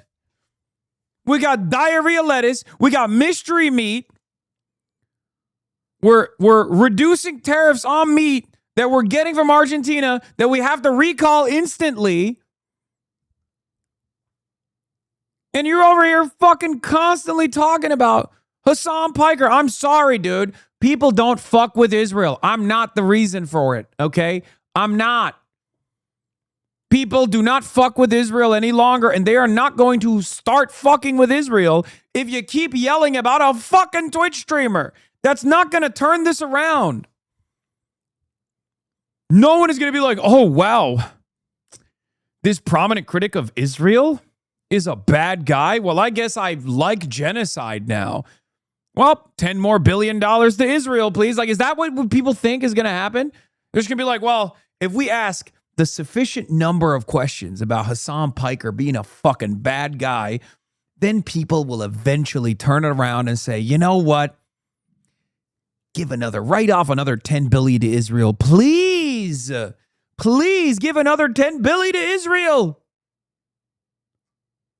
You're certainly in the epicenter of a whole bunch of hot button issues right now, both internationally, domestically, politically, right, with the Senate campaign happening in your state. And you at a rally, again.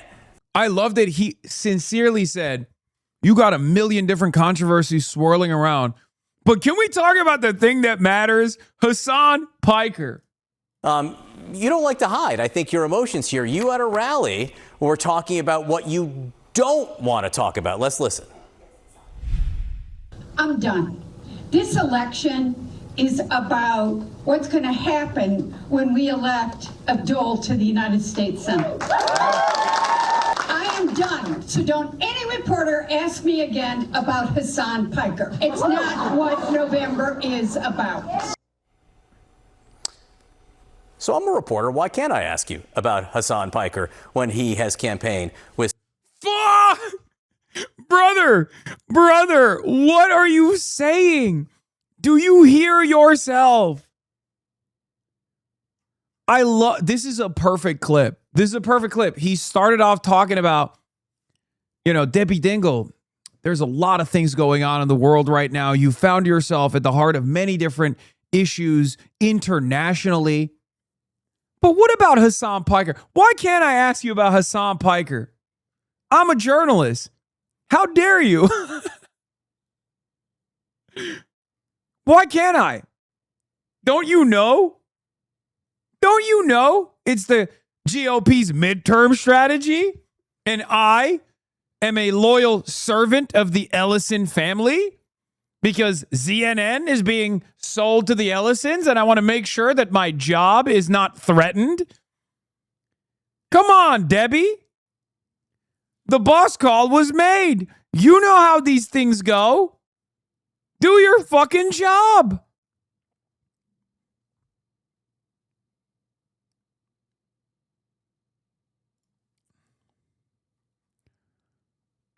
Yeah, don't talk about the slaughter. Don't talk about the occupation. Don't talk about the pogroms. Don't talk about AIPAC. Don't talk about the anti-BDS laws. Don't talk about Palantir or Oracle. Don't talk about Blacklist or ICE. Just keep making a boogeyman of Hasan Piker. Senate candidate Abdul Sayed. Look, I'll tell you what I'm tired of. I'm really worried about health care. I'm worried about reversing the SNAP cuts. I'm worried about hunger. I'm worried about affordability of groceries and gasoline and housing and a broken healthcare system. And quite frankly, everywhere I've gone for the last 10 days, someone... And you know who doesn't care about that? Hasan Piker. Because the only way to figure out if Hasan Piker cares about those things is if he condemns himself. And so far, I haven't heard him condemn himself. So obviously it means he hates those things. Just making sure everyone's aware of where we're at here. Throws a camera in my face or a phone in my face and ask me questions. I don't agree with them. I've made it very clear. And not only do I agree Israel's got a right to exist, but as I got more into him, just, looking at things he said, there are a lot of things that deeply disturb me, but he's not on the ballot. And I think people are trying to distract about what's at stake and what happens and what the consequences are after November.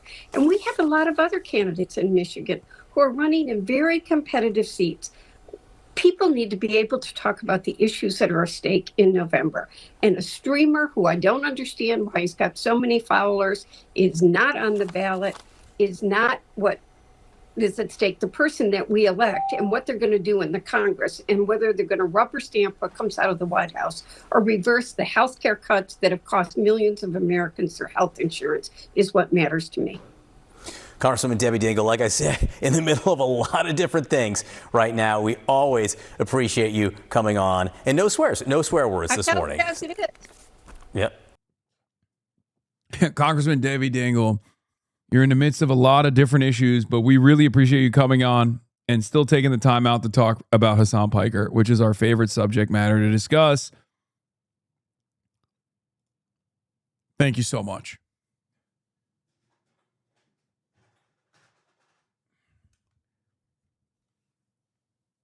Was that the only question? It kind of feels like it.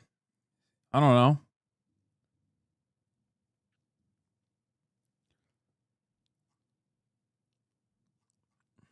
By the way, the most honest thing that Debbie Dingell said so far in this process is, I don't understand why he has so many followers.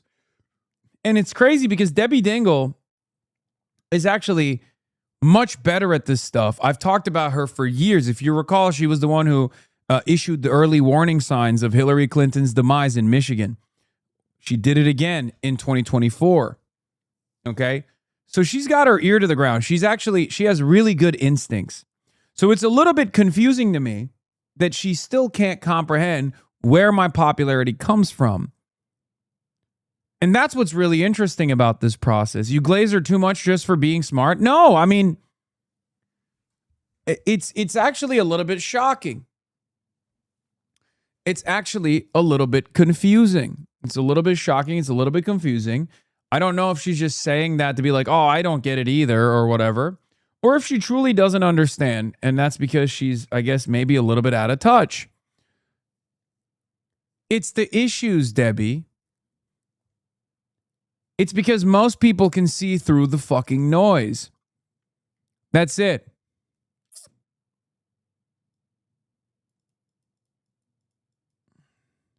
Dingell has respect for the regular Michigan Dem voters who spend their weekends and evenings this time of year making phone calls, manning booths, knocking doors, the ones who play the AIPAC game. And sure, let's name them: Skolton, Slotkin, Nessel. Just spit in their faces. Yeah. Good example of the contrast and messaging between established Democrats who see their interest in winning a race, having a Senate majority, and the ones who see their interest as losing the race in order to advance their own factional agenda.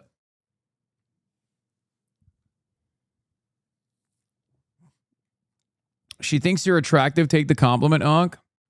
I think it's a backhanded compliment, but it doesn't matter.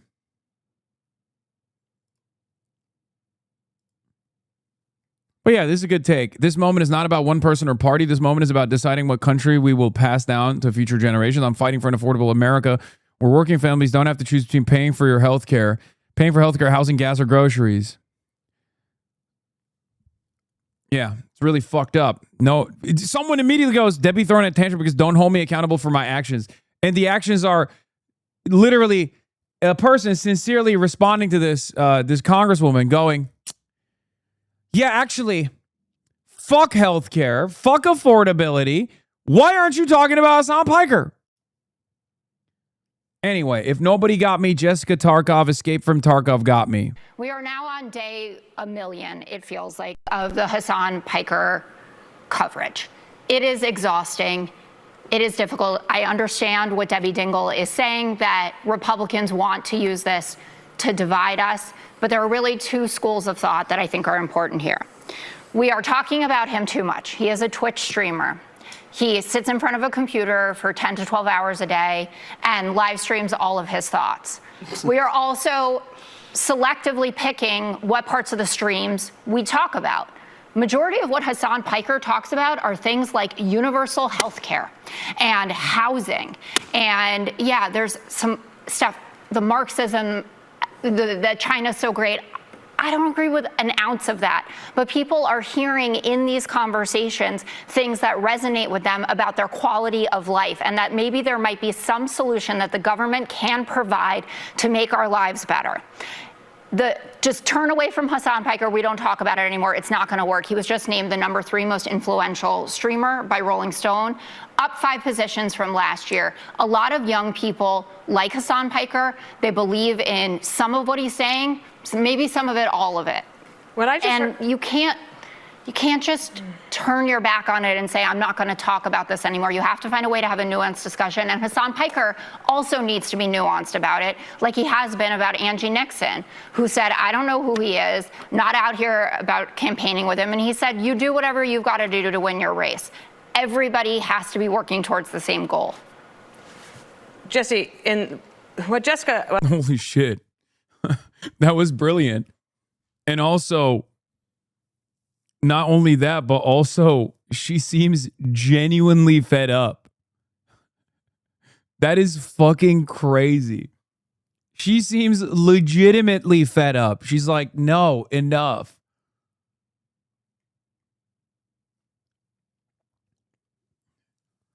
I think every Democrat that wants to win elections should it gets better than this, should just use this as the talking point.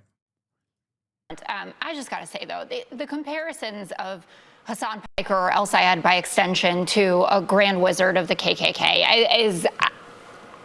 I feel out of body hearing something like that. And I don't know. The guy has been streaming for 20,000. Really? No, I don't. Okay.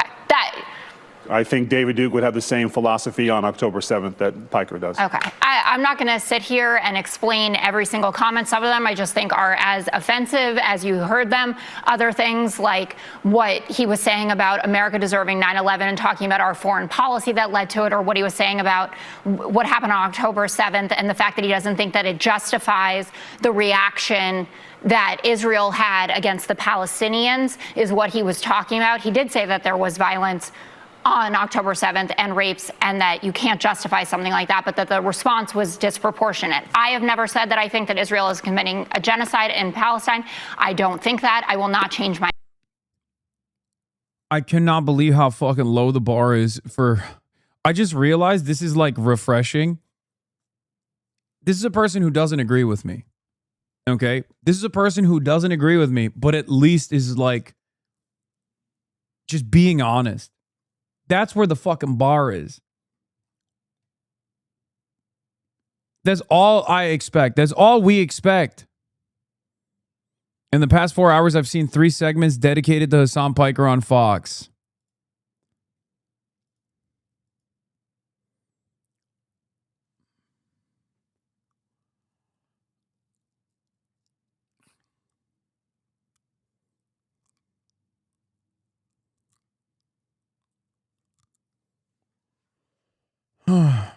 Wow.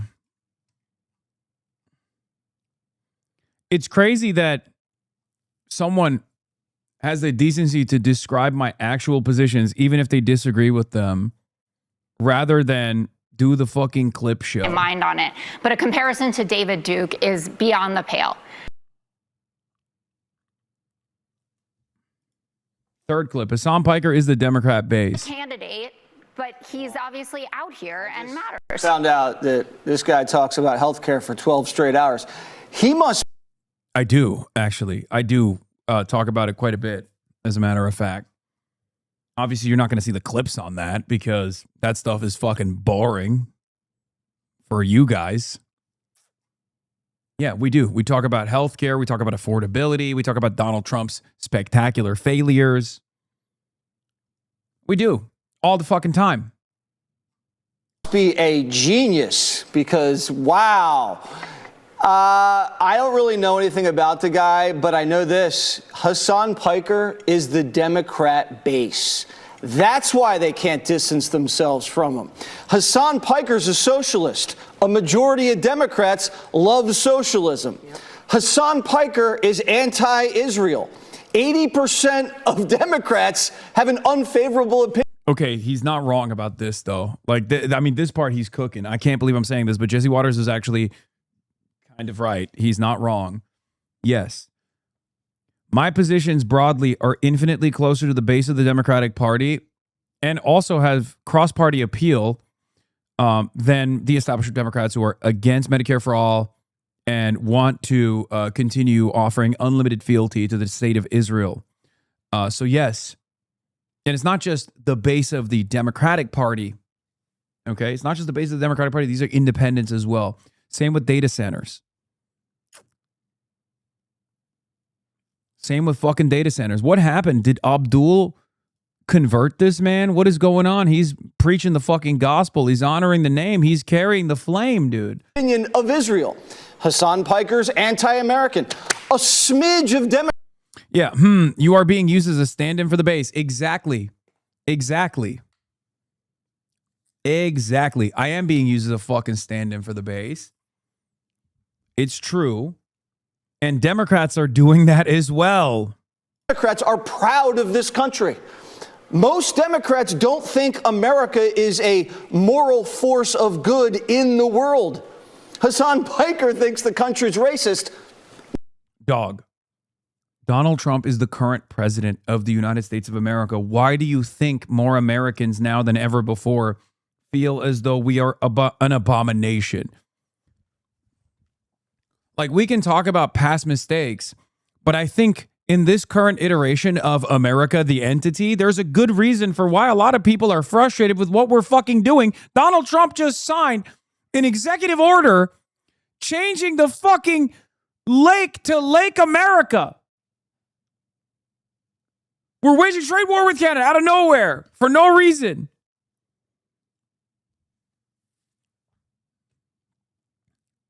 Hello? Yeah, even Canada hates us. Fucking Canada. They are incapable of hating anything. And they hate us now. They're basically America with a funny accent. And then French version of America.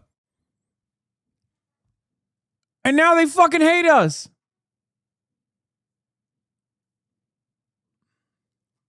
%90 of Democrats agree.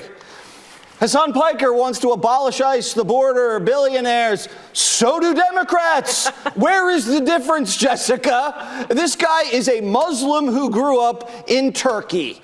Okay. Yeah, I don't get it. Are you anti-Semitic or woke? Yeah, I go in between. Like, this is the same panel where they sincerely said I'm David Duke.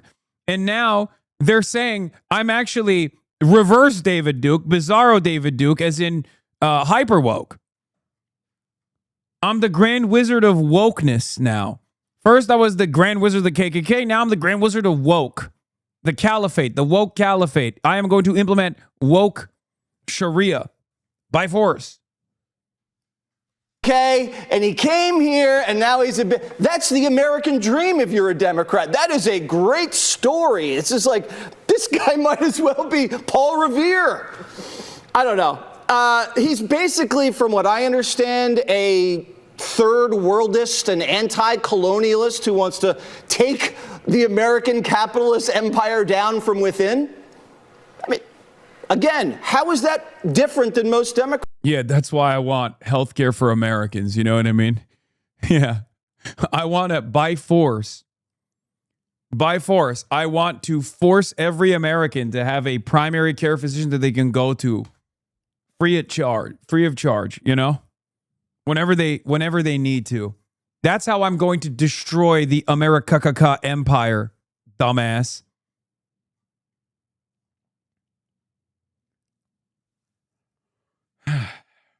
Meanwhile, have your numbers gone up since they don't stop talking about you 24/7 free advertising? No, it hasn't. Okay. You want to know why? Because 75-year-olds don't fucking watch Twitch. They watch television. Why the fuck would my numbers go up? It's not because people are like, oh, let me see, let me check in, let me find out what this guy's about. They just have no way of finding out about this because I'm on fucking Twitch. Normies do not care about this shit. And most of the people who watch are already over the age of 75. They're anti-capitalist. They want to cut America down to size. Yes, you do. You destabilize the country on purpose by bringing in a third world invasion. We're back to the great replacement theory.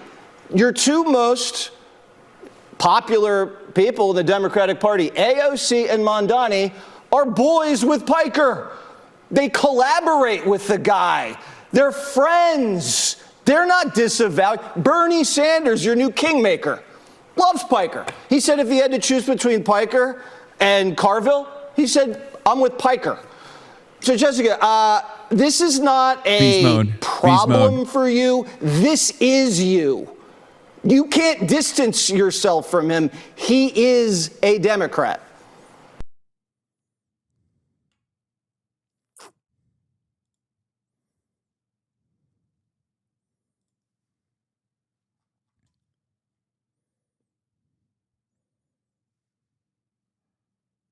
It's more insane that they arrived at this scripted outrage by highlighting you, echoing something countless historians and academics have said. Yeah. Thousands, probably tens of thousands of Jewish intellectuals have made the same observation as Piker, so trying to hang this one on his neck is not going to work. Yeah.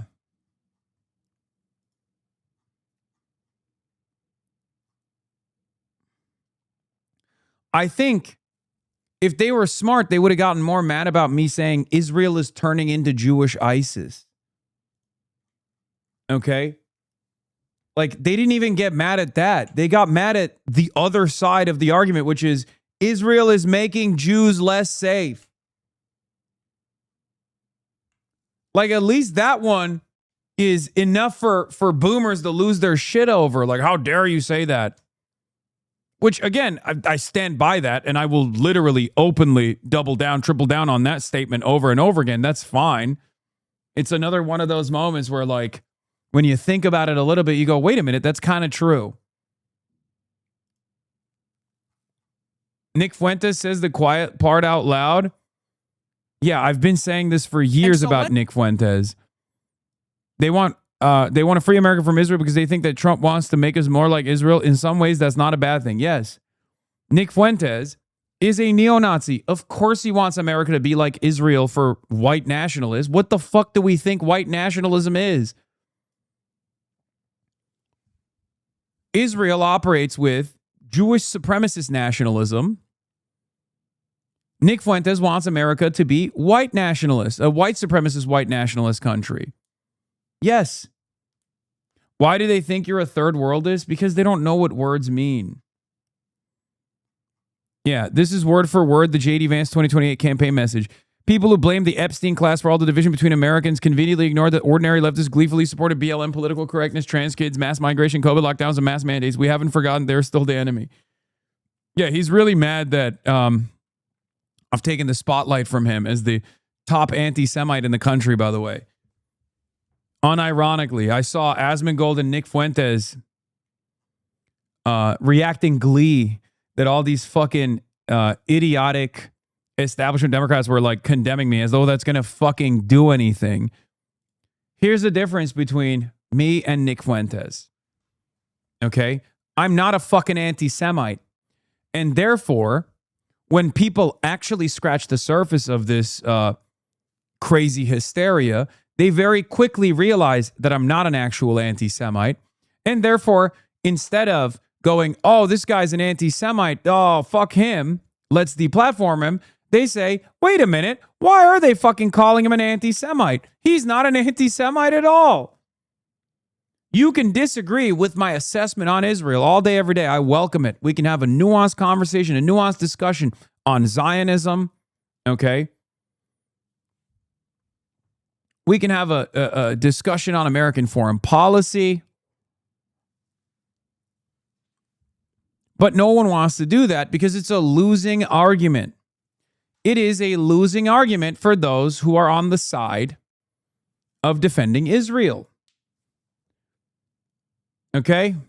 It's that simple. And that's the reason why the only way that this discourse carries water is if you just say every critic of Israel, every prominent critic of Israel is actually a vicious, rapacious anti-Semite. But because those who have tried to defend Israel throughout the last 3 years of genocide have hit that button so much that it no longer works. It doesn't work anymore.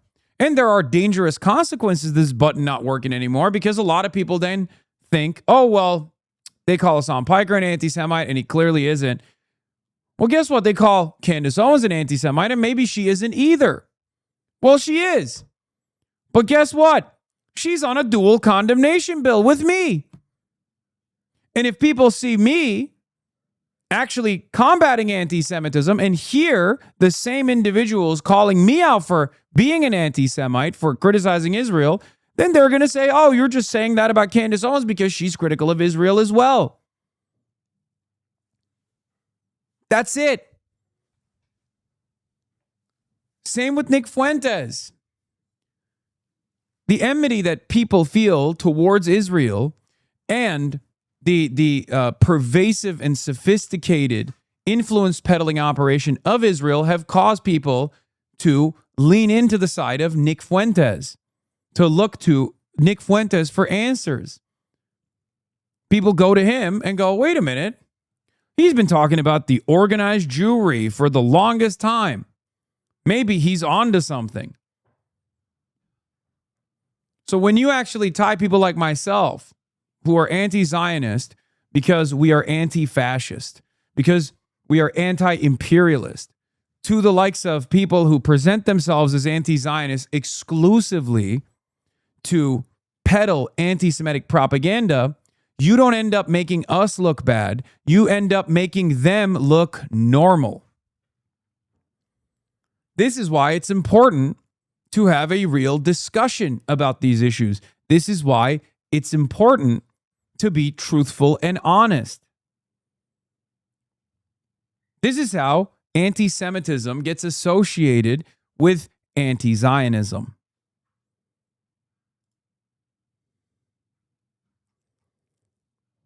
Look at this. House Republicans, your paycheck belongs to your family first. Y'all kept sending it to Israel. That's it. Big smile. Now say Israel's our greatest ally.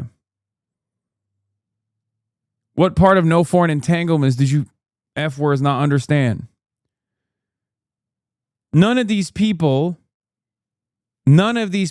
are Democrats. That's your own base.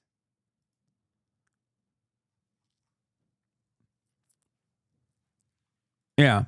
Next week on the House floor, nothing about affordability, grocery prices, or gas prices, but there will be a vote on a GOP resolution condemning democratic socialists and socialism in general. The House already passed the resolution condemning socialism on November 21st, 2025. How many Democrats will vote for this?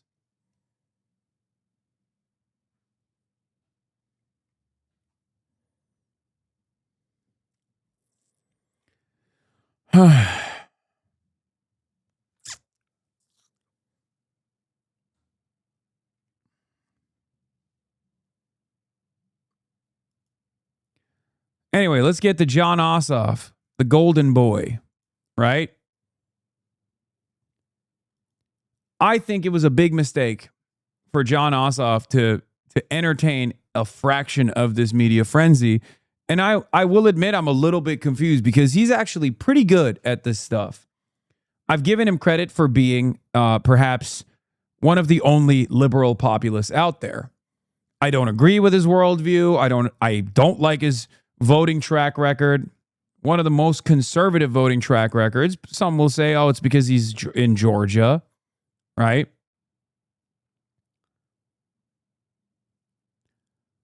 But Jon Ossoff did something that is truly stupid. He came out and he did this like bullshit. Well, you know, Hasan Piker, I condemn him. It's really anti-Semitic for him to do so. And he basically associated himself with the crop of establishment Democrats, the old guard, that is falling out of fashion, that's falling out of favor with the base. Now, of course, he did it because for two reasons. He did it for two reasons. One, because he is pro-Israel, obviously. And the other reason why he did it is because not like actual Jewish people that live in Atlanta or live in Georgia, but the Jewish organizations in Georgia have been up his ass nonstop. So I'm going to talk about this real quick. I said, I think Jon Ossoff's best strengths came from his lack of interest in attacking his left flank and focusing on Trump's corruption and scandals instead. Right? He does this very well. He's a great liberal populist. He talks about corruption. He talks about tackling the Trump administration's corruption over and over again. He talks about the issues, right? He stays issue specific. He doesn't actually have like a decipherable policy agenda or anything like that. And he is very conservative. But he is a liberal populist in his commentary. A liberal populist, not a left populist, a liberal populist. I'm using my words very carefully. Okay?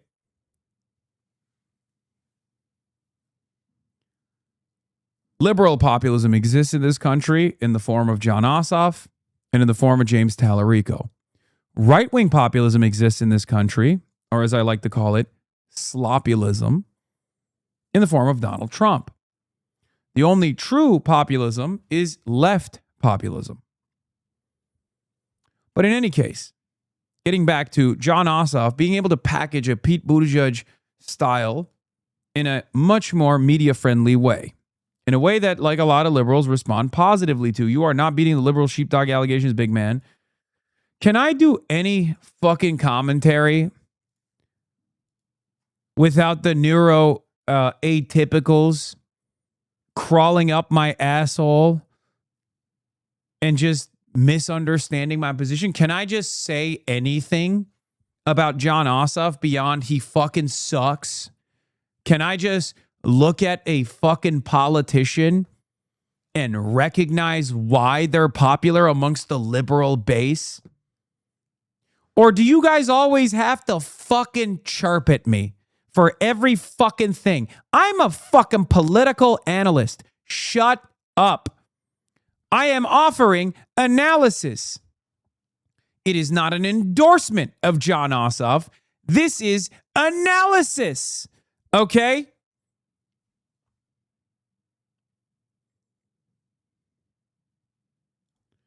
Jesus Christ, dude. I can't get a word in edgewise without people being like, whoa, whoa, whoa. Why are you saying you want to go on a date with Jon Ossoff in Atlanta, Georgia, and maybe get some fries after? Maybe dip those fries in a shake and really take it all in, the ambiance. And then afterwards, maybe you guys will go see Odyssey, but obviously not in a 70 millimeter IMAX theater because none exists in Atlanta.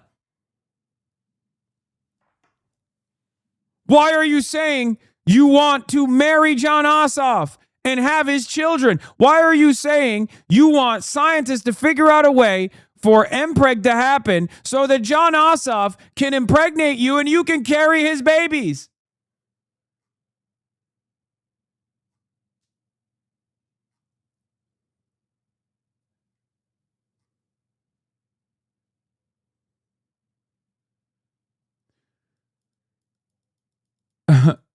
Bro, go cry to your billionaire dad who also runs the CIA and the Democratic Party. Racist ass woke motherfucker.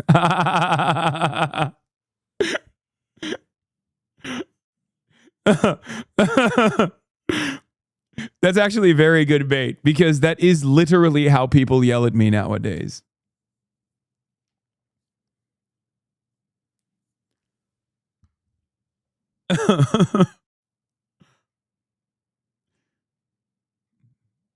This person is being funny, by the way. They're not being serious. You racist ass woke motherfucker. You racist woke motherfucker is awesome. In any case, It's important to identify why certain players in the Democratic crop of talent are doing better than others. Jon Ossoff has a national profile. Jon Ossoff is doing better than others because he knows how to operate within this contentious media environment. Okay?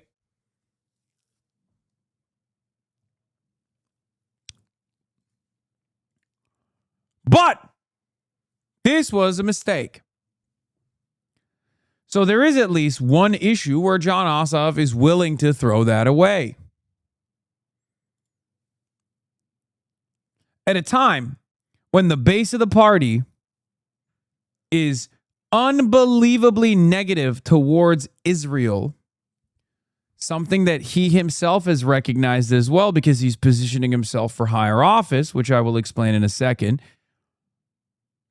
I said Jon Ossoff was a dark horse because he's been smart enough to back restrictions on weapons transfers to Israel at times, regardless of his incredibly conservative voting track record otherwise. And this doesn't mean that he's anti-Israel in any way, shape, or form.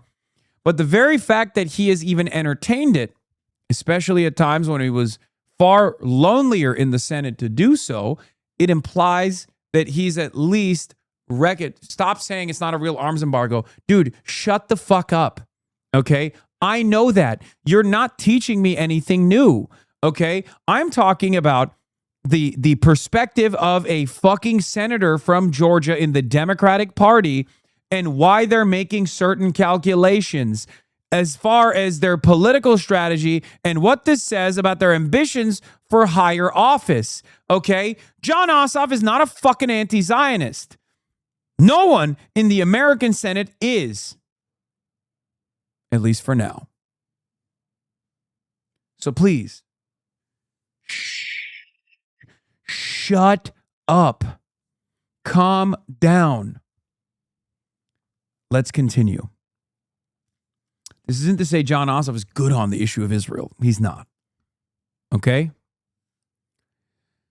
This is part of the reason why many Zionist organizations in Georgia that masquerade as Jewish advocacy orgs have aggressively condemned the Jewish senator, Jon Ossoff is Jewish, at times, and there are those who still dangle their endorsement over Mike Collins, who has literal white nationalist and white supremacist ties. Mike Collins himself is a white nativist. He wants to be a part of a white supremacist MAGA administration.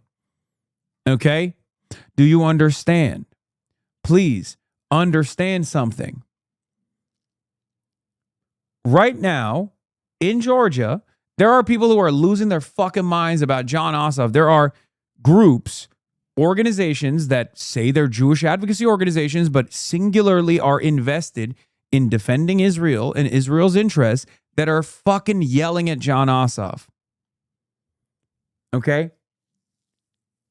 And that is because of the marginal disagreements that Jon Ossoff has had with the way Israel has conducted itself, right? It's not enough, but even that has been roundly condemned by some of these groups. Okay, this is not analysis. This is vibes. Look at his voting and sponsorship record. He's below Schumer on the DSA congressional left tracker. You're talking about like he's a top 10 senator. He's one of the most conservative Democrats in the fucking country. Okay, I think going forward, I'm just going to fucking nuke 61 month subscribers into orbit ahead of time. Okay? Like ahead of time, because I can't get a word in edgewise. And some of you, unfortunately, are genuinely experiencing a momentary bout of intellectual disability because you hear me say something about Jon Ossoff, but then you don't hear the other things that I'm saying about Jon Ossoff like that. That's something that I mentioned, okay? I said he's one of the most conservative Democrats in the country, okay? He has an incredibly conservative voting track record. I even bring this up in the tweet, okay? I don't know what happens to a lot of people in my community. You guys are wonderful people, but the moment that I offer any analysis whatsoever, not endorsement, but analysis, you fucking lose your minds. Please I'm not here just to serve you and you only. I am trying to explain a broader issue. Okay? We have to be smarter than Republicans. We cannot be like MAGA. Okay? I don't like Jon Ossoff.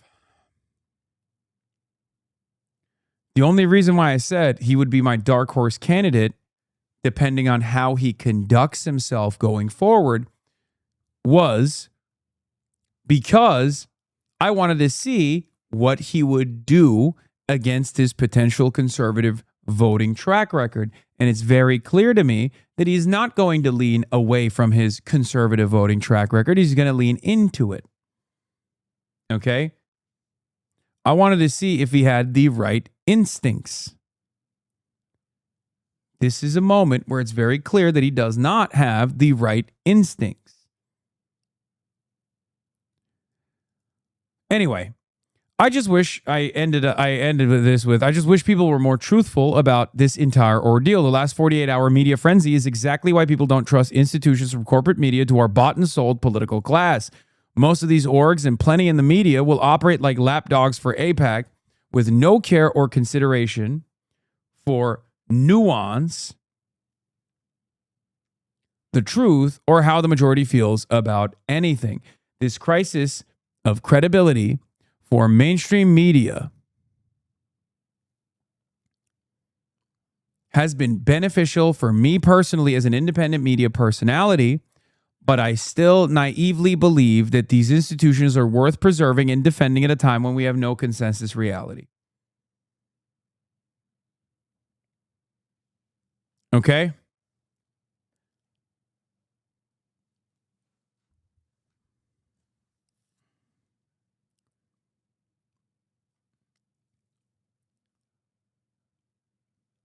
Corruption is at the heart of this problem. Democratic billionaire donor John Morgan has already begun conducting his 2028 interviews. Today is Jon Ossoff. Last month it was Mark Kelly. Flew out to visit him in Maui. He's already a big fan of Andy Bashar too. Who will get the John Morgan rose? I mean, it's ridiculous. I still think he's a relatively smart politician. Relatively, he shouldn't have said anything at all. But the fact that he had a spokesperson give a statement without even mentioning you by name shows better instincts than the others who are going on Fox News swinging. Guys, please, you don't have to show every fucking dumbass congressperson that's slandering me, okay? Yes.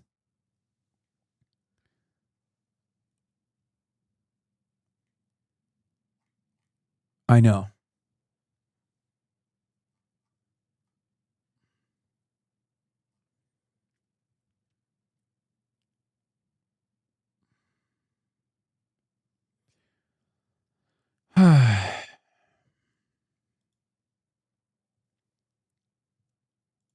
What is this?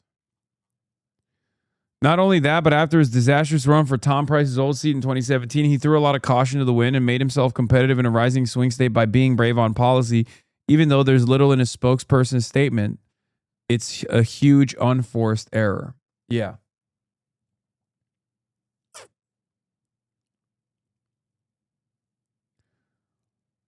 Ryan Grimm has some thoughts on this. He says, Hasan Piker has now been condemned by dozens of Democratic senators and members of Congress, which must mean that his comments were so horrifying they would shock anyone with a conscience. According to these fairly scripted denunciations, Piker said that American Jews deserve or bear responsibility for rising anti-Semitism. Here's how Senator Cory Booker put it, suggesting that Jewish Americans bear responsibility for hatred or violence directed against them is wrong, dangerous, and anti-Semitic. Representative Jimmy Panetta edited it slightly, saying, this suggestion that Jewish Americans who publicly support Israel bear responsibility for violence against broader Jewish community is wrong, reckless, and anti-Semitic. So if Hasan Piker's remarks were severe enough to warrant this extensive round of condemnation, it should be easy to pick them out. See if you can find his below. The answer is in the reply. You can't have the kind of policies the government of Israel is engaged in and not expect that there's going to be pushback and backlash. The people that say that people that disagree with the policies of the government of Israel are anti-Semites are frankly full of shit, and they need to be told that. That's number one. Anti-Zionism is rising as a response to what Israel is doing. It will simply not be possible to treat it as a marginal viewpoint that can be shamed or shunned into invisibility. Yes, anti-Semitism often cloaks itself in anti-Zionism. So don't do the anti-Semites work for them. If you keep telling people that if they oppose the Jewish state, then they must hate the Jewish people, eventually they will believe you. That's number 2. Look, the anti-Zionist Jews in my community, you have a very tough job ahead of you, where you have to go back to your communities and try to get your elderly relatives to understand that this connection between Israel and Zionism that is expressed over and over again, I should have said Israel, I meant Israel and Judaism, that is expressed over and over again through a lot of the Jewish institutions, is teaching people the idea that Jews are monolithic. And this is a dangerous mode of propaganda. If Jews in America keep putting this idea out there that they are singularly invested in Israel, eventually someone's going to come around and take action, not against the state of Israel, mind you, but against American Jews. I don't know how many different ways I can explain this. I don't know how people don't recognize how dangerous this predicament is, how dangerous this is for Jews. A lot of the actions by Netanyahu and his government are making Jews in the United States unsafe. Benjamin Netanyahu has made us less safe. He has frankly put Jews in an uncomfortable position across the country. It is an obvious fact that Netanyahu is making Jews in America and the world less safe. Yeah, that was James Carville, Ezra Klein, Hasan Piker, Dana Bash speaking to Benjamin Netanyahu, Haley Stevens quoted by Dana Bash, and also, who could forget, Neera Tanden.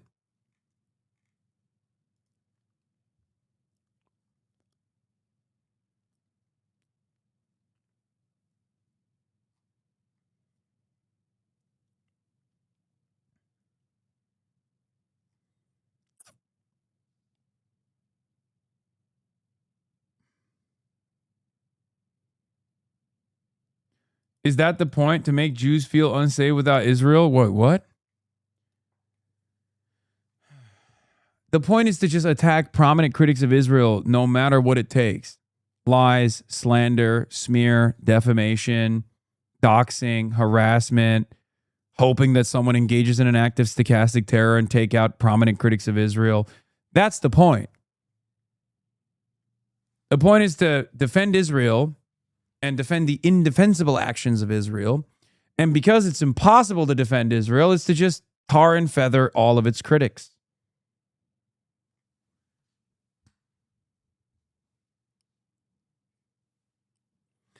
Oh, Israel's point is, yes, to there are plenty of Zionists who don't care about anti-Semitism increasing, or rather like anti-Semitism increasing in the Western world, because that means there will be more support for Israel, because they can always turn around and say, see, you're not safe at home.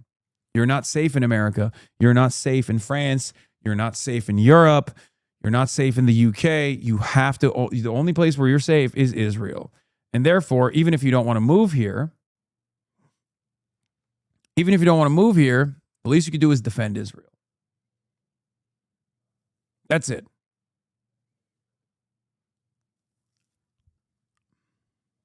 You're going to get clipped.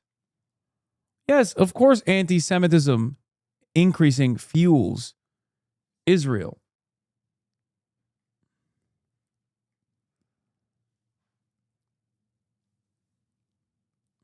Anyway.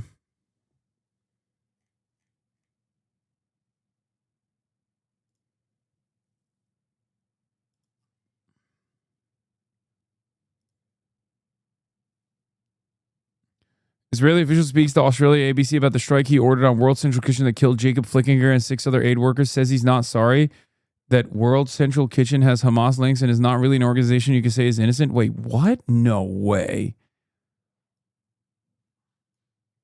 What? Is this a real website? Am I getting fucking fake news?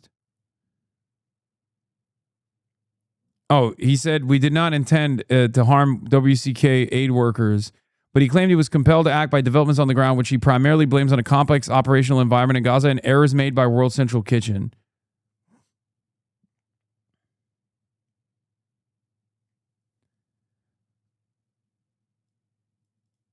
Of course, we didn't intend to kill anyone from World Central Kitchen. Their connection with Hamas was a deviation from the plan. Oh my God. Oh my God. That interview's from a year ago? What the fuck? That's nuts. That's actually insane.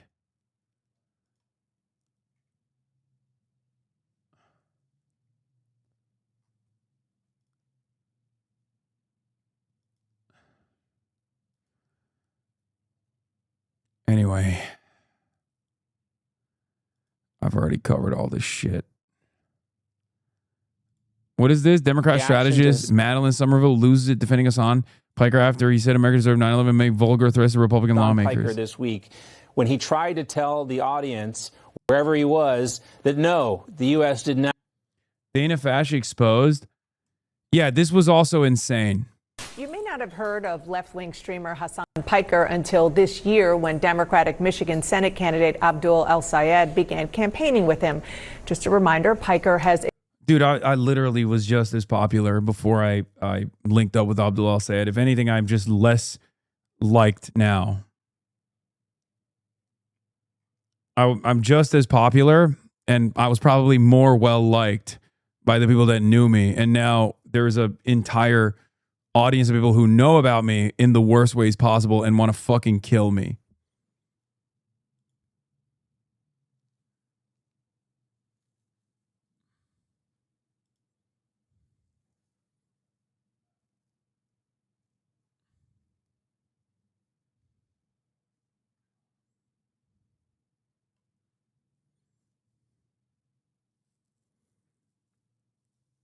excused sexual violence from Hamas terrorists.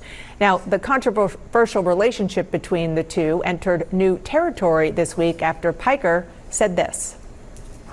If Jews in America keep putting this idea out there that they are singularly invested in Israel, eventually someone's going to come around and take action, not against the state of Israel, mind you, but against American Jews. Well, Piker made that comment that American Jews who support Israel. Do you regret helping Abdul with his run? Not even a little bit. Not even a little bit. Okay? Not even remotely. Are you fucking kidding me? Fuck no. I'm proud of everything this community did. I'm proud of all the work that we put in to make sure that he won the primary. And I will continue being proud when he inevitably wins the general. Okay? Get the fuck out of here. I don't give a shit. Dog, this saga didn't start with Abdul El-Sayed. It started with Zohran Mamdani. What did I do after Zohran Mamdani? I went right back to work. You think I give a fuck? Oh no, people are calling me dangerous. People are calling me a radical. People are saying I'm a bad guy. I don't care. You think this was going to be easy? You think this was going to be easy? You think wealthy people were just going to be like, oh, a bunch of fucking socialists decided to run for office and are making an impact on a grand scale? We're just going to let that we're just going to let that go? You think that's what they were going to do? You think they got to that position of prominence without destroying their enemies? Are you crazy? Job's not done. Okay? If you thought this was going to be peachy, that everyone was going to welcome us with open arms, that corporate media, backed by every single corporation and corporate overlord that we oppose, was going to turn around and be like, oh, well, I guess it's DSA time now. If you think that that's what it was going to, if you think that that's what was going to happen, you're delusional. You're insane. Yeah, Maurice Mo Mitchell, head of the Working Families Party, national director for WFP, said, Democrats need to get their shit together. I'm tired of hearing about Hasan. Whatever 3D chess you think you're playing is only pushing away real people. Stop obsessing over a streamer. We're fighting authoritarianism here. He's right.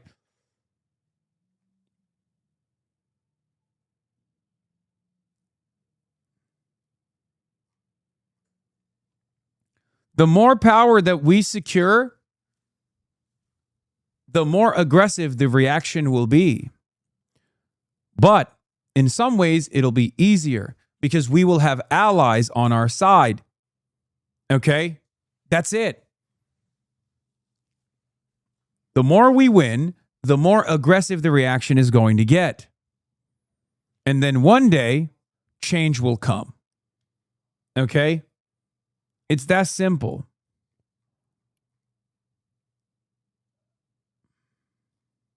Are responsible for actions taken against them. A picture look of at a Jewish... By the way, here, let's look at this impartial journalist afterwards on Bill Maher. Michigan state legislator was prominently displayed. American Jews in Congress who support Israel and support what you just said say that a lot of the actions by you and your government are making Jews in the United States unsafe. Congresswoman Haley Stevens, she's running for Senate in Michigan, said Benjamin Netanyahu has made us less safe. He has frankly put Jews in an uncomfortable position across the country. Have you? Well, it's made her uncomfortable because she can't stand up for the truth. She's trying to probably excuse anti-Semitism. She's not. I just want to explain. She's somebody who supports Israel. She supports funding Israel, which is diminishing big time among Democrats and even some Republicans in the United States Congress. Yeah. So let's hear from this impartial reporter, Dana Bash. James Tallarico is a young Democrat. Christian and so forth. But I will add he wears his faith on his sleeve in a way that he believes will help him. Well, in the Democratic Party, as long as that faith isn't Jewish, you're good. Which, you said it, but I said it because it's true. By the way, this is the worst clip from this actual. Here's another real winner from Dana. Yeah. 15,000 Palestinians have been killed in Israeli airstrikes, 3/4 of whom are women and children. And it's horrible, but you don't see Israeli soldiers raping. Well, Dana, I Palestinian think women. we're not. Yes, you do, by the way. Yeah. Yes, we do. And we have. You don't because you don't want to believe it. Because you are a vulgar supremacist. Here, I see Dana Bash is defaming Hasan Piker by twisting his words. Here's Dana nodding in agreement as a podcast host brags about wiping out Gaza. She and the host agreed that the slogan never again actually means Israel must genocide its enemies. Let's take a look. Young people today, they don't know from it. Holocaust education has just dropped off. Oh, completely. And now we have like social media and algorithms and pushing horrible things to people, and they're being taught things that are not right even-handed in schools, especially at universities. Wait, if Haley Stevens says Netanyahu's actions are making Jews unsafe, isn't that the same thing you said basically? It is. That's the whole point. And so did Neera Tanden say that. And now they're fucking chirping about me saying it because none of their names are Hasan and none of them are anti-Israel. That's the whole point. It's part racism, it's tribalistic, and it's partially racist. That's the whole point. That's the reason. Only some people get to say it. Yeah. Brianna Galadria, who is also incredibly pro-Israel. CNN has many journalists who, in fact, are loyalists of Israel and brazenly exploit their platform, which they pretend is neutral, in service of this foreign country. Dana Bash, Jake Tapper, Van Jones, and Scott Jennings are examples, but she's one of the most glaring. Yeah. She posted this, "The left's anti-Semitism is still festering." Article from Bloomberg, from David M. Drucker, who, again, said things like, taken at face value, being pro-Israel is among the reasons Shapiro is a strong general election contender. In a higher turnout primary, the fixation on Israel and Jewish donors worked against Massey because of POV and relentless obsession with this issue while appealing to more Republican voters than in the past, and concerning is still rather unappealing to the majority of Republican voters. He's like living in a world of delusion, David M. Drucker is.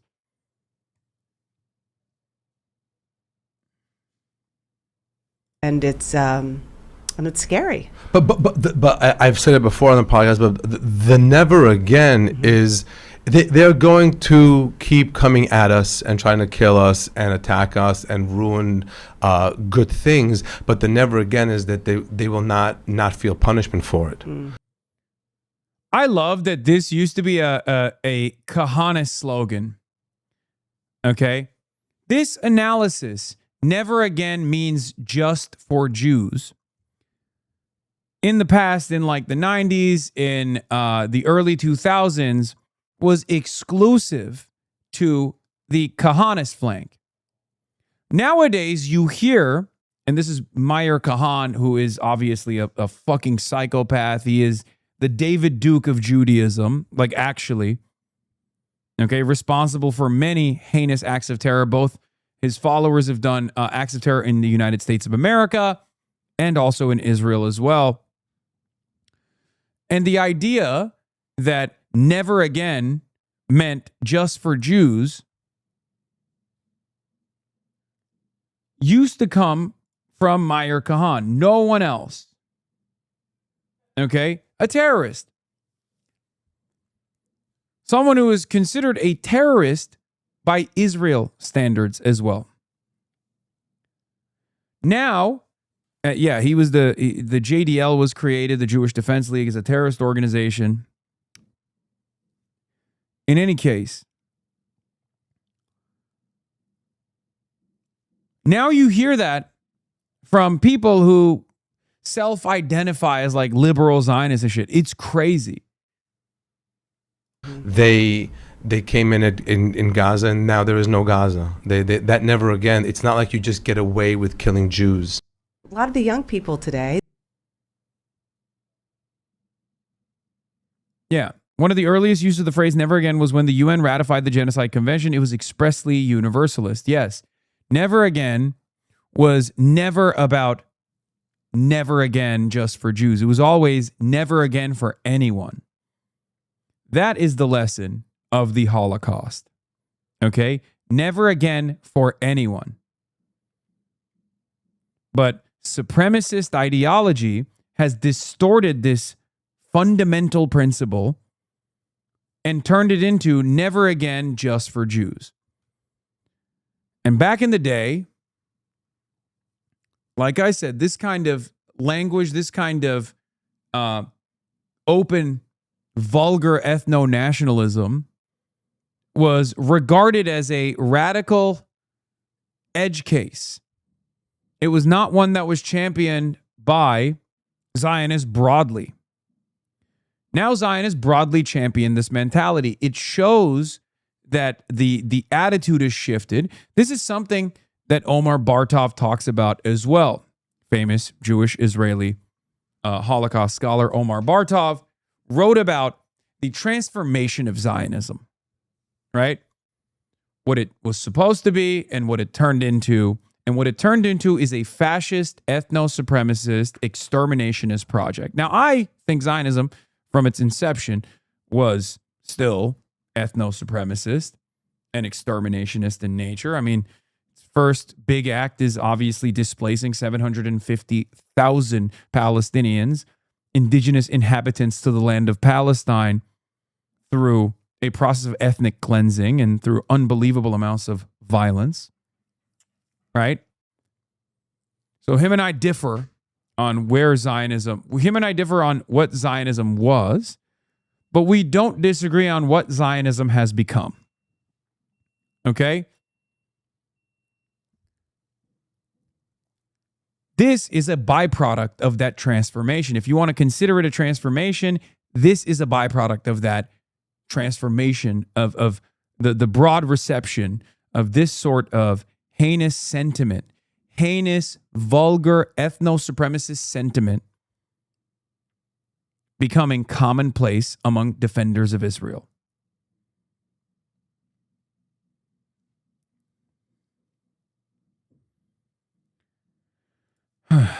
What is this? Thoughts?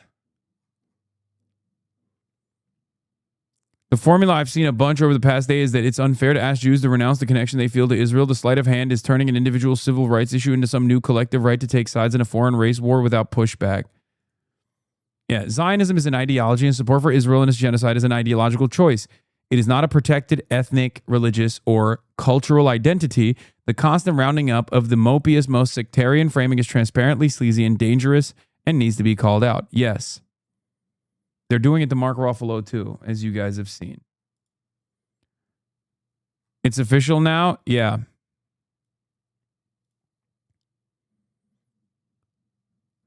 Rolling Stone names Hasan Piker as one of the most influential creators of 2026. The self-declared Marxist has found himself at the center of endless controversies thanks to his criticism of Israel on his daily live stream, but also, he says, because he has become the face of a movement to push the Dems to the left.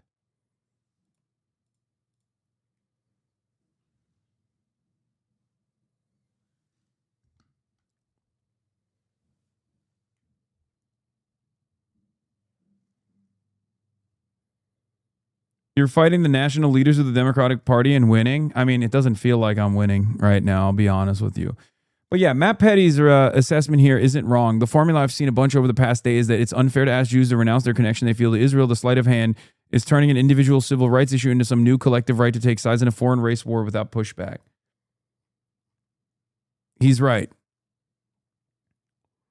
Like, are you against genocide or not? I don't care about your connection to the land of Israel or whatever, okay? To the nation state of Israel. It's a fucking apartheid state. Who cares? I mean, that's my assessment. It's like, it's tough. I know it's tough to hear, and I know sincerely that many people, especially older folks, genuinely believe that like the Holocaust will happen if Israel no longer is a Jewish majority ethno state that maintains an apartheid and occupation. Okay? That is a real take. It sounds insane to us because we don't have that sense of connection, right? The deep intergenerational wound of not just the Holocaust, but also centuries of pogroms.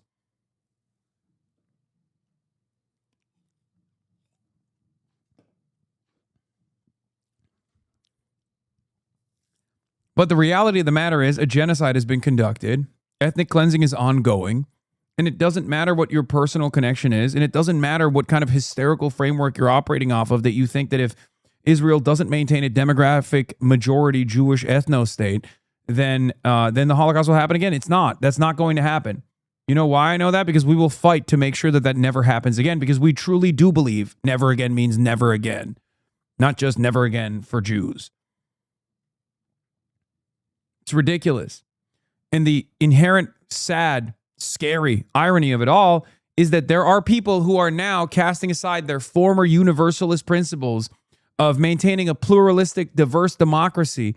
Many Jews who have played a formative role in the civil rights struggle are now finding themselves in allegiance with straight up fascists who would sell them out instantaneously.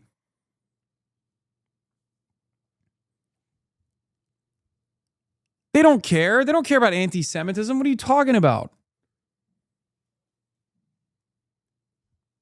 You're that predisposed with the defense of a foreign nation state and its current formation, its current political formation, and the violence it brings about.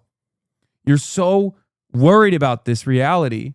You're so worried about continuing this reality that you are aligning with straightforward neo-Nazi fascists. You're betraying all of your other progressive values, okay? This is why I'm talking to progressive except for Palestine folks. But you're also not saying that in order to be safe, every single Jewish person must condemn Israel publicly. That would be crazy. Yeah, it's fucking nuts. That's never been my expectation. And that's not how I operate anyway. Ridiculous. Oh, give me your immediate Israel condemnation. Oh, are you Jewish? Give me your Israel. That would be psychotic. That would be objectively racist. That would be anti-Semitic. I would not do that. Okay? My argument is not about the Jewish individuals. My argument is about institutions that are lying. Jewish institutions that are masquerading themselves as Jewish advocacy organizations, but are instead single-handedly invested in defending Israel and using that association, that false conflation over and over again. That is putting Jews in harm's way. It's teaching people a falsehood. The falsehood that Jews are all connected to the state of Israel. Are there some Jewish folk that believe this? Of course. But it's far from even the majority. And it's to varying degrees. And it's also not an unchangeable position regardless. People can change their perspective and their mindset when new information comes out. Okay? They can change their attitude. They can change the way they calculate their allegiance to a nation state when a nation state has conducted a genocide. Plenty of people in this community have done so. Okay? No one's commitment or beliefs are unchangeable. It takes time. And I always will continue believing that people have the capacity to change. And I'll always continue to push for it, regardless of how much people fucking yell at me. A new Substack piece by former Labor Secretary Robert Reich calls out those whom he calls corporate Democrats amid the recent rise of several progressive Democrats across the country. Reich writes in part this: to be sure, over the last 3 decades, Democrats have scored some important victories for working families. The Affordable Care Act, an expanded... What is this? Change who you are and what you believe, or else people will hurt you isn't a concern, as a threat. This is how 1850 motherfuckers were talking about abolitionism. I'm having trouble following your analogy because the last time I checked, Jewish Americans did not support chattel slavery. The analogy is that Southern moderates thought that abolitionists were inviting violence on all white Southerners by speaking of slavery in such stark moral terms. This was compounded by things like John Brown's raid on Harper's Ferry. Hasan tells American Jews they need to denounce Israel or else American Jews will be targeted. White Southerners tell abolitionists they need to denounce abolition or white Southerners will be targeted. Nope, still not seeing it. Yes, you're not seeing it because you think I'm different than Jewish people. That's why you're not seeing it. You're not seeing it because you don't think that I have real care or consideration in my heart for Jewish safety. In your mind, it's impossible. Perhaps part of that is because my name is Hasan.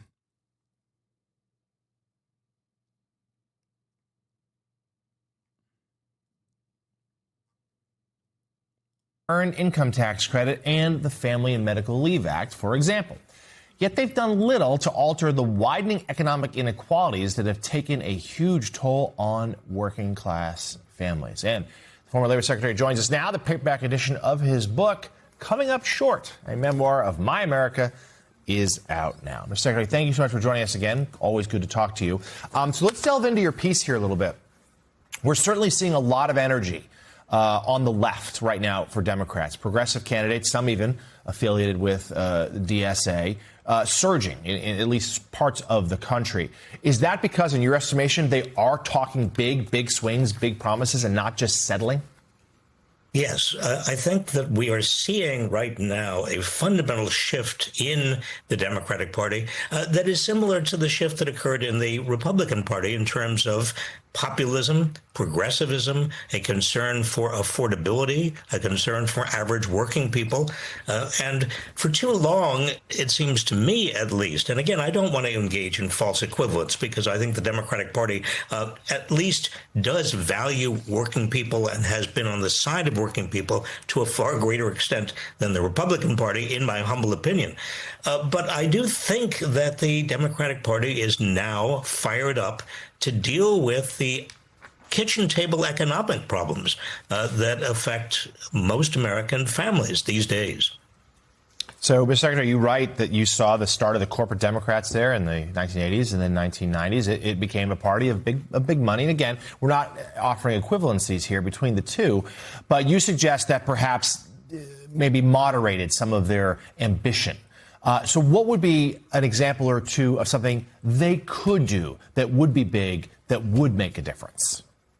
Well, I think we're hearing it around the country in terms of progressive Democrats who are saying, number one, Medicare for all, or at least a single party payer for health care that's going to be affordable.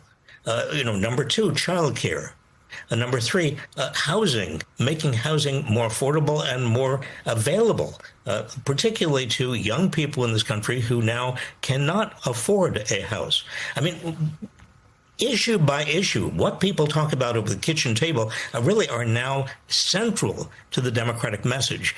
And I think that a lot of Democrats I speak with, a lot of Democratic candidates are not getting off on the issues that Republicans want to talk about, issues of wokeism or issues having to do with the democratic socialists of America. No, the Democrats are focusing where they should on this issue of what can we do to make your life better off. I also expect that Democrats are going to be asking the same question that Ronald Reagan famously asked in 1980 at the end of his debate with Jimmy Carter, and that is, are you better off than you were at the start of this presidency? And most people are going to say no. When you talk to voters, they are extremely angry at the Democratic Party, even if they didn't vote for Trump. What went wrong in the Democratic Party? How did the Democratic Party become so corporate? And where were those mistakes made? Was it NAFTA? Was it in compromising on single-payer health care? What went wrong? Oh, I think you've got to go way back, back to the Robert Reich started every class with 9 to 5 and said it was his dream to meet her. Aw. How the fuck did Robert Reich never meet Dolly Parton? He was literally Bill Clinton's like labor secretary. He's not like a random college professor. He's a very famous economist, like, you know. It's kind of shocking that he never. The early 1980s, when the Democratic Congressional Campaign Committee under, let's say it was Tony Coelho at the time, made a deal with corporate America and said essentially, look, we are in control of the House. We've been in control of the House since 1955. Remember, this is the early 80s. So we're going to be in control of the House forever. Why shouldn't we drink at the same trough of as the Republicans? And that proved to be a deal that was really an unmaking of the Democratic Party. I mean, once the Democrats began drinking at the same corporate trough as the Republicans, you know, it's very difficult to bite the hands that feed you. And I saw again and again Democrats who were reluctant to take on big corporations and Wall Street because of all the funding that was coming from big corporations and Wall Street. The big difference I see now is that Democrats are saying, many Democrats, not all, but many Democrats. Dude, I'll take it. I mean, yeah, Aaron Parnas, he said A, but I'll take it, dude. Especially considering that his dad was freaking the fuck out about me not that long ago. Okay? This is a step up from where Lev Parnas is at. You know what I mean? I will not be engaging in the Hasan Piker discourse. There are far too many important issues to report on, and that is not one of them. Thank you for your attention to this matter.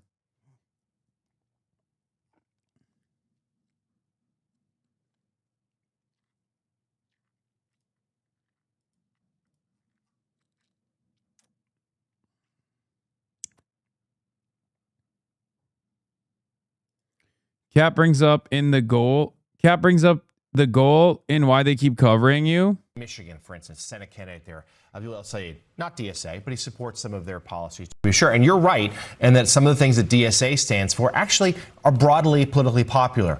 Are there places, though, where you think whether you're in DSA or just, you know, in the left wing of the party, needs to moderate themselves here for a general election? Are there things that should be done just simply if it's political tactics? Because at the end of the day, winning is what matters most. You know, we've tried this the last 3 presidential races, and we lost 2 of the most consequential ones. And at a certain point, we have to be asking ourselves, does moderating work? And it seems like, especially this cycle, the answer is no, because it's not actually moderation. The idea of moderate in America is going to the right. In my race, I was extremely progressive, and I won not just the most progressive parts of my district, but also the most conservative part of my district, of McHenry County in the 9th District of Illinois. And it's one of these things that I think maybe, just maybe, the establishment should listen to the DSA, at least a little bit. I mean, there are hordes of young people that are energetic and motivated to do something. And all you have to do is recognize our basic human rights. I frankly don't understand why there is so much anger reserved for people that just want everyone to have their basic needs than there is for literal white supremacists in our government. Like, why are some Democrats talking about Hasan Piker, a Twitch streamer on the House floor, in ways that might actually get him hurt or, God forbid, killed, instead of literal white supremacists running our government? Their priorities are out of whack, and if DSA keeps getting attacked, I just have to assume Democrats don't want to win in a lot of key constituencies. That's a key question. Damn. Okay, Mika.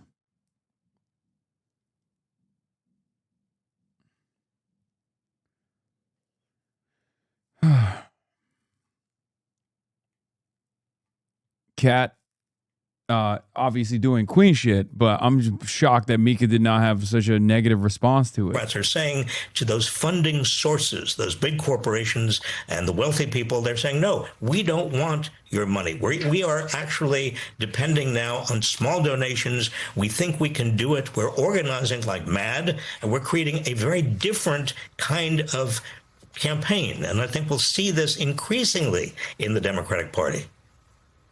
The paperback edition of Coming Up Short, a memoir of My America, is available now. He's also got a can't miss Substack. Author and former Labor Secretary Robert. Jillian, when Abdul El Sayed was only appealing to Democratic voters in the primary, he happily welcomed. Oh my God, there's no way. Is what they say on the streets is true? You gave Katya the hottest ship on the planet and she's dead now? Yeah, see?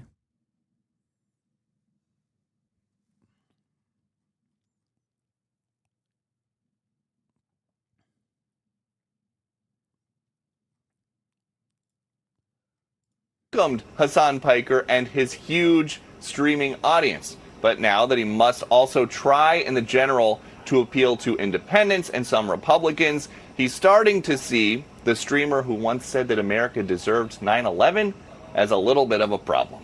Hasan Piker is a streamer in California. You would think, if you turned on any media, that this whole campaign is about a streamer in California. That's not what this campaign has ever been about. Debbie Dingell isn't the only Michigan down on Piker. Hillary Scholten, Congresswoman from the 3rd District, says Piker is a hack who thrives on hate, shock, and awe because he lacks substance. That's after Piker suggested American Jews who support Israel are inviting violence. This splintering within a major party is unusual once the primaries end and the sprint to the general begins, but don't expect Republicans to get in the way. House Speaker Mike Johnson thinks voters may apply what they're seeing in Michigan to the 19 House races he thinks could decide that chamber's majority. Hakeem is the leader of the Democrats in the House. His party is in a civil war. You're going to see that continue going forward. It helps us in the short term. Hasan Piker told the Washington Post he knows that every time El Sayed is talking about him, he's not talking about Donald Trump or Mike Rogers, his Republican opponent. And Piker says he knows that's not good. Jillian? All right, Peter Ducey on the North Lawn. Thank you.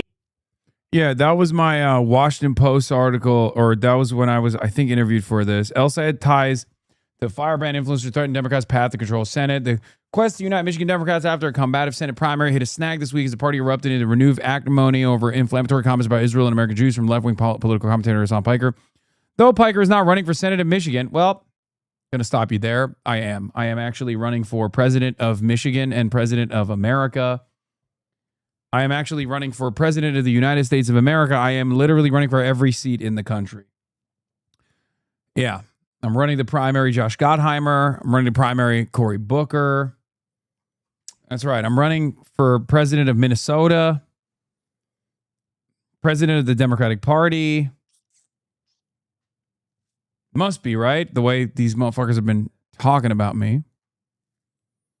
I don't care about this. It also held up an endorsement for the Democratic hopeful in another district. El Sayed is in a tight race to retain the seat being vacated by Senator Gary Peters. Republicans view the state, which President Donald Trump won in 2024, as a key pickup opportunity in their bid to retain control of the Senate, where they have a 53-47 advantage. Campaign has not been consumed for days with the fallout from Piker's August 20th live stream on the platform Twitch, where he warned that Israel has become so politically toxic that the supporting country could incite violence against Jewish Americans. If Jews in America keep putting this idea out there, they're singularly invested in Israel. Eventually someone will come around. You know the quote. Some Jewish people and their allies, including House Minority Hakeem Jeffries, denounced the comments as threatening and anti-Semitic. El Sayed has tried to tamp down the controversy without breaking from Piker, a popular online figure who boosted El Sayed during the primary and appeared at his final campaign event in Detroit. I want to be crystal clear. Nobody speaks for this campaign besides me and my campaign spokespeople, El Sayed said in a lengthy statement Monday. Following a campaign rally Wednesday, El Sayed told reporters he was more interested in talking about the affordability of groceries and access to good schools.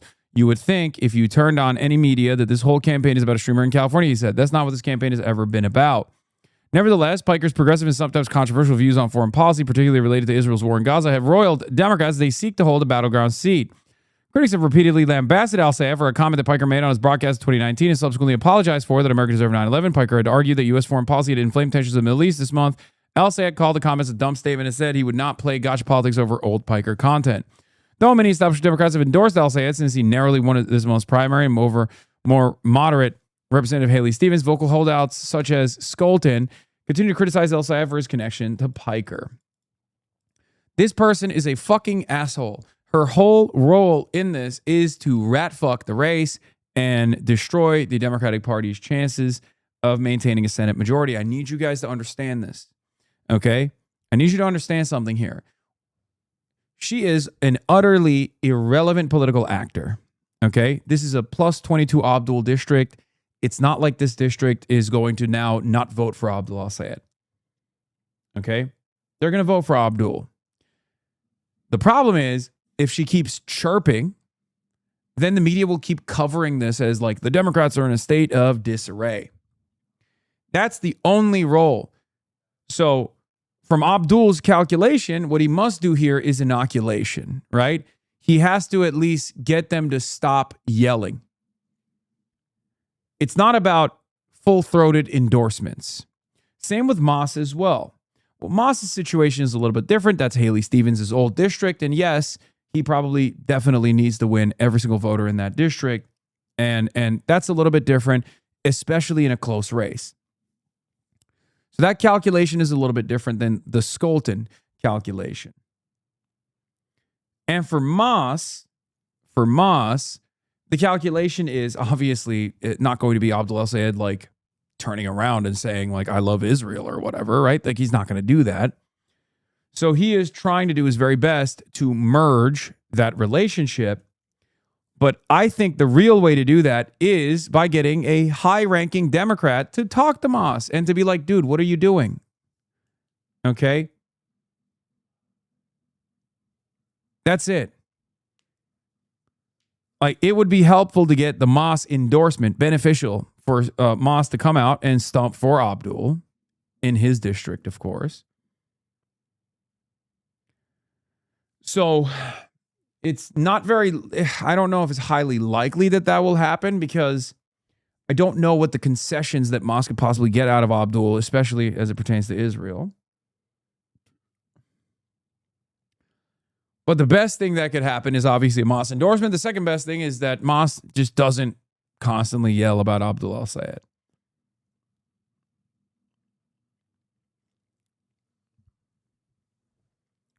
But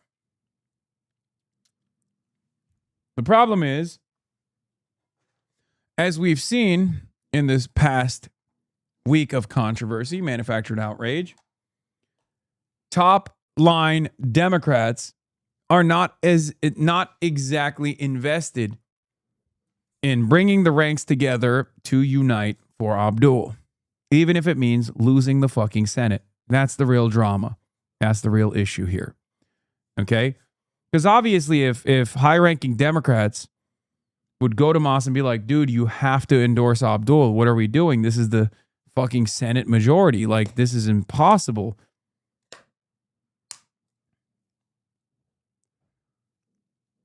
This is ridiculous.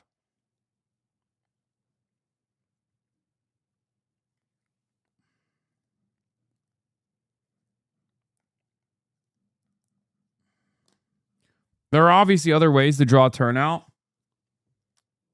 Besides that, an Obama endorsement would probably go a long way. I don't see that happening anytime soon, though. I think it'll happen closer to the race. But yeah. Meanwhile, Republicans are latching on to the Discord to paint al-Sayed as a radical who's out of touch with Michigan and an increasingly contentious campaign that has fueled Islamophobia. GOP nominee Mike Rogers making a concerted push to win over disaffected Democrats has referred to Piker as al-Sayed's running mate and suggested that al-Sayed believes the United States deserved 9/11. Abdul has always unequivocally condemned terrorism in the September 11th attacks. Al-Sayed spokesperson Roxy Richner said in a statement, Mike Rogers' attempt to misrepresent Abdul's beliefs are bad faith lies meant to mislead Michiganders. Al-Sayed is also struggling to repair a frayed relationship with the state's Jewish community. The American Israel Public Affairs Committee unsuccessfully spent more than 30. Oh, that's the other thing I was going to say. here's the other reality. Where is it? Mike Rogers already told AIPAC to quietly fundraise for him, which is illegal, by the way. Having direct discussions with a lobbying group is obviously illegal when they are spending money on your campaign. Not that we give a shit, not that there's an FEC to regulate, and not that there is any interest in following the law anyway. But it's still illegal nonetheless. But the other side of the story also is that clearly Vice President J.D. Vance is heading to Michigan to campaign with Mike Rogers and John James in their respective race for the U.S. Senate and Michigan governor. This means that the Republicans are not exactly confident about Mike Rogers' chances. But what's also very funny about this is the fact that J.D. Vance is electoral poison. So J.D. Vance appearances will guarantee two things: a defeat of the candidate that he appeared alongside, and a 100% guarantee that there will be numerous Hasan Piker mentions. We welcome those, especially from odious figures such as Jedediah Vance. So this is good. This is win-win. Getting JD I Killed the Pope Vance to come and sit side by side with Mike Rogers will, inshallah, have a similar outcome to his endorsement and campaigning for Viktor Orban. Remember, to date, the only country that unironically was able to vote out fascism is Hungary. Okay? A fascist autocrat was voted out of power because J.D. Vance stumped for him. Never forget that. Okay? That has never happened. And I know people will say, oh, like, if you can vote a fascist autocrat out of power, then it wasn't real fascism. No. It literally happened. It did.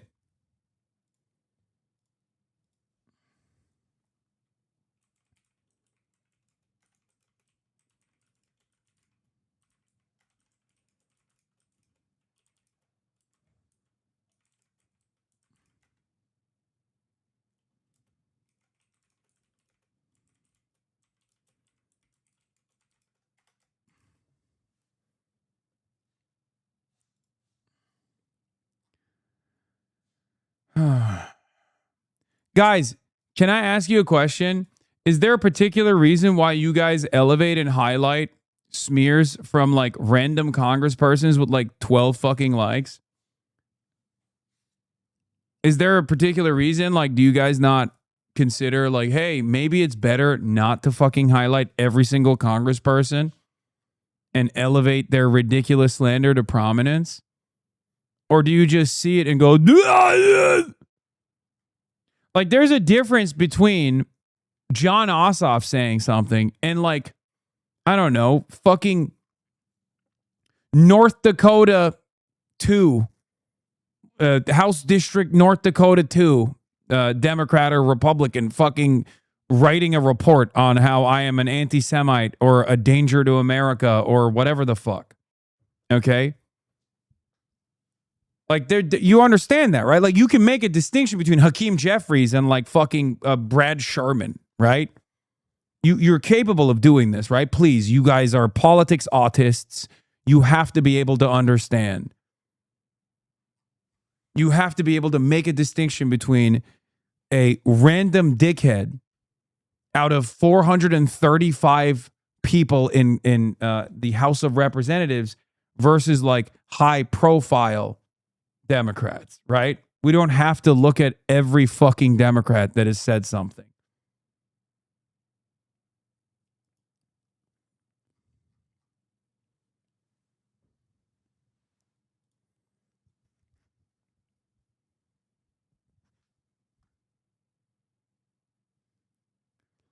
There's also the autistic urge to correct the record. Fine, but just, keep that urge to yourself. I don't have to see it every time.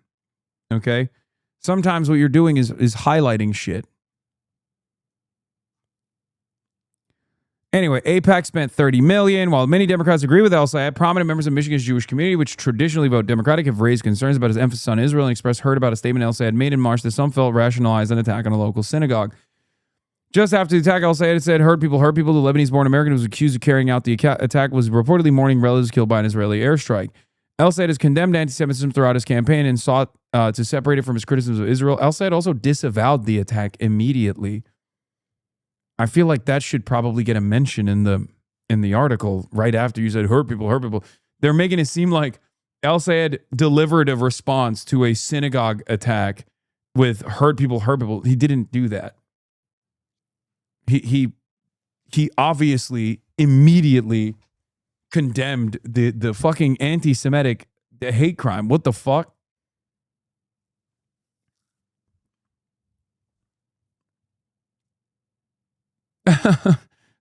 Someone said he disavowed it too fast, like he had inside information.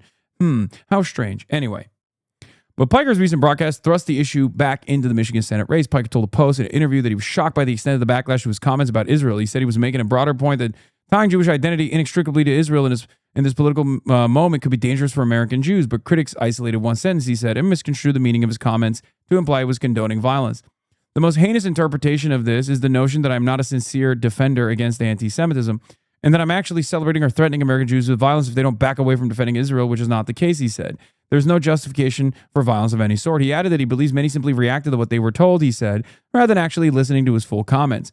Piker said some established Democrats who do not agree with El-Sayed but are reluctant to criticize him directly may be using me as a stand-in to cause a big fuss. But he does not expect that most voters care or that it will hurt El-Sayed's campaign in the long run. It's at most a distraction, and that's not good, Piker said, because every moment that Abdullah has spent talking about me, talking about his affiliation, is a moment where he's not talking about Donald Trump, is a moment where he's not talking about Mike Rogers.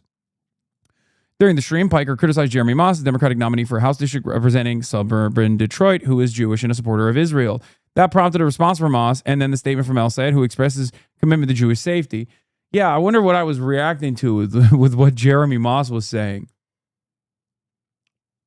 Why does nobody ever talk about what Jeremy Moss was caught saying on a hot mic? That's also like far, far more insane than anything they claim that I'm saying. Okay. Now he's saying the audio is fake. Oh, he disputes it. Okay. Okay, there's a way to cover that, which is here is an alleged hot mic moment from Jeremy Moss, who said that what was it? He said something insane where he was like, of course, I'm going to do my very best to make sure that it wasn't AI. No, it's just, it wasn't AI. He was having a conversation, I forget where and I forget with who, where he said something totally unhinged. He said like, something along the lines of like, America is not our homeland. There was one part, he said, my sole purpose of my campaign is to support Israel. My goal is to make sure the United States protects Israel. And then there was also something else that was misconstrued. No, it wasn't Moscow. It was Moss who said that. He said his top reason for running was to make sure Israel is defended. Something along those lines. It was a fucking insane statement to make. Yeah, he didn't say it was fake. He said it was manipulated. He said the U.S. is the pawn of Israel. No, he didn't say that. I don't think he said the U.S. is the pawn of Israel. That was misconstrued. That was the only statement that was actually unironically misconstrued.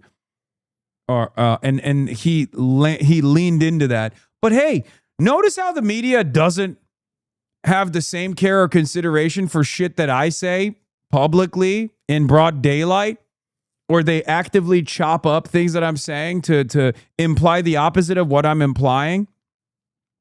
Whereas with Jeremy Moss, very clear what he said, and yet no investigations were conducted. I mean, he fucking ran and won a congressional seat. In any case, I don't want to get into it any longer, but I don't want to get into it any further. Michigan congressional candidate says viral clip of his voice is a fabrication. Yeah. Said the audio clip was manipulated. How was it manipulated? An unsourced audio with things I never did and never would say. This is nothing more than political disinformation intended to portray me as anti-American. It peddles an offensive tropes and lies, especially the lie of dual loyalty, suggesting that Jews are never full citizens or loyal to their home countries. I don't believe that, by the way. I don't believe that there is a dual loyalty. I don't think that that's. I don't assume that. I don't believe that. As a matter of fact, I think all of the lies peddled connecting Zionism and Judaism is the reason why anti-Semitism is growing and is the reason why people are saying that there is dual loyalty.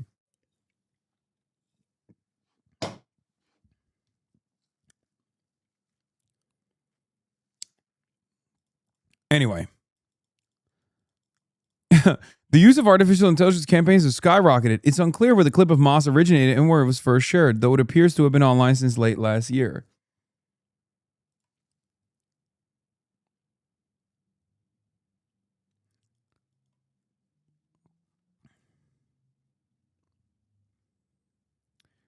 In any case, yeah, the pawn part is fake. He never said America is a pawn or of Israel. I don't think he said that. I think that part gets mumbled in the audio recording and people claim that that's what he said. But the other stuff, you can kind of hear him say it.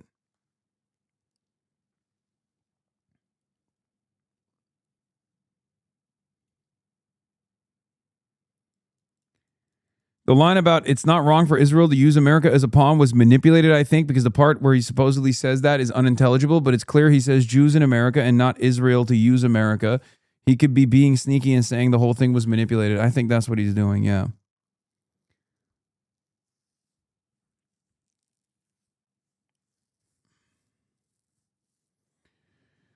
I believe that all Americans deserve the right to advocate for what they believe without fear of violence, he said. That was not enough for Skolton, who reiterated, Abdullah said, as a prime opportunity to cut ties. Spokesman for Skolton's campaign did not respond to questions.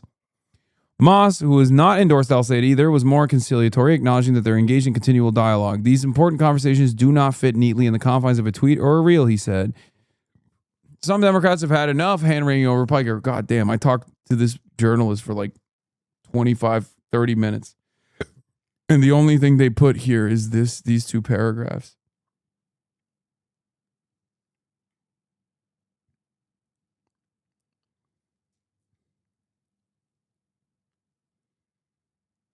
I don't want to spam. This is wild as fuck. Yeah, I saw more racist tweets from former Mike Collins staffer resurfaced. One tweet with the White House branding implied the KKK are patriots. Additional posts on the X account of Preston Para, a former intern and political contractor for the Georgia Republican Rep, Mike Collins, shows a pattern of racist, fascist, and misogynistic rhetoric extending across May, June, and July 2026. The post comes after the Washington Post reported Thursday that Para, who himself is, a brown white nationalist, by the way, many such cases, the torch of white nationalism in this country is being carried by gay Latino white supremacists. Okay? The Groyper movement, and I hate to do this, I hate to report this, but the Groyper movement is quite literally more diverse than a DSA meetup. I mean, the top guy is Nicolas Fuentes. Okay? And in some ways, this is a failure of our movement to reach out to these younger folks as they are in the throes of reactionary propaganda. And in others, it's progress. Consult the chart. Consult the chart. Brown white supremacy versus Aryan third worldism.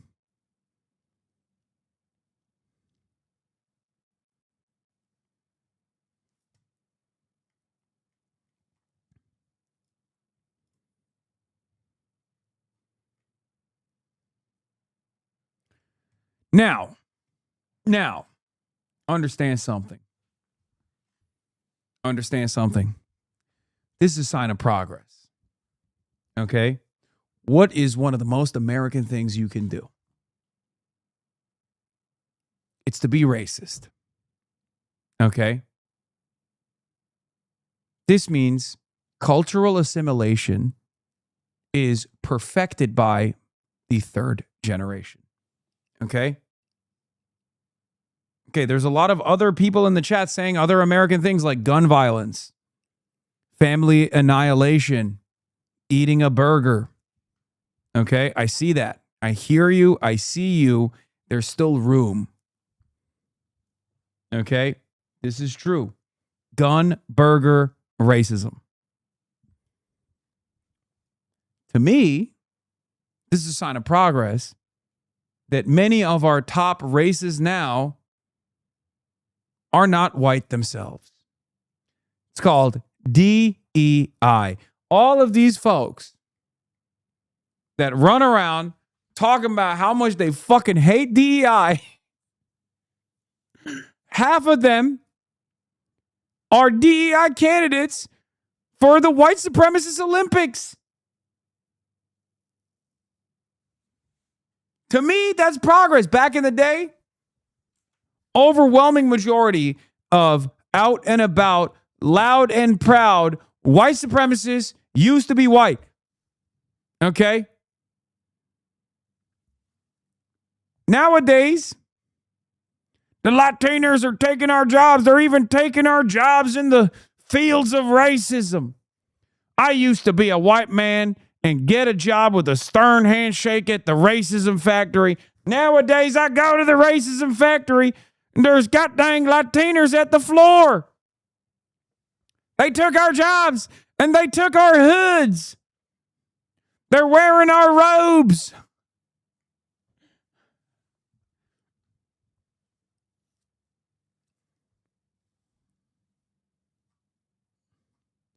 They're taking our burgers.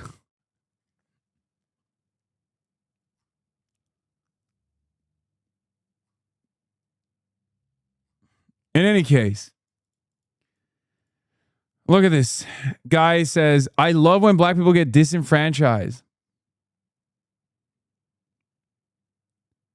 Reciting Mussolini in the tub. Saying things like fascism is bold, fascism is sexy, fascism is white, fascism is force, fascism is strong, fascism is based, fascism is dominant, fascism is inevitable. He also says, I hate black people, it's not a secret. He also uses the N-word with a hard R.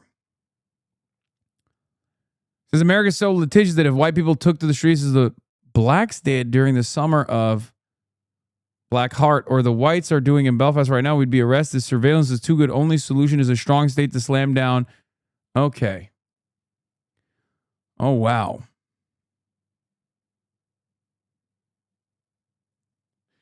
Oh, wow. Twink fascism.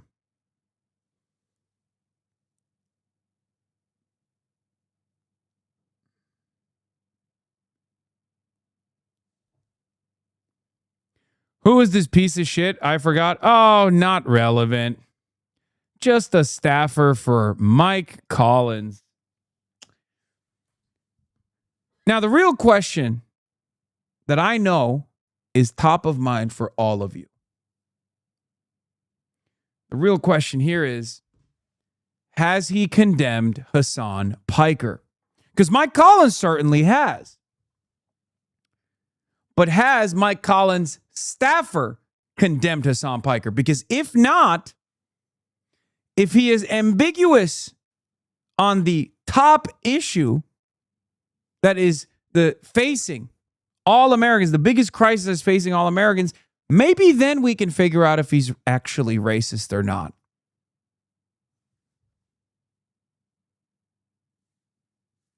Just saying. Perhaps the media has not covered Mike Collins' racist staffer yet because they haven't been able to get him on the phone and ask if he condemns Hasan Piker. Because if he disavows Hasan Piker, then maybe he's not so bad. Come on. Do we really know?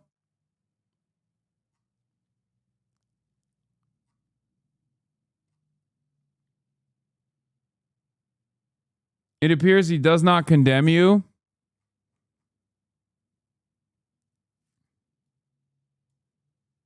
Well, at least now we know he's racist.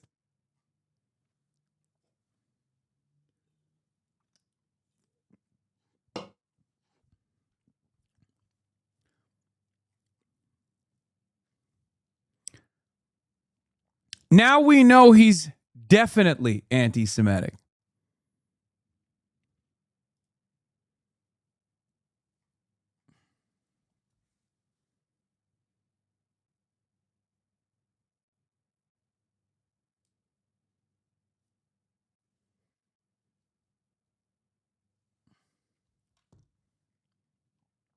This post called the shot. America wants RFK Jr. takes over the FDA.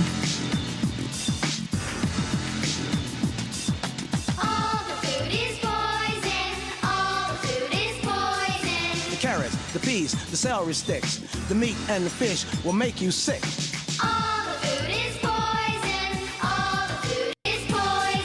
Peep the date. November 15th, 2024, by the way. The apples, tomatoes, wheat, and the corn, all the food is poison. Don't eat the food, it's poison food.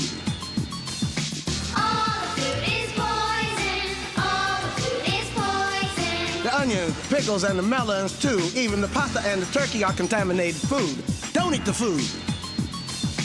All the food is poison. All the food is poison. Chicken. Poison. Barley. Poison. White rice. Baked beans. Duck l'orange. Poison. Duck l'orange. Poison. Radicchio. Hummus. Oranges. Poison. Pasta avocado. Poison. Your dad's barbecue brisket. Poison. Horse meat. Poison. Snout. Little babies. Poison. Fingernails. Cigarette burn. Poison. Scabs. Poison. Napple. Poison. Try to figure out something else to eat. I'm out of here. Poison.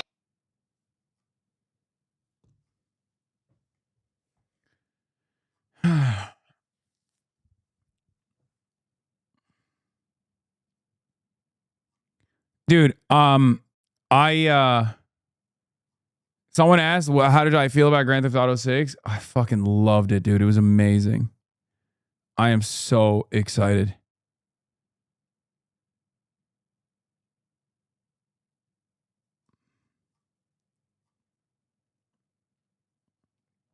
Is this satire? Well, we lost the White House in 2024, but we've learned a lot since then, which is why we are going to run Kamala. Hey, and we want to tell the voters we hear you. So we're Mondanifying her. Font rehaul, vintage color grading, we're methods testing a beard. We are going to be changing her middle name to Affordability. Kamala Affordability. What is her last name? I thought her last name was Kamala. I think she's from Kamala. Get her in here. Kamala, what's your last name? Everybody deserves a last name. And everyone deserves a last name that works for everybody. And Okay, that's enough. Give her the iPad, please. Now, apparently for the last 20 years, we've sounded like this. Me. Whereas Republicans sound like this. Yep, that is better for some reason. Which is why we're going to give her a tracheal laryngectomy. We're going to graft Jelly Roll's vocal cords onto Kamala's esophagus. It'll never feel completely authentic. You can't just manufacture authenticity in a lab. Actually, we can now. Hey, Cynthia, can you send him in? An unexpected byproduct of the race to make a COVID vaccine. Pfizer realized you can mutate metallic hydrogen with a rare fungi. The result? Pure authenticity. Oh, American people, American having an people. allergic reaction. It's the authenticity. Her body's rejecting it. Honestly, I think this makes her a better candidate. Well, we lost the White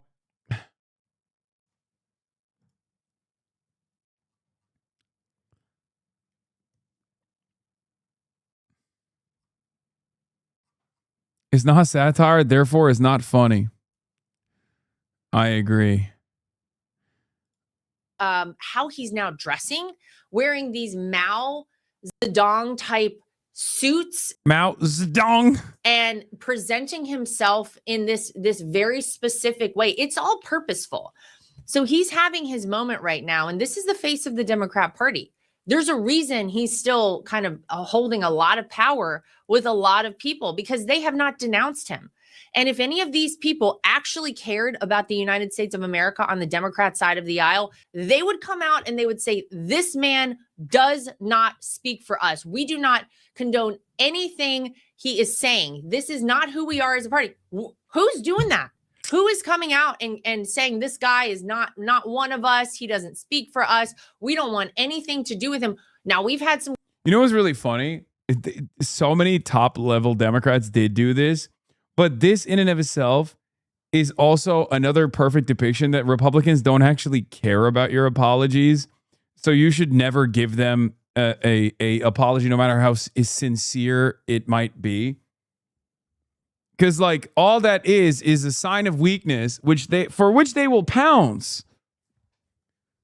Like they don't give a shit. Ban podcast mics, dog. That's Lara Trump. She's always on Fox News. I love that some in our community, full of political authors, also lack object permanence, where they think, well, I don't understand. I've never seen this person before. So I'm not even fucking aware of the fact that her last name is Trump, so that might immediately imply that she is in a position of prominence that she does not deserve, of course.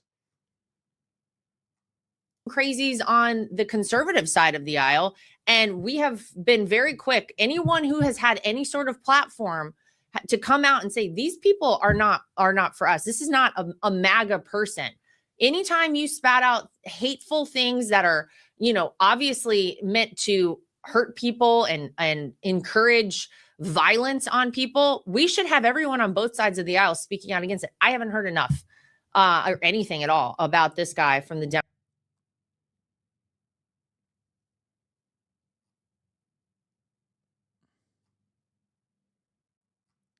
Yeah, something Lara Trump has never done, of course. Yeah. All right, so friend of the show, Madeline, was defending our honor, this community's honor, on Newsmax, which we will talk about. And then I'll look at the Rolling Stone article, and then we'll move on to some fun shit. Actually deserved the 9/11 terror attacks, and the audience booed at that response. I mean, was that taken out of context? The issue here is that the 30,000 people who watch him every day, plus the millions later that watch the clips, they know that he loves America. They know that he would. Does he love America more than China? I can't finish. Just let me finish. He's often rage baiting. Does he love America more than China? Yeah, I live here. I don't live in China. Pretty easy answer, don't you think? This is the funniest argument that dumb fuck conservatives make all the time, where they're like, they're coming in here to destroy this country. It's like, I promise you, no one from fucking Guatemala is making the trek to the United States of America to destroy the country. They're coming here to build a better future for themselves and their children. Okay? The idea that people live amongst us to specifically destroy the country, that's only true if they're Republican, dog. That's it. Okay? Yeah, there are Americans that live amongst us, for sure, that want to destroy this country, that want to destroy and rip apart the moral fabric that holds this thing together. They're Republican. They're called Republicans. They vote Republican. They're in the Republican Party. Some of them at least act like they're Republicans when they fundraise for the Republicans, but they're actually lizard people like Peter Thiel, That's it. That's the only group of people I know that are actively and aggressively trying to destroy this fucking country. No one who wants to, and I mean no one who wants to fight so that every American can have fucking free healthcare hates America. That makes no sense. I want to give everybody healthcare. I want to give everybody housing, okay? Republicans don't. And there are millions of dumb fucks out there who literally look at that and go, I guess the Republican is the one that loves the country, and the guy with the name Hasan who wants to give me health care and make sure that I have guaranteed income and federally mandated housing is the enemy. Dirt. Yeah, dude, I want to destroy America by making sure that every American has health care, every American has housing. That's what I want to do. I want to destroy it by doing that. I want to destroy America by offering free college so we can no longer have so many dumb fucks running around. Yeah, it is those who tell you you don't deserve those things. Those are the ones who really love you, love your children, and love this country. You're right. You got it.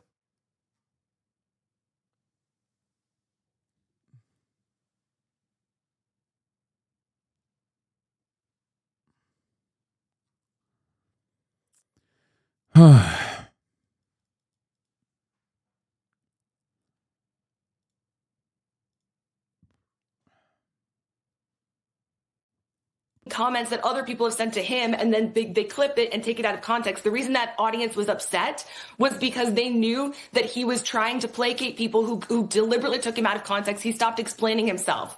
This is, and it's really not even just the Republicans doing it. This is the establishment Democrats who know what they're doing is wrong, but they're doing it anyways because they're trying to get people like myself who are Jewish to be afraid of the DSA candidates. That's why this is happening.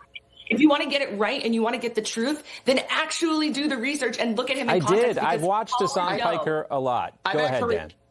I was going to say, so when he said that the terrorists should do insanely inappropriate things to the eye socket that was blown out of Representative Dan Crenshaw and got so frustrated about Crenshaw's politics that he said, bleep, America deserved 9/11, bro.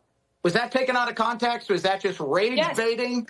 Yes, it was. So when he said he wants somebody to have intercourse with a man's eye socket. I didn't say that. I didn't say I want somebody to have. Never mind. I'm not going to. I'm not going to relitigate this statement, okay? That was taken out of context. Was that just being that's appropriate discourse? And nobody should ask why 30,000 Democrats watch that every day and find that completely fine. I mean, are we? Hold on, Dan. I want to hear Madeline's response. He's okay.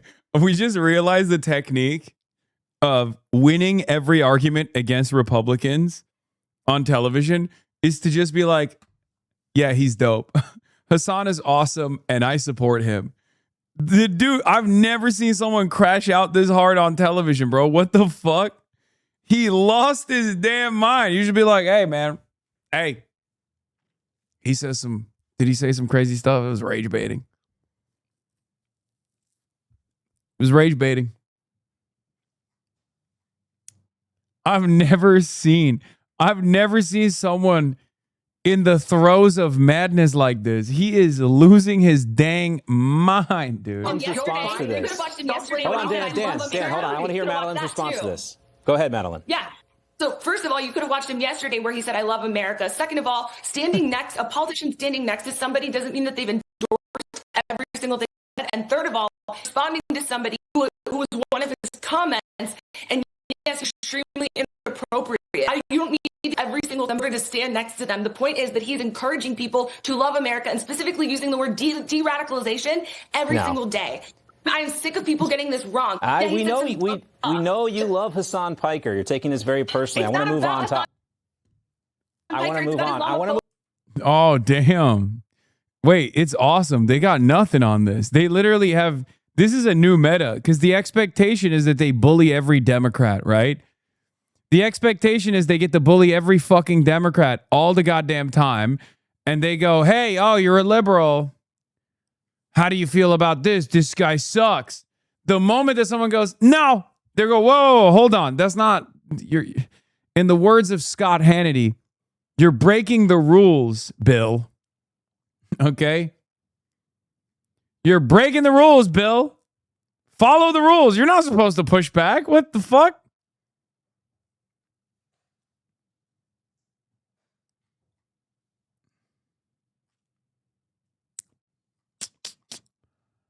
Turns out you can just rage bait him.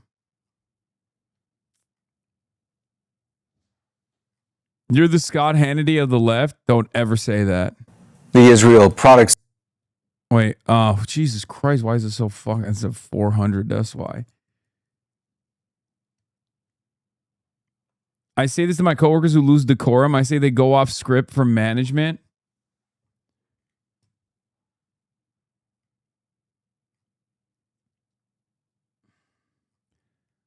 It is low key.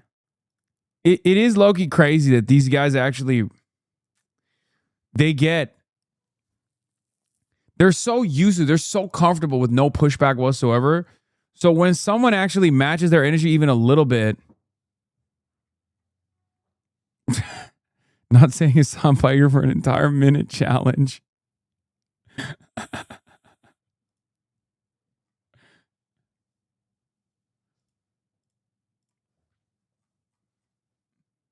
Damn, there's a lot of fucking viral tweets on this goddamn platform. What the hell?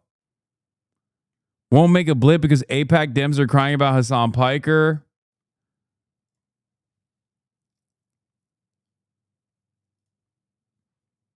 Democrats have condemned Hasan Piker more than they condemned ICE for killing people in Minnesota, Texas, and Maine. That's also true. ICE are American heroes. Israeli government $7,000.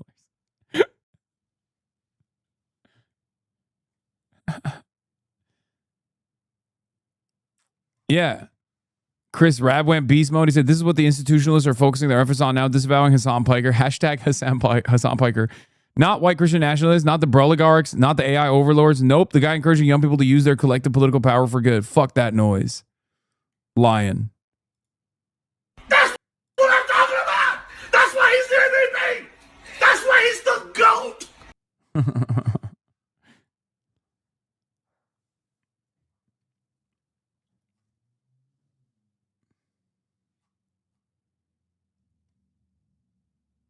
Chris is indicating he won't support Hakeem.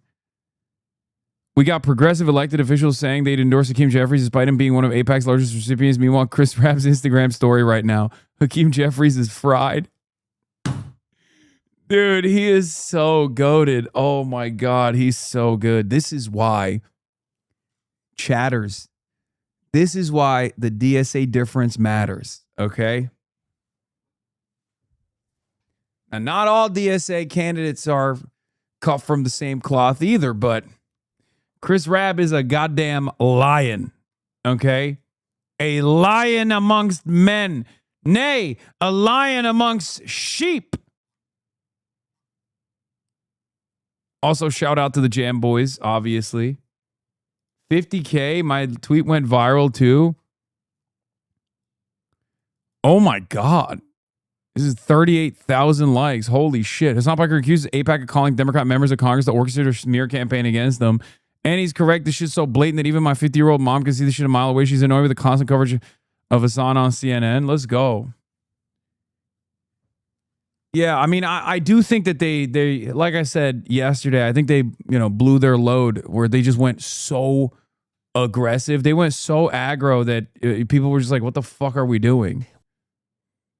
There's also this guy who's talking what you're about to watch Dave is Neal. Absolute insanity. You may not have heard of left-wing streamer Hasan Piker until this year when Democratic Michigan Senate candidate Abdul El-Sayed began campaigning with him. Just a reminder, Piker has excused sexual violence from Hamas terrorists. Now, the controversial relationship... This idea that Hasan Piker, what did she say, excused sexual violence from Hamas terrorists is very, I mean, okay, it's complicated to dive into. I wanted to share what Barry Weiss had to say about this because she actually, it seems though the Free Press actually did reasonable journalism here. Yeah, which is crazy. CNN outflanking the Free Press is wild. But I guess different audiences, so different strokes for different folks. Free Press's audience is already super pro-Israel, that they can actually say the thing in context and still expect their audience to be mad about it. Still wild, though. Yeah, it doesn't matter if rapes happened on October 7th, Hasan Piker said, while live streaming on May 22nd, 2024, it doesn't change the dynamic for me. Apparently, not even the most brutal, inhumane crimes committed during Hamas' October 7th invasion of Israel could justify the Israeli military response, which he repeatedly refers to as an ethnic cleansing campaign.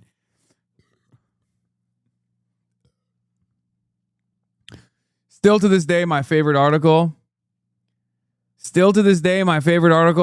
Title at least, The Handsome Face of Terror Apologia. Quotes, it doesn't matter if rapes happened on October 7th, Hasan Piker said while live streaming on May 22nd, 2024. It doesn't change the dynamic for me. Apparently not even the most brutal, inhumane crimes committed during Hamas's October 7th, 2023 invasion. I like that the Free Press's argument also doesn't make any sense. Like, at least if you're trying to present if you're trying to present this in the most negative way, you got to go in the same way that Dana Fash did, right? Because they're literally saying, no, brutal crimes on October 7th do justify genocide.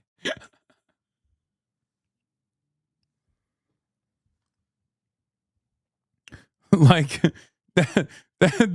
their position, the Free Press position was no, you don't understand. Actually, it does justify genocide. Excuse me. Of Israel could justify the Israeli military response, which he repeatedly refers to as an ethnic cleansing campaign. The wild thing here is that even Barry Weiss's website understood the meaning of what he said. Apparently, not even the most brutal, inhumane crimes committed during Hamas's October 7th invasion of Israel could justify the Israeli military response.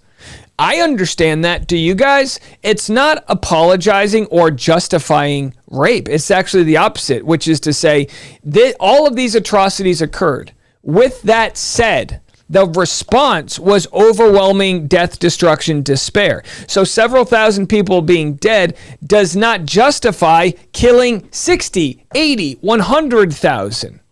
That's it.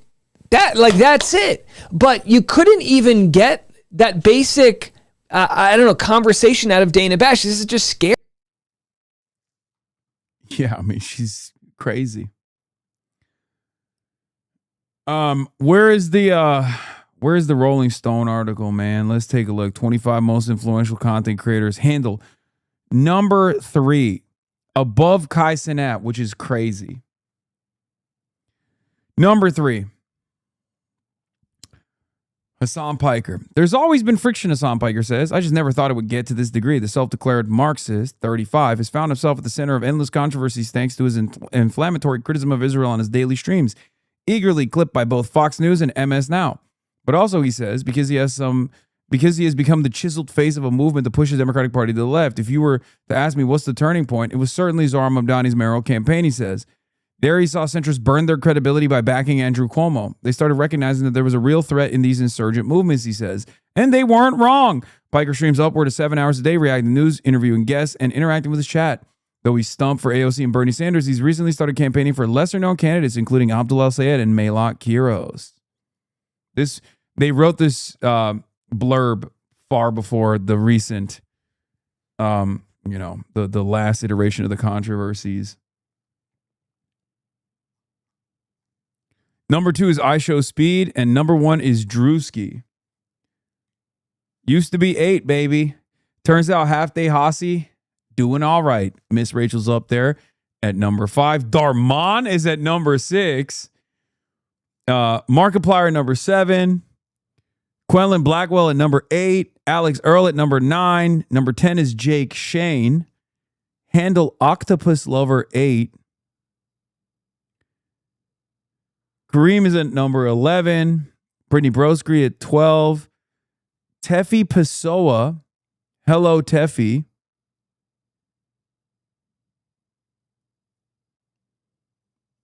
Drew Afuelo.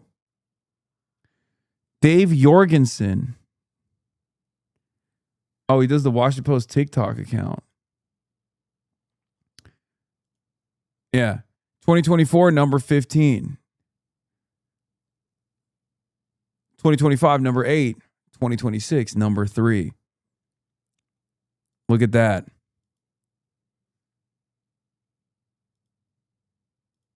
It's because I put the suit on, dude. Y'all were talking big shit about the suit. What the hell are people like Joe Scarborough talking about? How is this equivalent?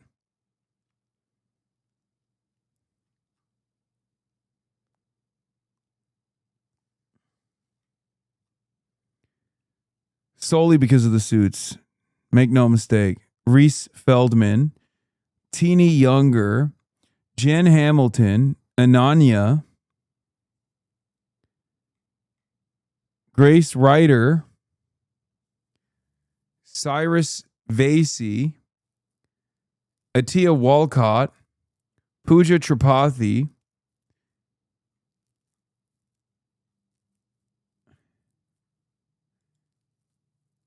the unaffected Brooklyn barista with appalling customer service. Oh, I've seen. They're very funny. Leigh Serrano, Chan and Jamal.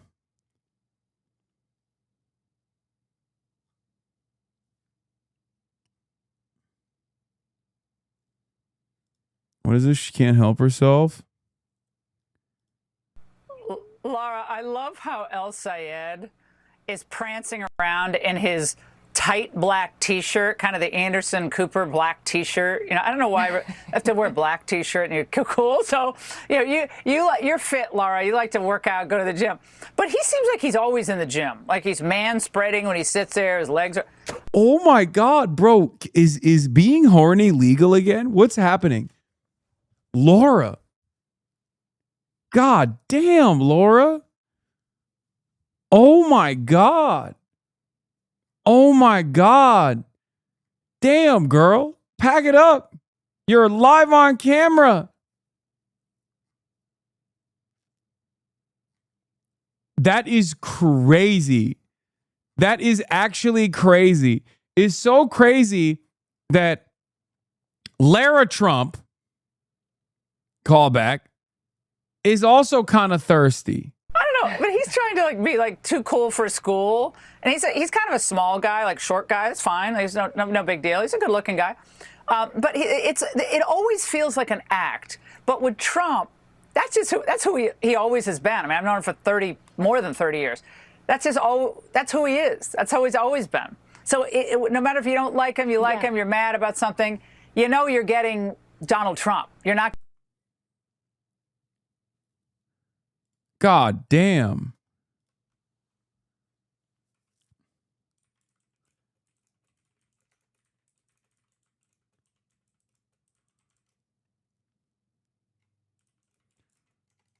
Last time I saw someone this thirsty on Fox News, it was Hannity glazing Trump. Is it crime to be horned is right. And yes, this level of horny is criminal, I think. I think we've reached the standard of criminal levels of horniness. Anyway, let's do it. Curtis Sliwa talks violence, vigilantism, Jewish. Not sure what happened with this headline. Okay. But I'm with it. I was crying. Were you crying? For your mom. Seriously? Oh, man. Okay. I Come mean on. that. I said bad things about No, your you weren't mom. saying, no, we were busting balls. You know, I'm not offended. I believe that God writes it I'm not in the offended. book. I'm How not am I offended. going to get through the pearly gates? No, come on. Stop it. Oh, give me a hug. You want to give me a hug? I can't. I No, love you. I please. love you. Please. You want to give me a hug?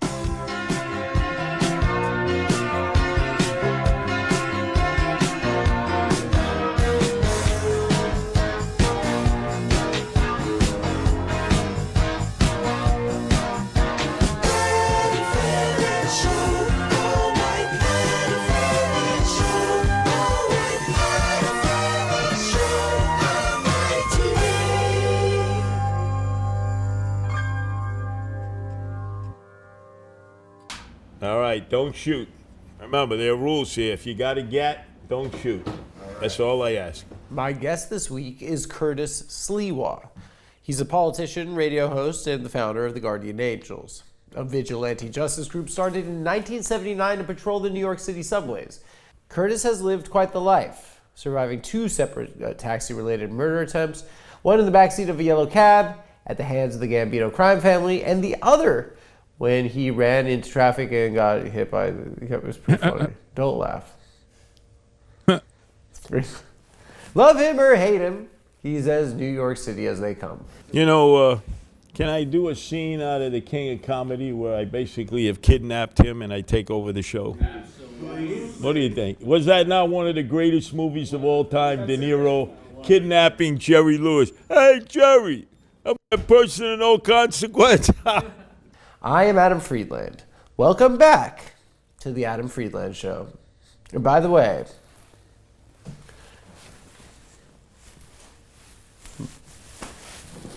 I'm rich now. This is nice. Enjoy the show. Ladies and gentlemen, let's give it up for New York City legend, radio host, founder of the Guardian Angels, former candidate for mayor of New York. You want to show them the back of your T-shirt or your jacket? The People's Mayor of NYC, Curtis Sliwa. Thanks for coming. Thanks for joining us. Oh, my pleasure. You were telling me that soccer. I mean, this is a good indication of the political divide because you're a Republican. You like American football. Let's be honest. Zohan Mandami loves soccer, right? Yeah. Kickball, goal. After 90 minutes, it's 0-0, 0-0. Yeah, what a boring game. Hockey could be 0-0. But that's more Canadian than American. Trust me. What about the Rangers? American smash mouth football. I love the Rangers. I was a Ranger fan before you were birthed. No, come on. Absolutely. You know what I remember? You've been a Ranger fan for 6 months. We all know that. Let me tell you, I was in the old Garden, right? Yeah. 50th and 8th. Afternoon matinee show. $1.50 for a student government organization with a student government organization card. $1.50. When's that, in the 60s? Yeah, you can brown bag your own lunch. About 66. It was a brand new guy, Bobby Orr, rookie on the Boston Bruins against the lowly Rangers. Let me see if I can get them. All right, Jockerman in goal.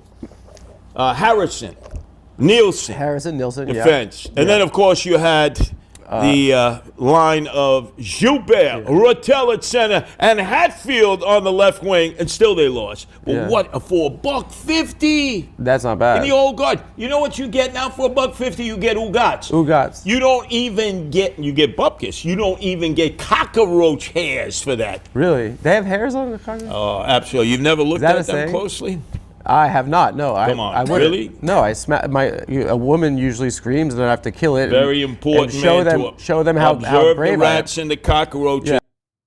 It's just crazy because he is not putting on an act. You know what I mean? Like when the cameras are off, he doesn't turn around and go, and yes, indubitably. That's just who he is, and he talks like this, and he thinks like this. It's unbelievable. As they go, so very hard not to love the guy, even though he has done a hate crime on the Sean Hannity show with his Guardians one time, where they just beat the fuck out of a random guy because they suspect him of being an undocumented migrant. Go us. They will out-survive us. Mamdani's against the rats. I like that. He's against, but the rats are disgusting. You never beat the rats. Look, trust me. I know two-legged rats, and I know four-legged rats. They're survivors, those guys. Right. They could hold their breath underwater for 10 minutes or something. You will never beat the rats or the mice. You can have détente. You can have a ceasefire. All you do is, and I wanted to be the rat off for Eric Adams at Crook, but he didn't want me. I would have done it no charge because I'm nocturnal. Yeah. You explain to the rats and the mice, look, you can come out at night because you're nocturnal, but you got to stay in during the day. It's sort of like the peace we have with Iran now, right? How do you explain that to the rats? What? What the fuck does that even mean? Like with Iran, is it a piece or is it in fucking pieces? Hey yo, I'm walking here. So, well, you got to feed them a little bit of that Parmesan cheese. When you want a two-legged rat, like Ratatouille, right? Sammy the Bull Gravano to sing, you give him some Parmesan cheese. Likewise with the four-legged rats and the mice.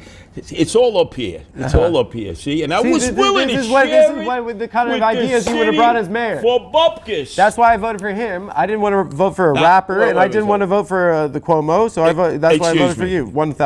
You weren't a Cuomo sexual? Don't lie to me. Me? Yeah. No, most I mean, certainly not. smacking fannies and killing grannies. You would have even thought No, of it was, voting just, for that it was guy. a little bit too much about the Jews, and I was like, stop talking about Now, wait a Jews. second, but you're a Jew, aren't you? I know, but I was like, stop talking about it. No, but this is all they want to we talk like about. Quiet. We like quiet. Palestinians, Israelis. What does that have to do with New York? Exactly. So it's just like, shut up. Like, just be. We like quiet. We like to when things. Okay. We like the quiet, and we like whispering. This is whispers. good. This is good. No, of course, it's stupid. Don't you love this?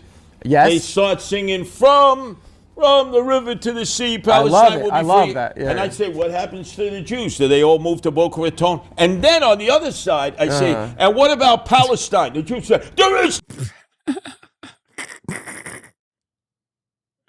Do they all move to Boca Raton? Hey, bring them out here, Brooklyn.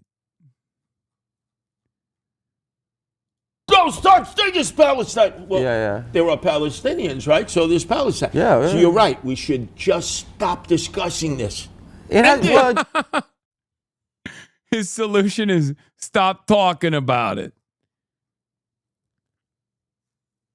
God, he's so awesome. I mean, he's just an insane person, and I am so deeply entertained. Give the Israelis Delaware.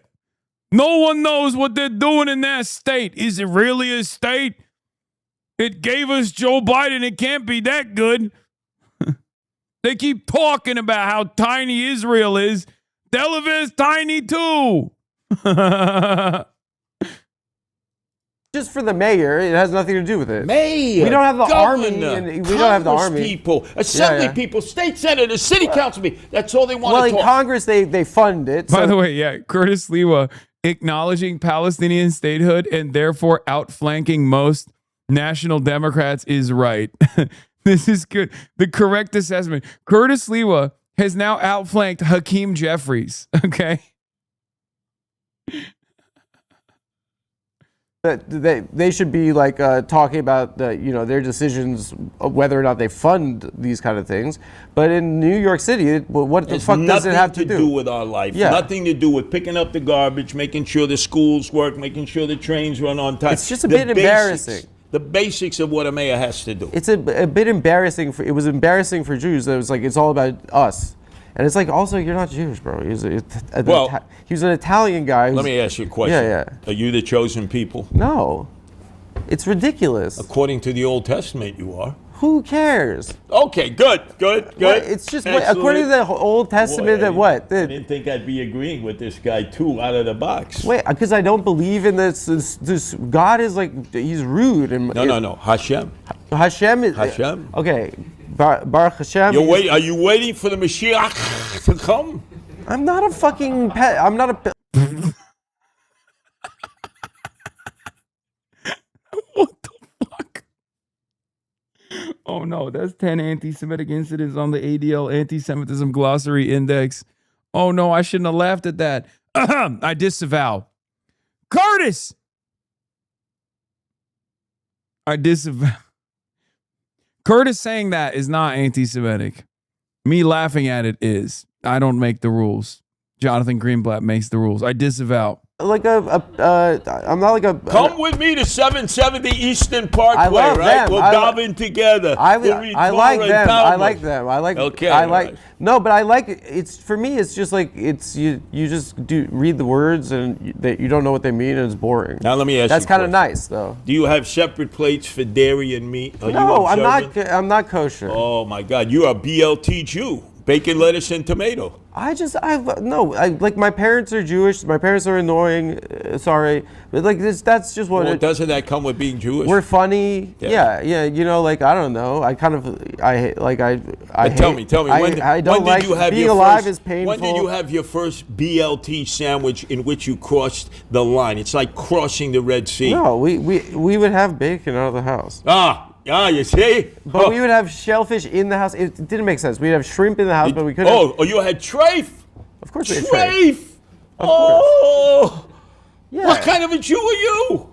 I'm just not an idiot. Yeah. Oh, okay. Yeah. Non-denominational Jew. No, I mean, like, you're not a Hasidim, you're not Orthodox, you're not conservative. I'm cultural. Yeah, a little reformed, right? A little reformed. No, reform is stupid. You don't even reform is like acoustic guitar lesbian. Like, let's talk about God, and that's even worse. You mean you don't? I go to Orthodox because it's the least spiritual, because it's boring. Could I ask you a question? Do you pay for your seat during Yom Kippur? No. We went to Chabad because it was free.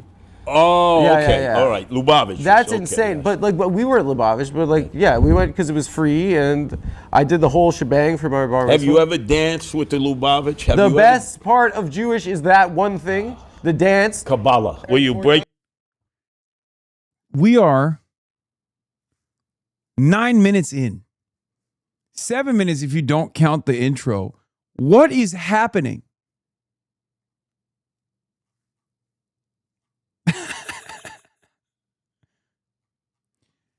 Yes, Curtis's wife and kids are Jewish, for the record. Except, they're also very critical of Israel. Curtis's wife has said some beast mode shit about Israel, which was unearthed during the mayoral run when they were trying to attack him as well. His first wife was also Jewish. He also said a bunch of crazy things. He said a bunch of wild things in the past and still continues to do so in the future, but it seems. The classes and I haven't been married yet. It's in September, and you will be there, my friend, and you will be at the Bima. Will this be an arranged marriage for you? Are you going to have a shidduch? No, we're not doing. It's nothing like that. The only thing we do is the sex through the. What woman in the world would want to be married to this guy? If I had to really profile him, it would be Schlub next to his name, right? A Schlub, right? Yeah, I do well. You and I both, we're both. Look at him. Look at his commanding presence. He's like looking at different cameras and shit. Like, he's running the show. This is no longer the Adam Friedland show. This is the Curtis Sliwa show featuring Adam Friedland. Ladies, men, okay? I used to be. In New York City, you could be this, and you've seen enough Seinfeld and Woody Allen movies that. No. Yeah, you got to understand. In you certain could be spots, this. You could be this, and the women think this is acceptable. No, they want to see the scatterol. No. Even before I had the scatterol. Really? Yeah. What is it so endearing about you that the women just can't stay away from? Because you could be a little bit of a nebbish, and that's like very that's a nebbish. type. You're very nebbish. That's the type. That's the type. So this is what happens when two alpha bulls get in a room and we just butt heads. I want to get into you. You want to get into my life? Yeah, because your life is fascinating. I've done nothing.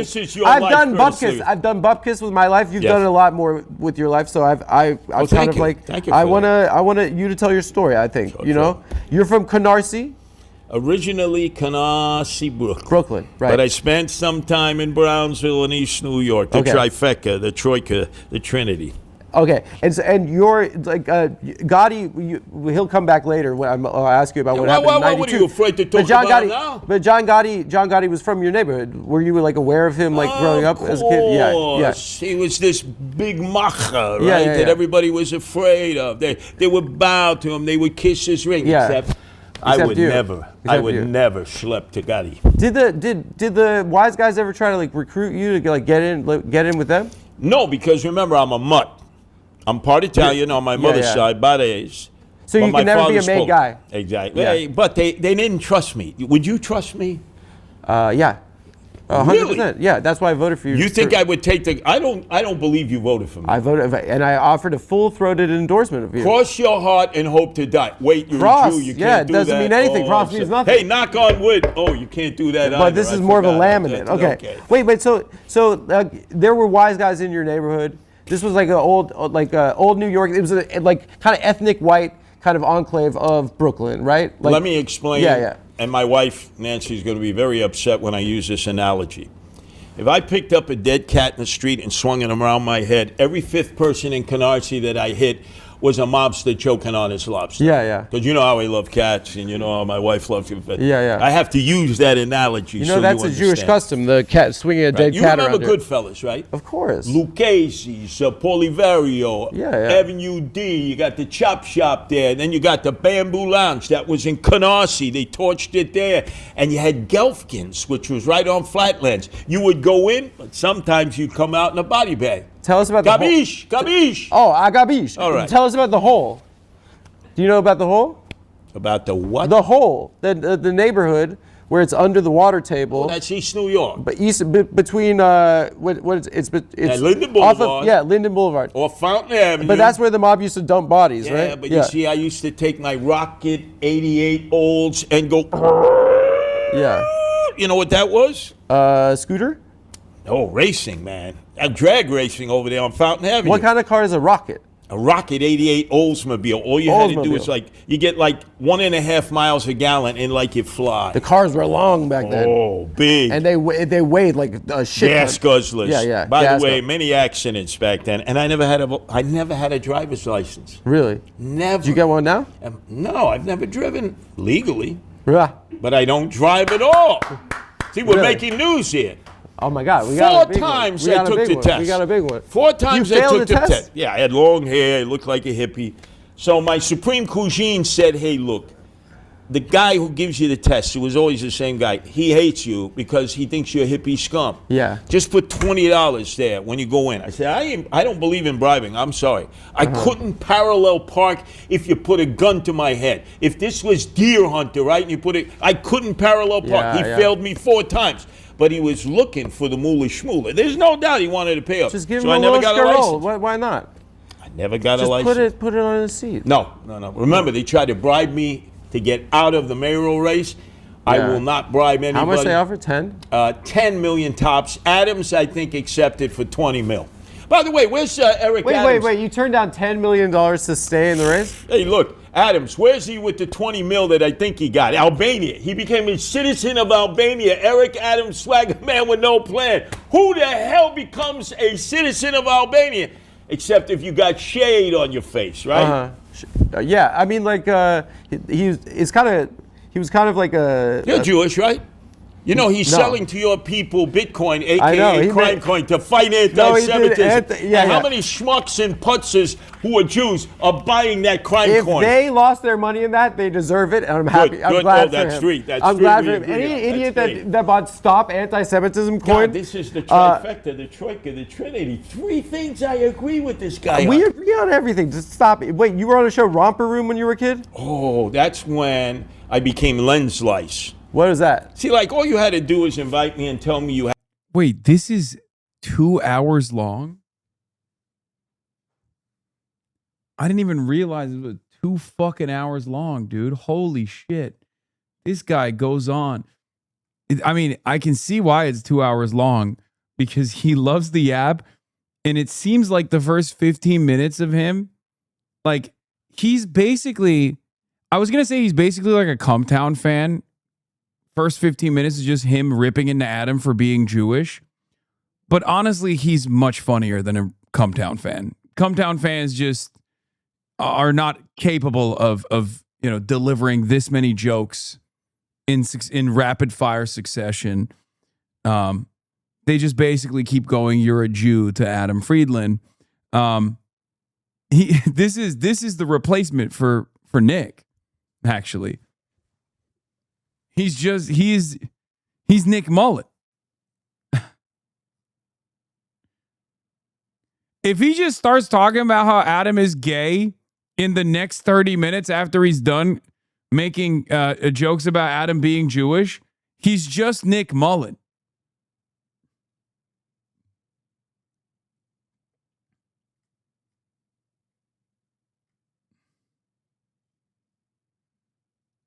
Had cameras in the room, and I was going to show up. So here I am, crushing it right now. A little kid on Romper Room. They were doobies and don't bees. Doobies like weed? Well, that came later. Yeah, he's NYC Guido voice. Oh my God. That's true. He's the real. Nick Mullen is the fucking imposter. Nick Mullen is the imposter. His name is NYC Guido Voice. This motherfucker lives NYC Guido Voice. Doobies and don't-bees. Okay. Don't-bees were bad. Doobies were good. I got you. And I was a doobie. 5 straight days on Romper Room, and I was on TV, Channel 9, and man, I'm telling you, I got addicted. It's like, man. Did you want to be an actor or a dancer? Oh, I actually was in summer stock up in Plymouth Rock with my cousin Jimmy Lonergan. Had a summer stock theater with his partner Leon, and my first role, Helen Keller. My older sister Alita played Helen Keller. Oh, you did. And me and my youngest, I wasn't a trans then. Although sometimes I identify that way. I don't know. You're an actor. You're an actor. You could act. Why can't you be a woman? Like, I don't know. It's acting. That's true. Yeah. But what were her lines? When I was asked. What were Helen's lines? Excuse me? What were the lines? The lies of Helen. The lines. The line. I don't know. That was my older sister. All I had to do was cut out paper little mache things with. Remember the circled scissors so you didn't cut yourself. It's kind of insane that Helen Keller learned how to read and write but didn't know how to hear or see. You know where she was based out of? Russia. No. She was Soviet. Forest Hills. There are a lot of Russians Queens. there now. That's right. Really? Right there. Right there, 71st and Continental. She became a communist, no? She flirted with socialism, communism. Why? You have a problem with that? No. That's what me. Oh, you are? I don't know. What are you? Explain this because nobody I'm a communist. I don't know. seems to know what a socialist or a communist is. If I stopped 100. What is it? He was born of a Jewish mother. The Bronx Bull. Which means he's a Jew. When I come out to Jews, they say, no, not Jake LaMotta. I said, you should be proud. The pound for pound, the toughest man ever to walk around was Jake LaMotta. Let's give a nice round of it. Wait. Later on, he was a pedophile. No, can I take that back? He was an Epstein. Can I take that back, what please? Are you gonna do? Hey, by the way, how come we're not talking about all the guys who were involved with Epstein?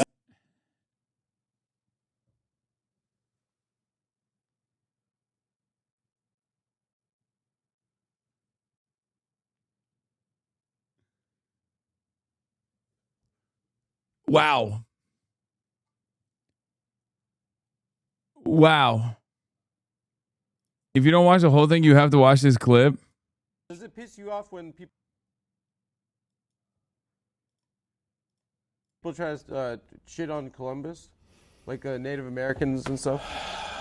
Christopher Columbus, right? Yeah. He was a degenerate. He had his problems. Yeah. He had his eccentricities. Yeah. He was Jewish. Did you know that? It's actually fake. No. They try to say he's Jewish, but he's not. He had a bris. Trust me. He had to drop his drawers to prove that he had. What are you saying? He had a bris. Trust me. Why is he talking like he saw Christopher Columbus's dick, bro? Trust me. I saw it. He was packing. All right.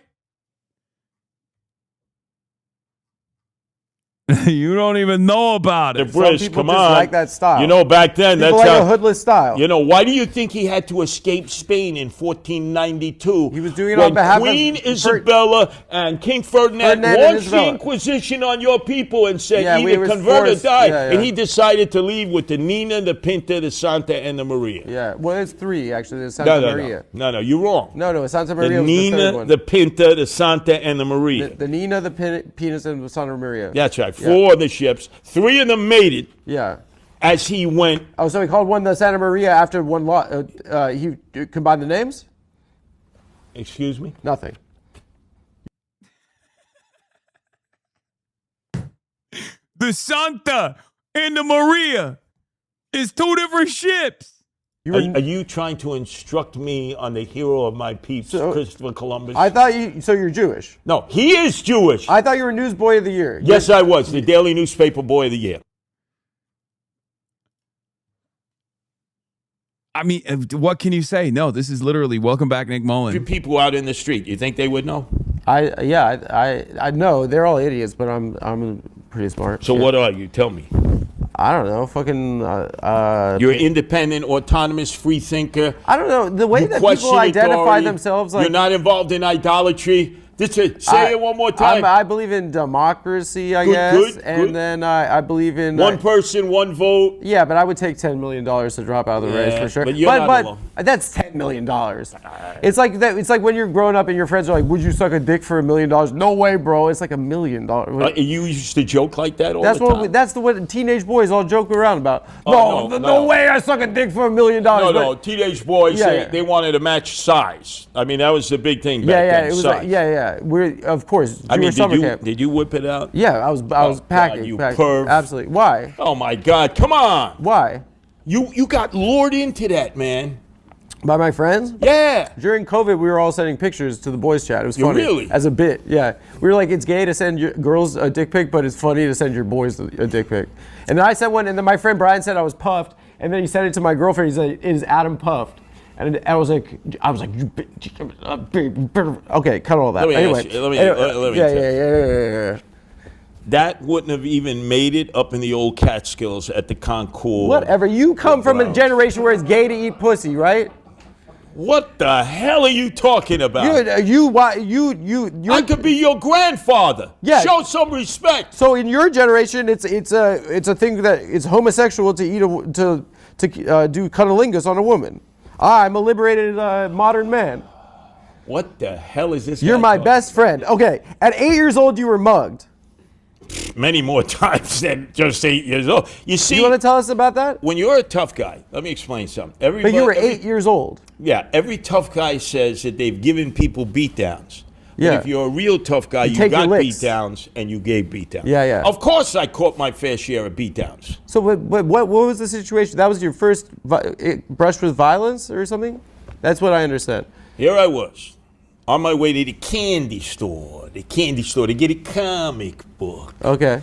And some of the Supreme Cuisines who were a little older than me surrounded me. So it was like teenagers? Not really. So it's not a mugging? I'd say a year or two on me. Oh, so you just got in a fight with the older kids? It wasn't even a fight, man. They jumped me. Why would they call it a mugging? Let me ask you a question. That's not a mugging. You don't sound to me like a fighter, and you don't sound to me like a lover. No. Clocked his shit. You're sort of like you're staying on the sidelines, and then who's ever winning, you jump in. That's right, get him, Sal, Vinny. I was on your side all the time, right? Yeah. Right? Okay. No. I'm a fence sitter. I go with the. You go with the winner. I go with the winner, of course. Yeah, no. I mean, I think that in school, the kids get like their voices drop in beards like years before other kids, and so I was like, I have to survive somehow. So I just started making jokes.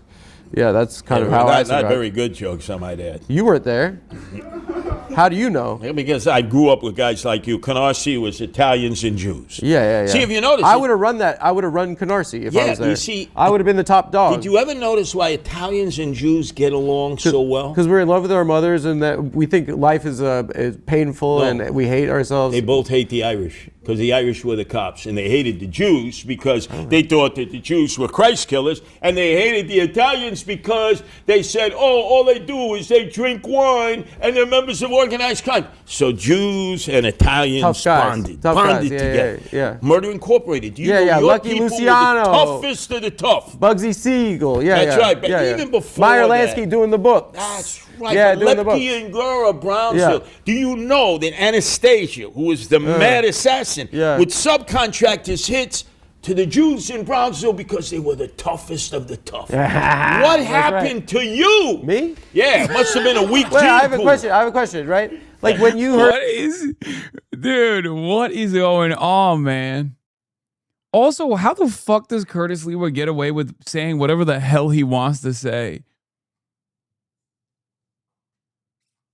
About that thing in Minneapolis, right? Yeah. With the Somalis who are like, they're 98% legals here. Like, isn't that kind of what us guys did? Like when we came over here? Weren't we all doing Somali daycare? We were like boat jumpers? No, we were doing Somali daycare frauds. Yeah, well, it was olive oil. Isn't it kind of the same thing as like what we were doing? It's just an immigrant group. No, let me give you the difference. It kind of just reminded me of that. I'll give you the difference. No? Italians were involved in import-export, right? Olive oil. I'm just saying it's like You know how much of the olive oil is fake Fugazi olive oil I'm not now saying in it's the world? the same crime. I'm saying 75%. I know that. That pisses me off to know. What it. happened I to the don't know real that. olive oil? Yeah, I know. You people grow it in the Middle East and you fight over it with the It's Palestinians not over me, the people. olive trees. Not me, people, my friend. Not me, people. No, no. What I was saying is like, just like kind of like an immigrant group trying to like, we were kind of a bit breaking the laws too, a little bit. Like what were you doing? Huh? Well, and I wasn't here. My parents moved here in the 80s. But Jewish lightning, Jewish electricity, is that what you're talking about? No. You're missing my point. Oh. I'm saying when I saw the daycare fraud, I'm like, yeah, we were doing like little rackets and schemes ourselves. Like when after we came over off the boat from Ellis Island. So I'm like a little bit like why is like, yeah, it's just a couple of generations ago that we got here, and it's kind of like the same kind of shit. You're trying to say that's like evolutionary. You come over here. I'm just saying that you don't have two nickels to rub together, and right away you're in a racket. I'm just saying that the way that it sounds, the way people are describing Somalis is like kind of how they described us. Let me ask you. Is that not right? I always thought the making of the matzahs by some was a racket. Because to make good matzah it takes 18 minutes, right? I don't know. It's disgusting. It gives.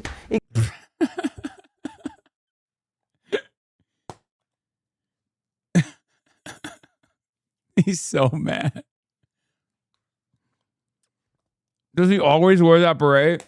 Yes, except for one time on the debate stage where he didn't wear it, and he had a very visible beret tan line, and it was awesome. It gives the you Gentile has it gives to you tell constipation. him how to make matzah. No Jews make matzah, and we don't know anything about the lightning. It's boring. No, it's Jewish electricity. Jewish lightning, yeah. right? Hey, look. Listen, I know. You say everybody had we a know racket. romantic comedies, and we know like that. Yes. That's yeah. Hey, and who's 100 years old? Dick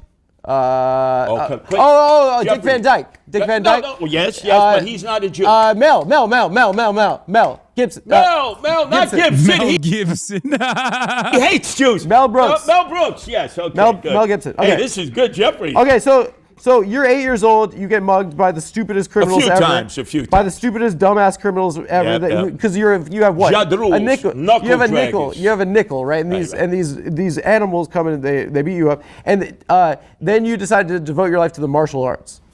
Is that correct? My dad decided that. He was a merchant sailor. And your dad was a big, buff guy. Oh, man. Let me tell you. A merchant sailor, so you are Jewish. Yeah.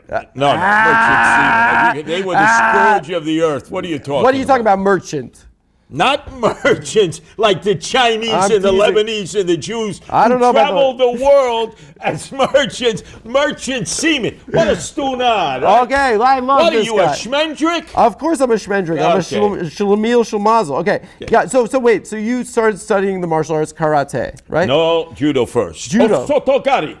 Okay, and where was your dojo and who's your sensei? Bridgewood. So literally what's going on? It has been 24 minutes so far of him just ripping into Adam for being too Jewish and then being not Jewish enough. I'm telling you, welcome back, Cumtown. Like this is Nick Mullen. Ridgewood, Queens. I used to have to take the LL train, lousy line, to the Hamburg train. It was made in Hamburg because they were all Germans living there in Ridgewood. Yeah. Fresh Pond Road. Oh, now it's Polish, but it used to be German. Now it's all the Gen Zers and millennials. That's where they have the hall. What's it called? It's too expensive. Gottschalk Hall. That's like German. Yeah, and then the Polonaise was in Greenpoint. But you see, you Gen Zers, you millennials, you know they're getting a Whole Foods. The rent is too high to pay. They're getting a Whole Foods. Gentrification. Where are all my Polish brothers and sisters in solidarity? Right? No, not so loud. Come on. Did you know I was the Grand Marshal of the Pulaski Day Parade in 2000. You were. And when I came out Did they give you a baton? Oh, yes. And when I came out of St. Patrick's Cathedral with my red beret, tux and tails on, there was a tourist bus from San Diego that came up. And they said, Curtis, I didn't know Polish people have a holiday for Roman Polanski. I said, no, Pulaski, Kosciuszko. And it's not Kosciuszko. It's Kosciuszko. Can you say it right? Of course. Okay. Do you have that mustard? When given a choice, you take Hebrew National or do you take Kosciuszko mustard? Neither. Okay. What kind of Jew are you? I get like a kind of a French. What do you got, mayonnaise? No, I get like a French kind of like with the seeds, the mustard. What's it called? Like God, a kind of a. Obama. The Obama mustard, dude. The fancy mustard. That was a... Man, discourse was so crazy back then. It is wild. Also, I don't think Hebrew National makes... Yeah, Dijon or Poupon. Grey Poupon. But also... A Dijon mustard, you ignorant? Okay, well, I'm ignorant, yes. So forgetful. A Dijon. Okay, wait. So you did judo, then karate. You were a popular kid. You were good at sports. What sports did you play? Baseball. Baseball. What position? Center field, third base. Oh, center field. And Willie Mays. No, Mickey Mantle. Mickey Mantle. Willie Mays was too good for me. Yeah. You couldn't go over the head. Oh, yeah. That's right. Mickey Mantle was right there. Yeah. But my game was stickball. You I play was on the the streets. commissioner of stickball for 12 years here in New York City. Really? Under Rudy Giuliani and Michael Bloomberg. Bud Siegel over here. Yeah. Bud? No. No, it's Manfred. Wait a second. You Rob think Manfred. I have a bad rug on my head and I'm wearing the polyester waffle weave flame retarded pants? I don't Bud know why. Selig? I don't know why you're wearing that hat. You know, when I was on ESPN, did I ever tell you I did No. ESPN, the Curtis Sliwa Super Sports Spectacular? I was railing on Bud Selig, who was the owner of the Brewers and the head of Major League Baseball. I thought it was in Baltimore. And the no? boys from Bristol called up and said, fire him! And they fired me. Yeah, you can't go out at the commish. No. Bud Selig was from Milwaukee, not Baltimore. Man, Yeah. get your city straight. Yeah. Okay, wait. So you're a Yanks fan? Absolutely. There's Okay. only one team. I hate the Mets. Were your parents Dodger fans? No, my dad was from Chicago. He's a White Sox fan, and he hated my hero, Mickey Mantle. Yeah. So you know why it turned out the way I am. I hated that. Do you butt heads with your old man? No, growing up? only on the White Sox and the Yankees. He called Mickey Mantle a bum, a degenerate, an alcoholic. He was right about all that, but Really? he was my hero, number 7 in the pinstripes, Mickey Mantle. Maybe your dad wanted to be your hero, and he's like, why are you hero worshiping And then, this you man? know the worst moment of my life? No. Years later, I met Mickey Mantle at his gin mill right there on Central Park Did South. you cry? And he was a total degenerate. He was a nasty person. I met Willie Mays up in Riverdale. I thought, Willie, say hey, kid. He was nasty. And Joe DiMaggio was nasty. 3 of the best ball players of all time. And They're they rich just pricks. were nasty. Rich pricks. Yeah. Weren't even rich. They made $100,000 each a year. Yeah. You know? Who's the nicest famous person you've met? The nicest, The best guy. best guy. My kumbare Cheech, right? The nice guy. I Guy's don't so know. nice he Yeah. would take a bullet for me even though he wasn't a blood relative. Robert De Niro? Oh, get out of here. De Niro probably hates me. I have no idea. One time I walked up to him. I was introduced. He looked at me. Bobby. If looks could kill, I would have been a cadaver in No, formaldehyde. that's his face, but he has that face. Yeah, I don't think he's a Curtis Fit. You know, I don't know anybody who's really nice. You've never met a nice, famous person? Well, a priest I didn't trust. You understand why? Yeah. Nuns were nice. They didn't- Although they didn't hit hit you you. so hard, your mother would feel the vibrations with that 3-foot ruler. Really? I was raised by Josephite nuns. These were Irish nuns up in Crown Heights, Eastern Parkway, who told me that St. Brendan the Navigator discovered the New World, and not what I was told by the Italian Americans in my family and in Canarsie, that it was Columbus. Christopher Columbus. Does it piss you off when people try to shit on Columbus? Like Native Americans and stuff? Christopher Columbus, right? Yeah. He was a degenerate. He had his problems. Are you doing the Grand Theft Auto preview after this? Obviously, it's not as important as this or the Nepal floods. You might not even get to Grand Theft Auto 6 tonight, and that's completely understandable. I'm so excited for Grand Theft Auto 6 preview. Obviously, you'd want to do that last, though, since it's less important than the Nepal floods or the... You kidding me? I did all of those things today. Chatter, if you subscribe to the Piker Broadcasting Service, PBS, the People's Broadcasting Service, I'm expecting, I'm assuming that you probably just got off work and you just tuned into the HasanAbi broadcast and you don't know. But if you subscribe, you are capable of rewinding and you can watch immediately, instantaneously. You can subscribe to rewind. Or you could also, shouts out to our crackpot editing team, watch them on YouTube because both of these videos are already up. And one of them already has 200,000 views. Oh my God. The Grand Theft Auto 6 is going to break the economy video. 200,000 views. Wow. My editors are finally on Asmongold time. Yeah. Devastating flash floods in Nepal. Grand Theft Auto 6 is going to break the economy. The AIPAC Avengers are after me. Canada fights back against U.S. tariff war. The Hasan Piker smear campaign hit a new low. These are really good numbers, by the way. Like, kind of shocking. For in one day, Abdul Sayed makes Fox News host laugh at his opponent. 304,000 views. Did Fox News just 174,000, 161,000, 170? God damn, in one day. W editors. We've started to also rein in the Clips Industrial Complex.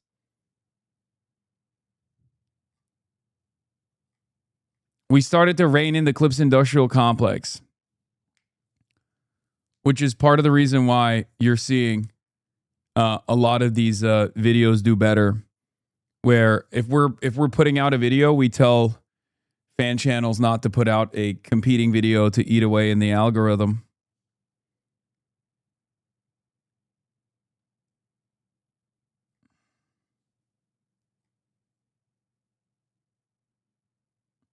Please tell the fan channels that we have a server to coordinate and they should add a contact email in their channel. Yes, every fan channel has to add a contact email.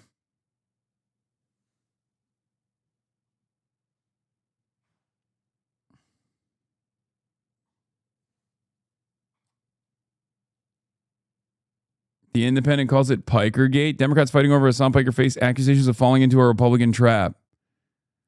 Which is true. It is true. I'm glad that the Independent has recognized it as such, because that is precisely what's going on.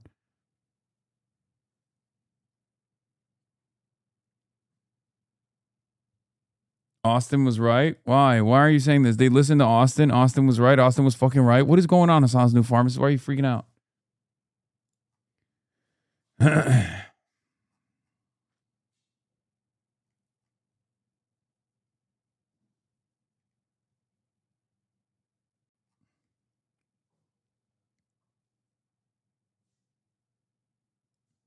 Dude, some of the fan channels are so rude. I'll comment, hey, Hasan wants you to not upload this clip VOD, and they'll be so annoying and rude about why they won't.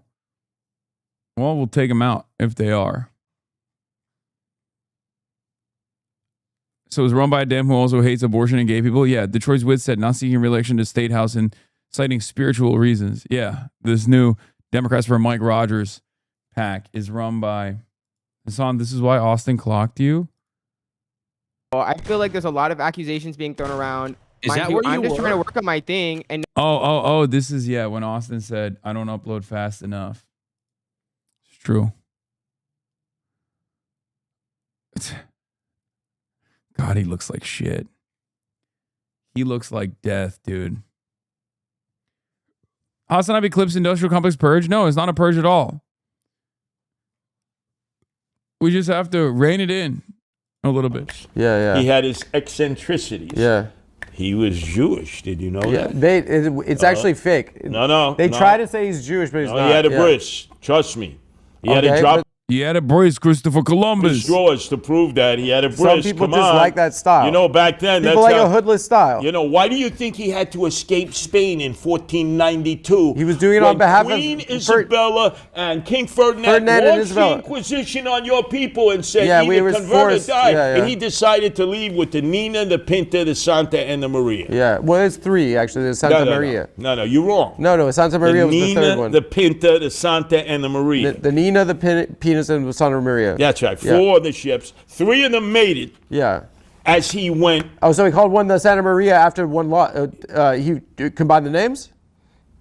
Excuse me? Nothing. Are you trying to instruct me on the hero of my peeps, Christopher Columbus? I thought you're Jewish. No, he is Jewish. I thought you were Newsboy of the Year. Yes, I was. The Daily Newspaper Boy of the Year. And President Nixon gave you an award for being Newsboy of the Year? In the White House. In the White House. He gave me a cheap pen and a tie clip. They told me, his consigliere, do not ask any questions of the president. Who's the consigliere? Kissinger? The chief of staff, whoever that was at the time. Oh, yeah. I didn't rewind it. We just skipped ahead, okay?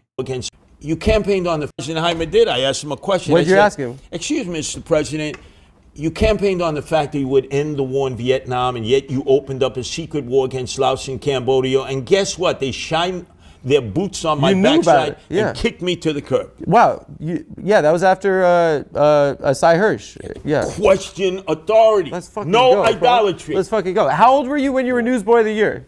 How old I was? 16. 16. I saw a picture of it. You're quite a handsome young man. Good-looking young man. Please don't come on to me. Do you used to pull a lot of chicks growing up? Not really. I was still sleeping with my baseball glove at that point. You were fucking a baseball glove? Of course. You hug your baseball glove. You have 50 rubber bands around it. Yeah. One for softball with a clincher, the other one with a hard ball. And I used to sleep with both of them until all of a sudden I started chasing skirts. How and old my were you marks then? went down. And then my mom said, you got to go back to Catholic school. You were in Bildersee Junior High School. I was in SP. Yeah. We thought it meant special people. Not for me. I ended up going to Brooklyn Prep. Yeah, so you went to Brooklyn Prep. You were president, student body president. Yes. You were a star athlete. You're popular. I wouldn't say a star athlete. I was captain of a team that won no games. Well, you're the captain. I'm not going to cross my heart. You don't mind if I cross my heart. Cross my heart and hope to die. Yeah. I was the captain of the baseball team as a sophomore. A capo de tutti. Yeah, very good. Yeah. Oh, boy, this guy's a slow learner, isn't he? I'm not a slow learner. It's okay. Let me ask you a question.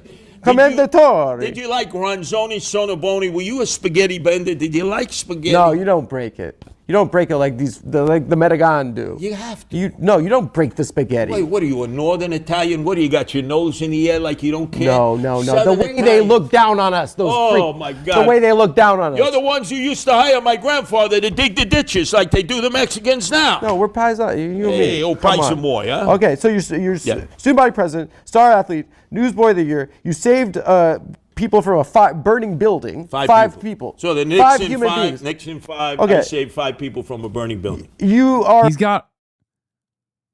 Dude, he always knows where the cameras are. He's always playing. A star. You were a judo black No, belt. by then I was a street fighter. Oh my God, I just realized it's been 32 minutes and he's still doing the fucking introduction. Oh my God.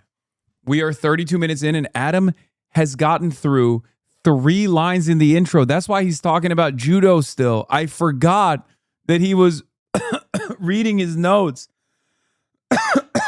to introduce who Curtis Sliwa is to his fucking audience. They just went right into it.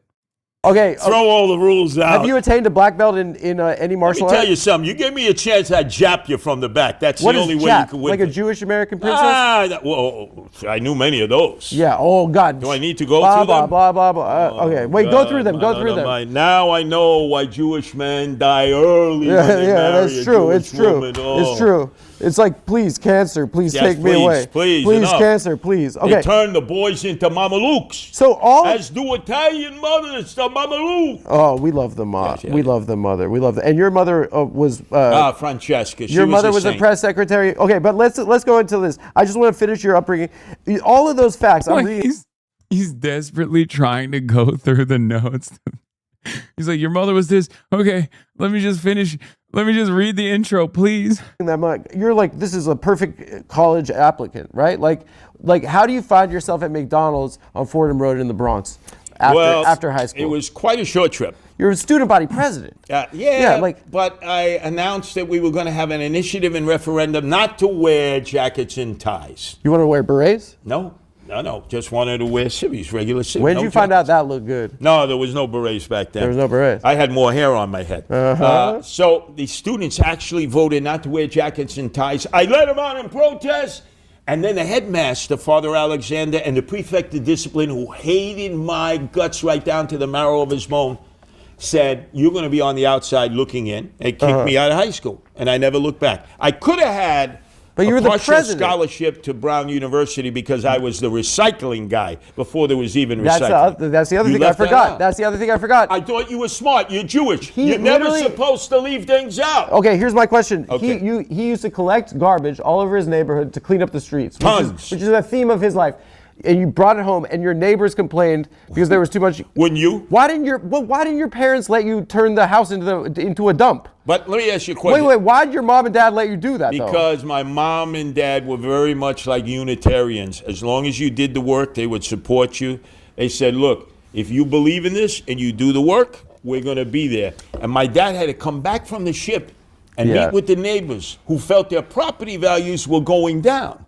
Because there was a junkyard on the corner, which was my house. My mother would have killed me if I did junk. Oh, my God, your mother would have said. They liked cleanliness. Have nothing to do with that junk man They on the thought corner. you were God's gift to the planet Earth, your parents. But did I ever tell you parents. how the Jewish guy would come around What does it have to with do the with truck, Jewish? Okay. and he would weigh the aluminum, the copper, and he put his thumb on the scale, not for me, but for the other day. Yeah. I'm not saying anything about the guys from Dean Street. The Italians were worse with waste paper. I'm telling you, they wouldn't take my waste paper. I was trying to save the world, recycle the trees, clean air, Mother Earth, global warming, climate change. I'm the only Republican who talks like that. You're the star boy, and then you're at McDonald's, Fordham Road, Bronx. Well, before I got there, I was pumping gas at Rocky Shell Station. This is the type of generational New York ethnic politics you woke skulls are afraid to talk about. Yeah. I mean, I wouldn't. I never would, because I think I would get canceled if I did like a fraction of the ethnic commentary that Curtis Sliwa has engaged in here. You know what I mean? Like I would get canceled off rip like 3 minutes in. Overnight, and then packing groceries at an AMP as the key man, and then I found my calling. The Golden Arches in the Bronx. Yeah. And I took the #2 train, the Beast, from Rockaway Avenue. I was living in Brownsville, then on Osborne and Hegeman. The only Is that like an hour? mighty. That's like an hour. Yeah, but I had first marriage, So she met Jacoby, I met Myers. It only lasted about an hour. She was from the Virgin Islands. We lived in Brownsville. I took the train from one tough neighborhood to an even worse neighborhood where the Bronx was burning. And I loved every second of it. So you were trying to get away from your wife, so you went to basically she came with the me. most dangerous place in New York City to get away. Yes. You're like, I'm going to go to the Bronx while it's burning during the summer of Sam. Yeah, God, that's how much of a battle axe she was. I had such. Hasan saying Yiddish words would be its own news cycle. I know Yiddish words.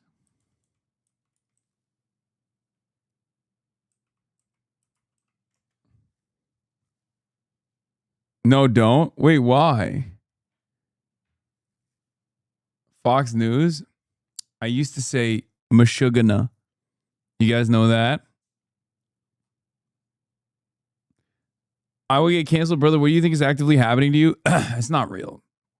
Cancellation is not real. No, that's the metal band is Meshuggah. Yeah. Chutzpah, Shiksa. I mean, there's obviously Schmuck, but is Tuckus, Schwitz, Schlep. I think you guys forget not only, I would say that Yiddish is more like East Coast Jewish culture, more so than West Coast Jewish culture. More Ashkenazis in the East Coast, but that's why I picked up. The band is named after the Yiddish word. Oh, I didn't know that. Yeah, but that's where these are just Curb Your Enthusiasm words. No, it's just from literally living in the East Coast. That's it. If you are in proximity to New York and New Jersey, you just learn a shit ton of Yiddish words.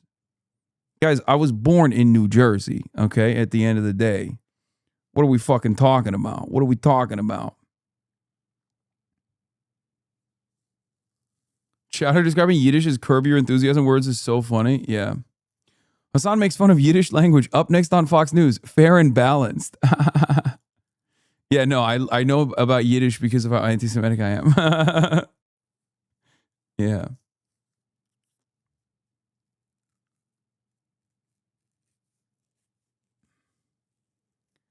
Yeah, that's the other thing. Jewish culture is so embedded in American culture that most people know Yiddish words and use it regularly without knowing. True.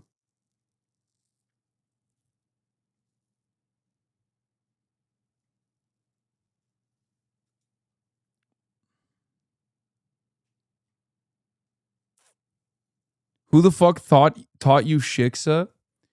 Okay, I'm going to repeat this one more time. I live in West Hollywood. Also, do you know how many Jewish friends I have? Many of which have married non-Jews.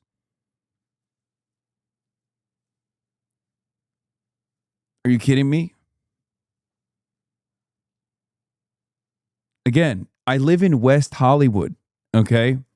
And even before then, guys, I lived in Miami, New Jersey, and Los Angeles. Those are the 3 places I lived in the United States of America. Okay? What are we talking about? Like,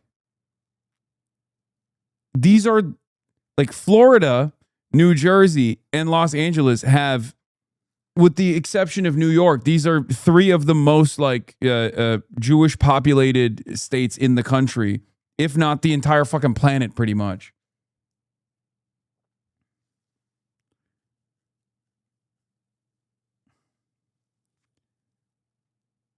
Nachas. Such joy. Let me tell you. I had no service. No service. I found my calling. Yeah. Okay, wait. So now one last thing about you're a night Mickey manager. D's. You're a Mickey night manager. D's Yes. would not allow me to go to McDonald's University in Oak Brook.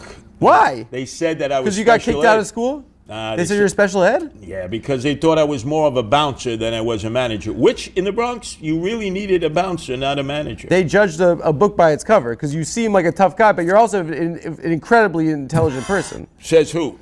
Not McDonald's, apparently. No, but I'm sorry. Rockstar has confirmed Hood Action News. Rockstar has confirmed that Jason Starr's story in Grand Theft Auto 6 uncircumcised, but player choices in the quests could change that. First of all, Hood Action News in my mind is now associated with the hood of your penis. I'm now assuming that Hood Action News is just to stay up to date with all things circumcision.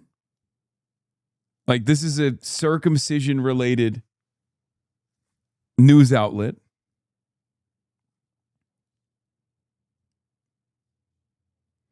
I'm Mexican, never met many Jews. Is this like AAVE but Jewish style? Serious question. No, chatter. Yiddish is not like AAVE but Jewish style. What the fuck? Oh, that's so funny. Oh. I guess it's actually, you're not wrong. Okay, you know what? I take it back. You're actually kind of right. No, that's actually not the worst way to describe it. Yeah, it's more like, yeah, it's like Creole. It's a mishmash. Goyim, please use Yiddish. We won't cancel you. I mean, Goyim do use Yiddish a lot. People say schmuck.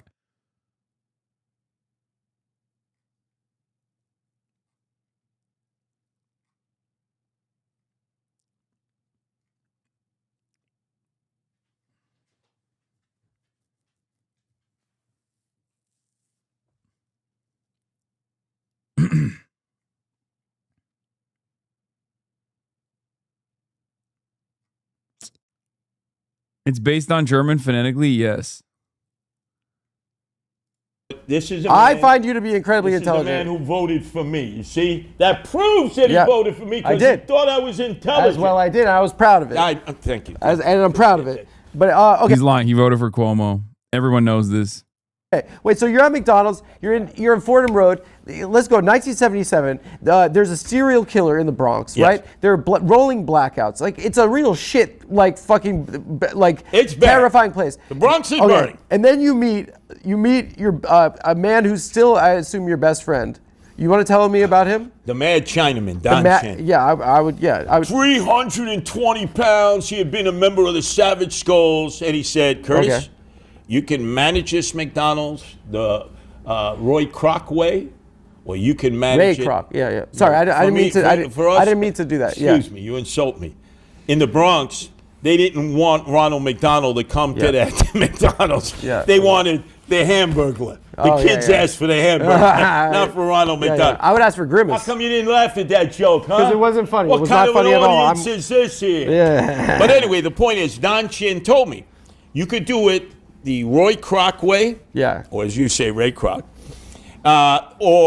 and I'll carry you out. There'll be 6 guys carrying you out. I'll give you your eulogy, or you could do it the Don Chin way and survive to open up the restaurant another day. I chose the Don Chin way. So he said you got, in order to fucking manage this McDonald's in the middle of just a fucking really dangerous, it's a rough area, right?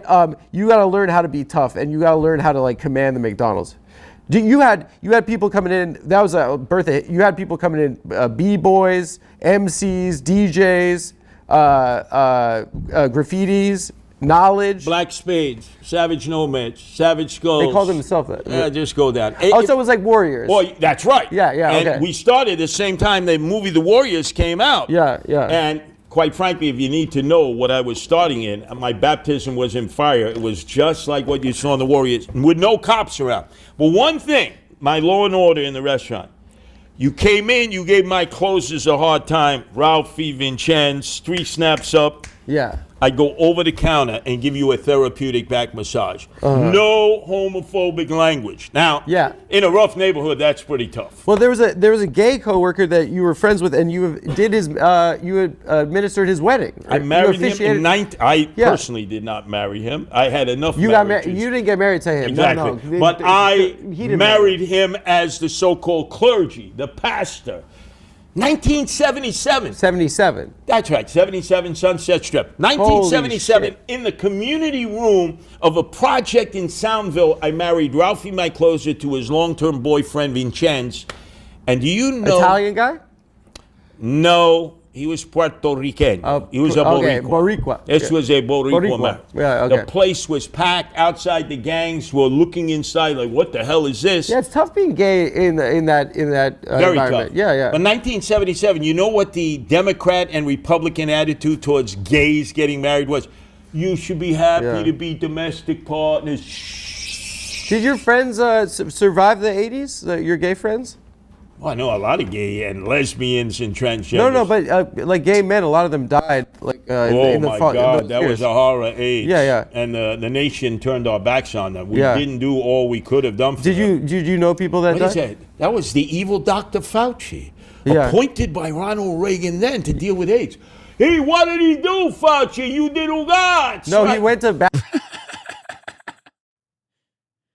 Because I was 100% right about it being a cultural thing of the East Coast. My Polish Catholic grandma and great grandma who grew up in Buffalo, New York, both use Yiddish words. Yeah, it's definitely a Northeast thing. It's specifically like New York, New Jersey.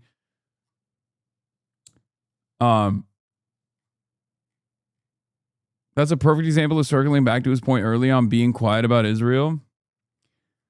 How is he a Republican? Yeah, I asked that question to myself, and maybe it's because he's from New York. He's just so New York that like this is as like Andrew Cuomo is sincerely a more conservative person than a guy who operated a paramilitary in New York subways for decades. I mean that. Like I genuinely think Andrew Cuomo is unironically more conservative than Curtis Sliwa is.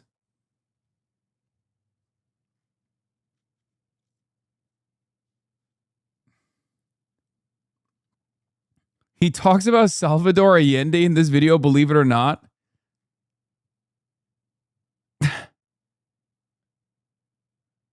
They don't make this kind of guy anymore. Yeah, unfortunately, the party polarization is so deeply set in nowadays that it's virtually like it's impossible to get a guy like this. There's no more like the last guy who did this, ironically enough, was Donald Trump, right? The heterodox conservative Donald Trump. And look at what he is now as opposed to how he was running in 2016. When Donald Trump was running in 2016, he was literally running as a pro-trans Republican.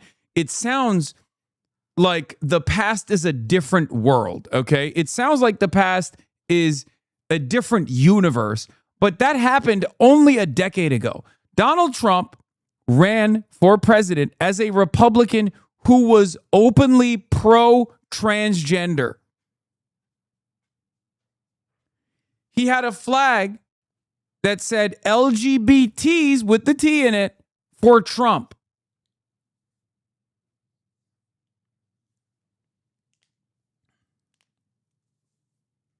Like, think about that. And even then, look at what has happened to Trump now. So in some ways, he was the heterodox, and many voters unironically thought that he was quite moderate even, regardless of his very clear-cut white supremacist, Islamophobic sentiment and his policies that he was advocating for. A lot of voters voted for Trump because they thought he was the moderate choice between him and Hillary Clinton. Not because they thought Hillary Clinton was too woke, mind you, but because Donald Trump was showing, like, I guess, the moderate opinions on a lot of social issues that people didn't give a shit about. Since then, of course, he is, maxed out on the social conservatism. Here it is. Yep. LGBTs for Trump.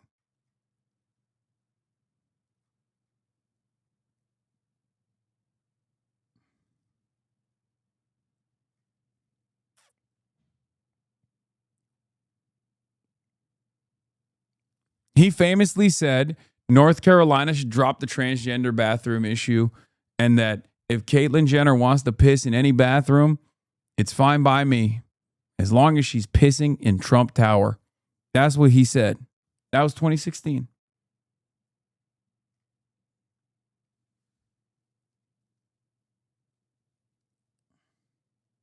And then he would fuck up at times, and he would be like, because he was trying to lock down the evangelicals. So he would fuck up and say accidentally shit like, yeah, I want to lock up women who have abortions. I remember this because I wrote about it at the time. I did a video on it. I talked about how, like, that is technically the anti-abortion position, is to punish women who get abortions, but you're not supposed to say it out loud. You're supposed to basically redirect the attention to the doctors, the evil doctors that are conducting the abortions, that kind of thing. But yeah. This isn't to say that he was woke, by the way, chatters. Curtis Sliwa is definitely a lot more woke than Trump ever was. Donald Trump also was the one who was like taking out full page ads in the New York Times demanding the execution of the Central Park Five. You know, he did all that stuff. His family was investigated by the federal government for refusing to rent properties to black people. So he was also still very racist. He's been racist. My point is, like, this kind of conservative, unironically, has died with Donald Trump in some respects. Like, I think party polarization is completely set in. I mean, who knows?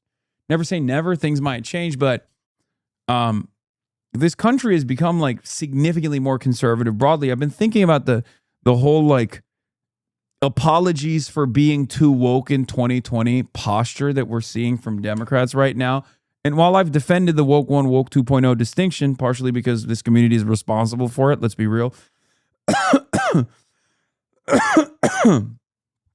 I don't like that there are so many Democrats that are running around apologizing for, wanting a better future.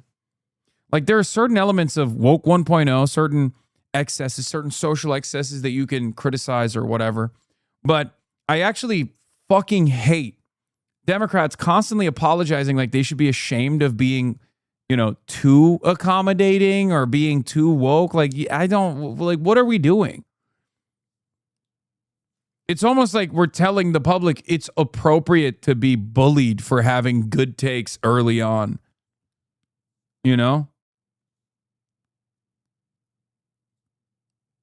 The excess in his case, or you were too nice? No. When I say social excesses, I'm talking about cases where you weren't nice at all. You were being a fucking asshole under the moniker of woke. That's the main difference, I think. And people still do this. People still do this all the time. Like the moral posturing, the endless moral posturing, claiming that you're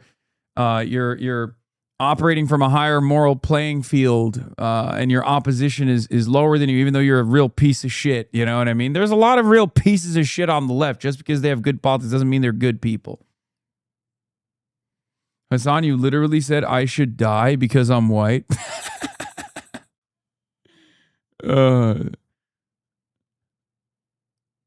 For once, someone defended you on Jon Stewart's podcast? Now, so there's this whole controversy about... Oh, this is from 2 weeks ago, chatter.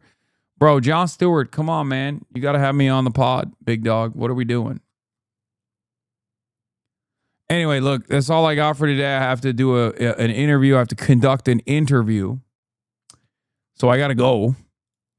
But this was a wonderful day. Great day. Lots of fun. Mostly because of the Grand Theft Auto 6 thing. I'm going to be honest. Like, it's fucking...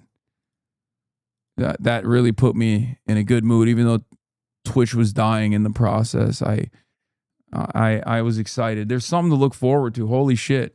Everybody postpone suicides now. 2 things, 2 reasons. 1, Israel has not been held accountable. The apartheid has not been abolished. You can't let the Israeli apartheid outlive you. And 2, Grand Theft Auto 6 is coming. Okay?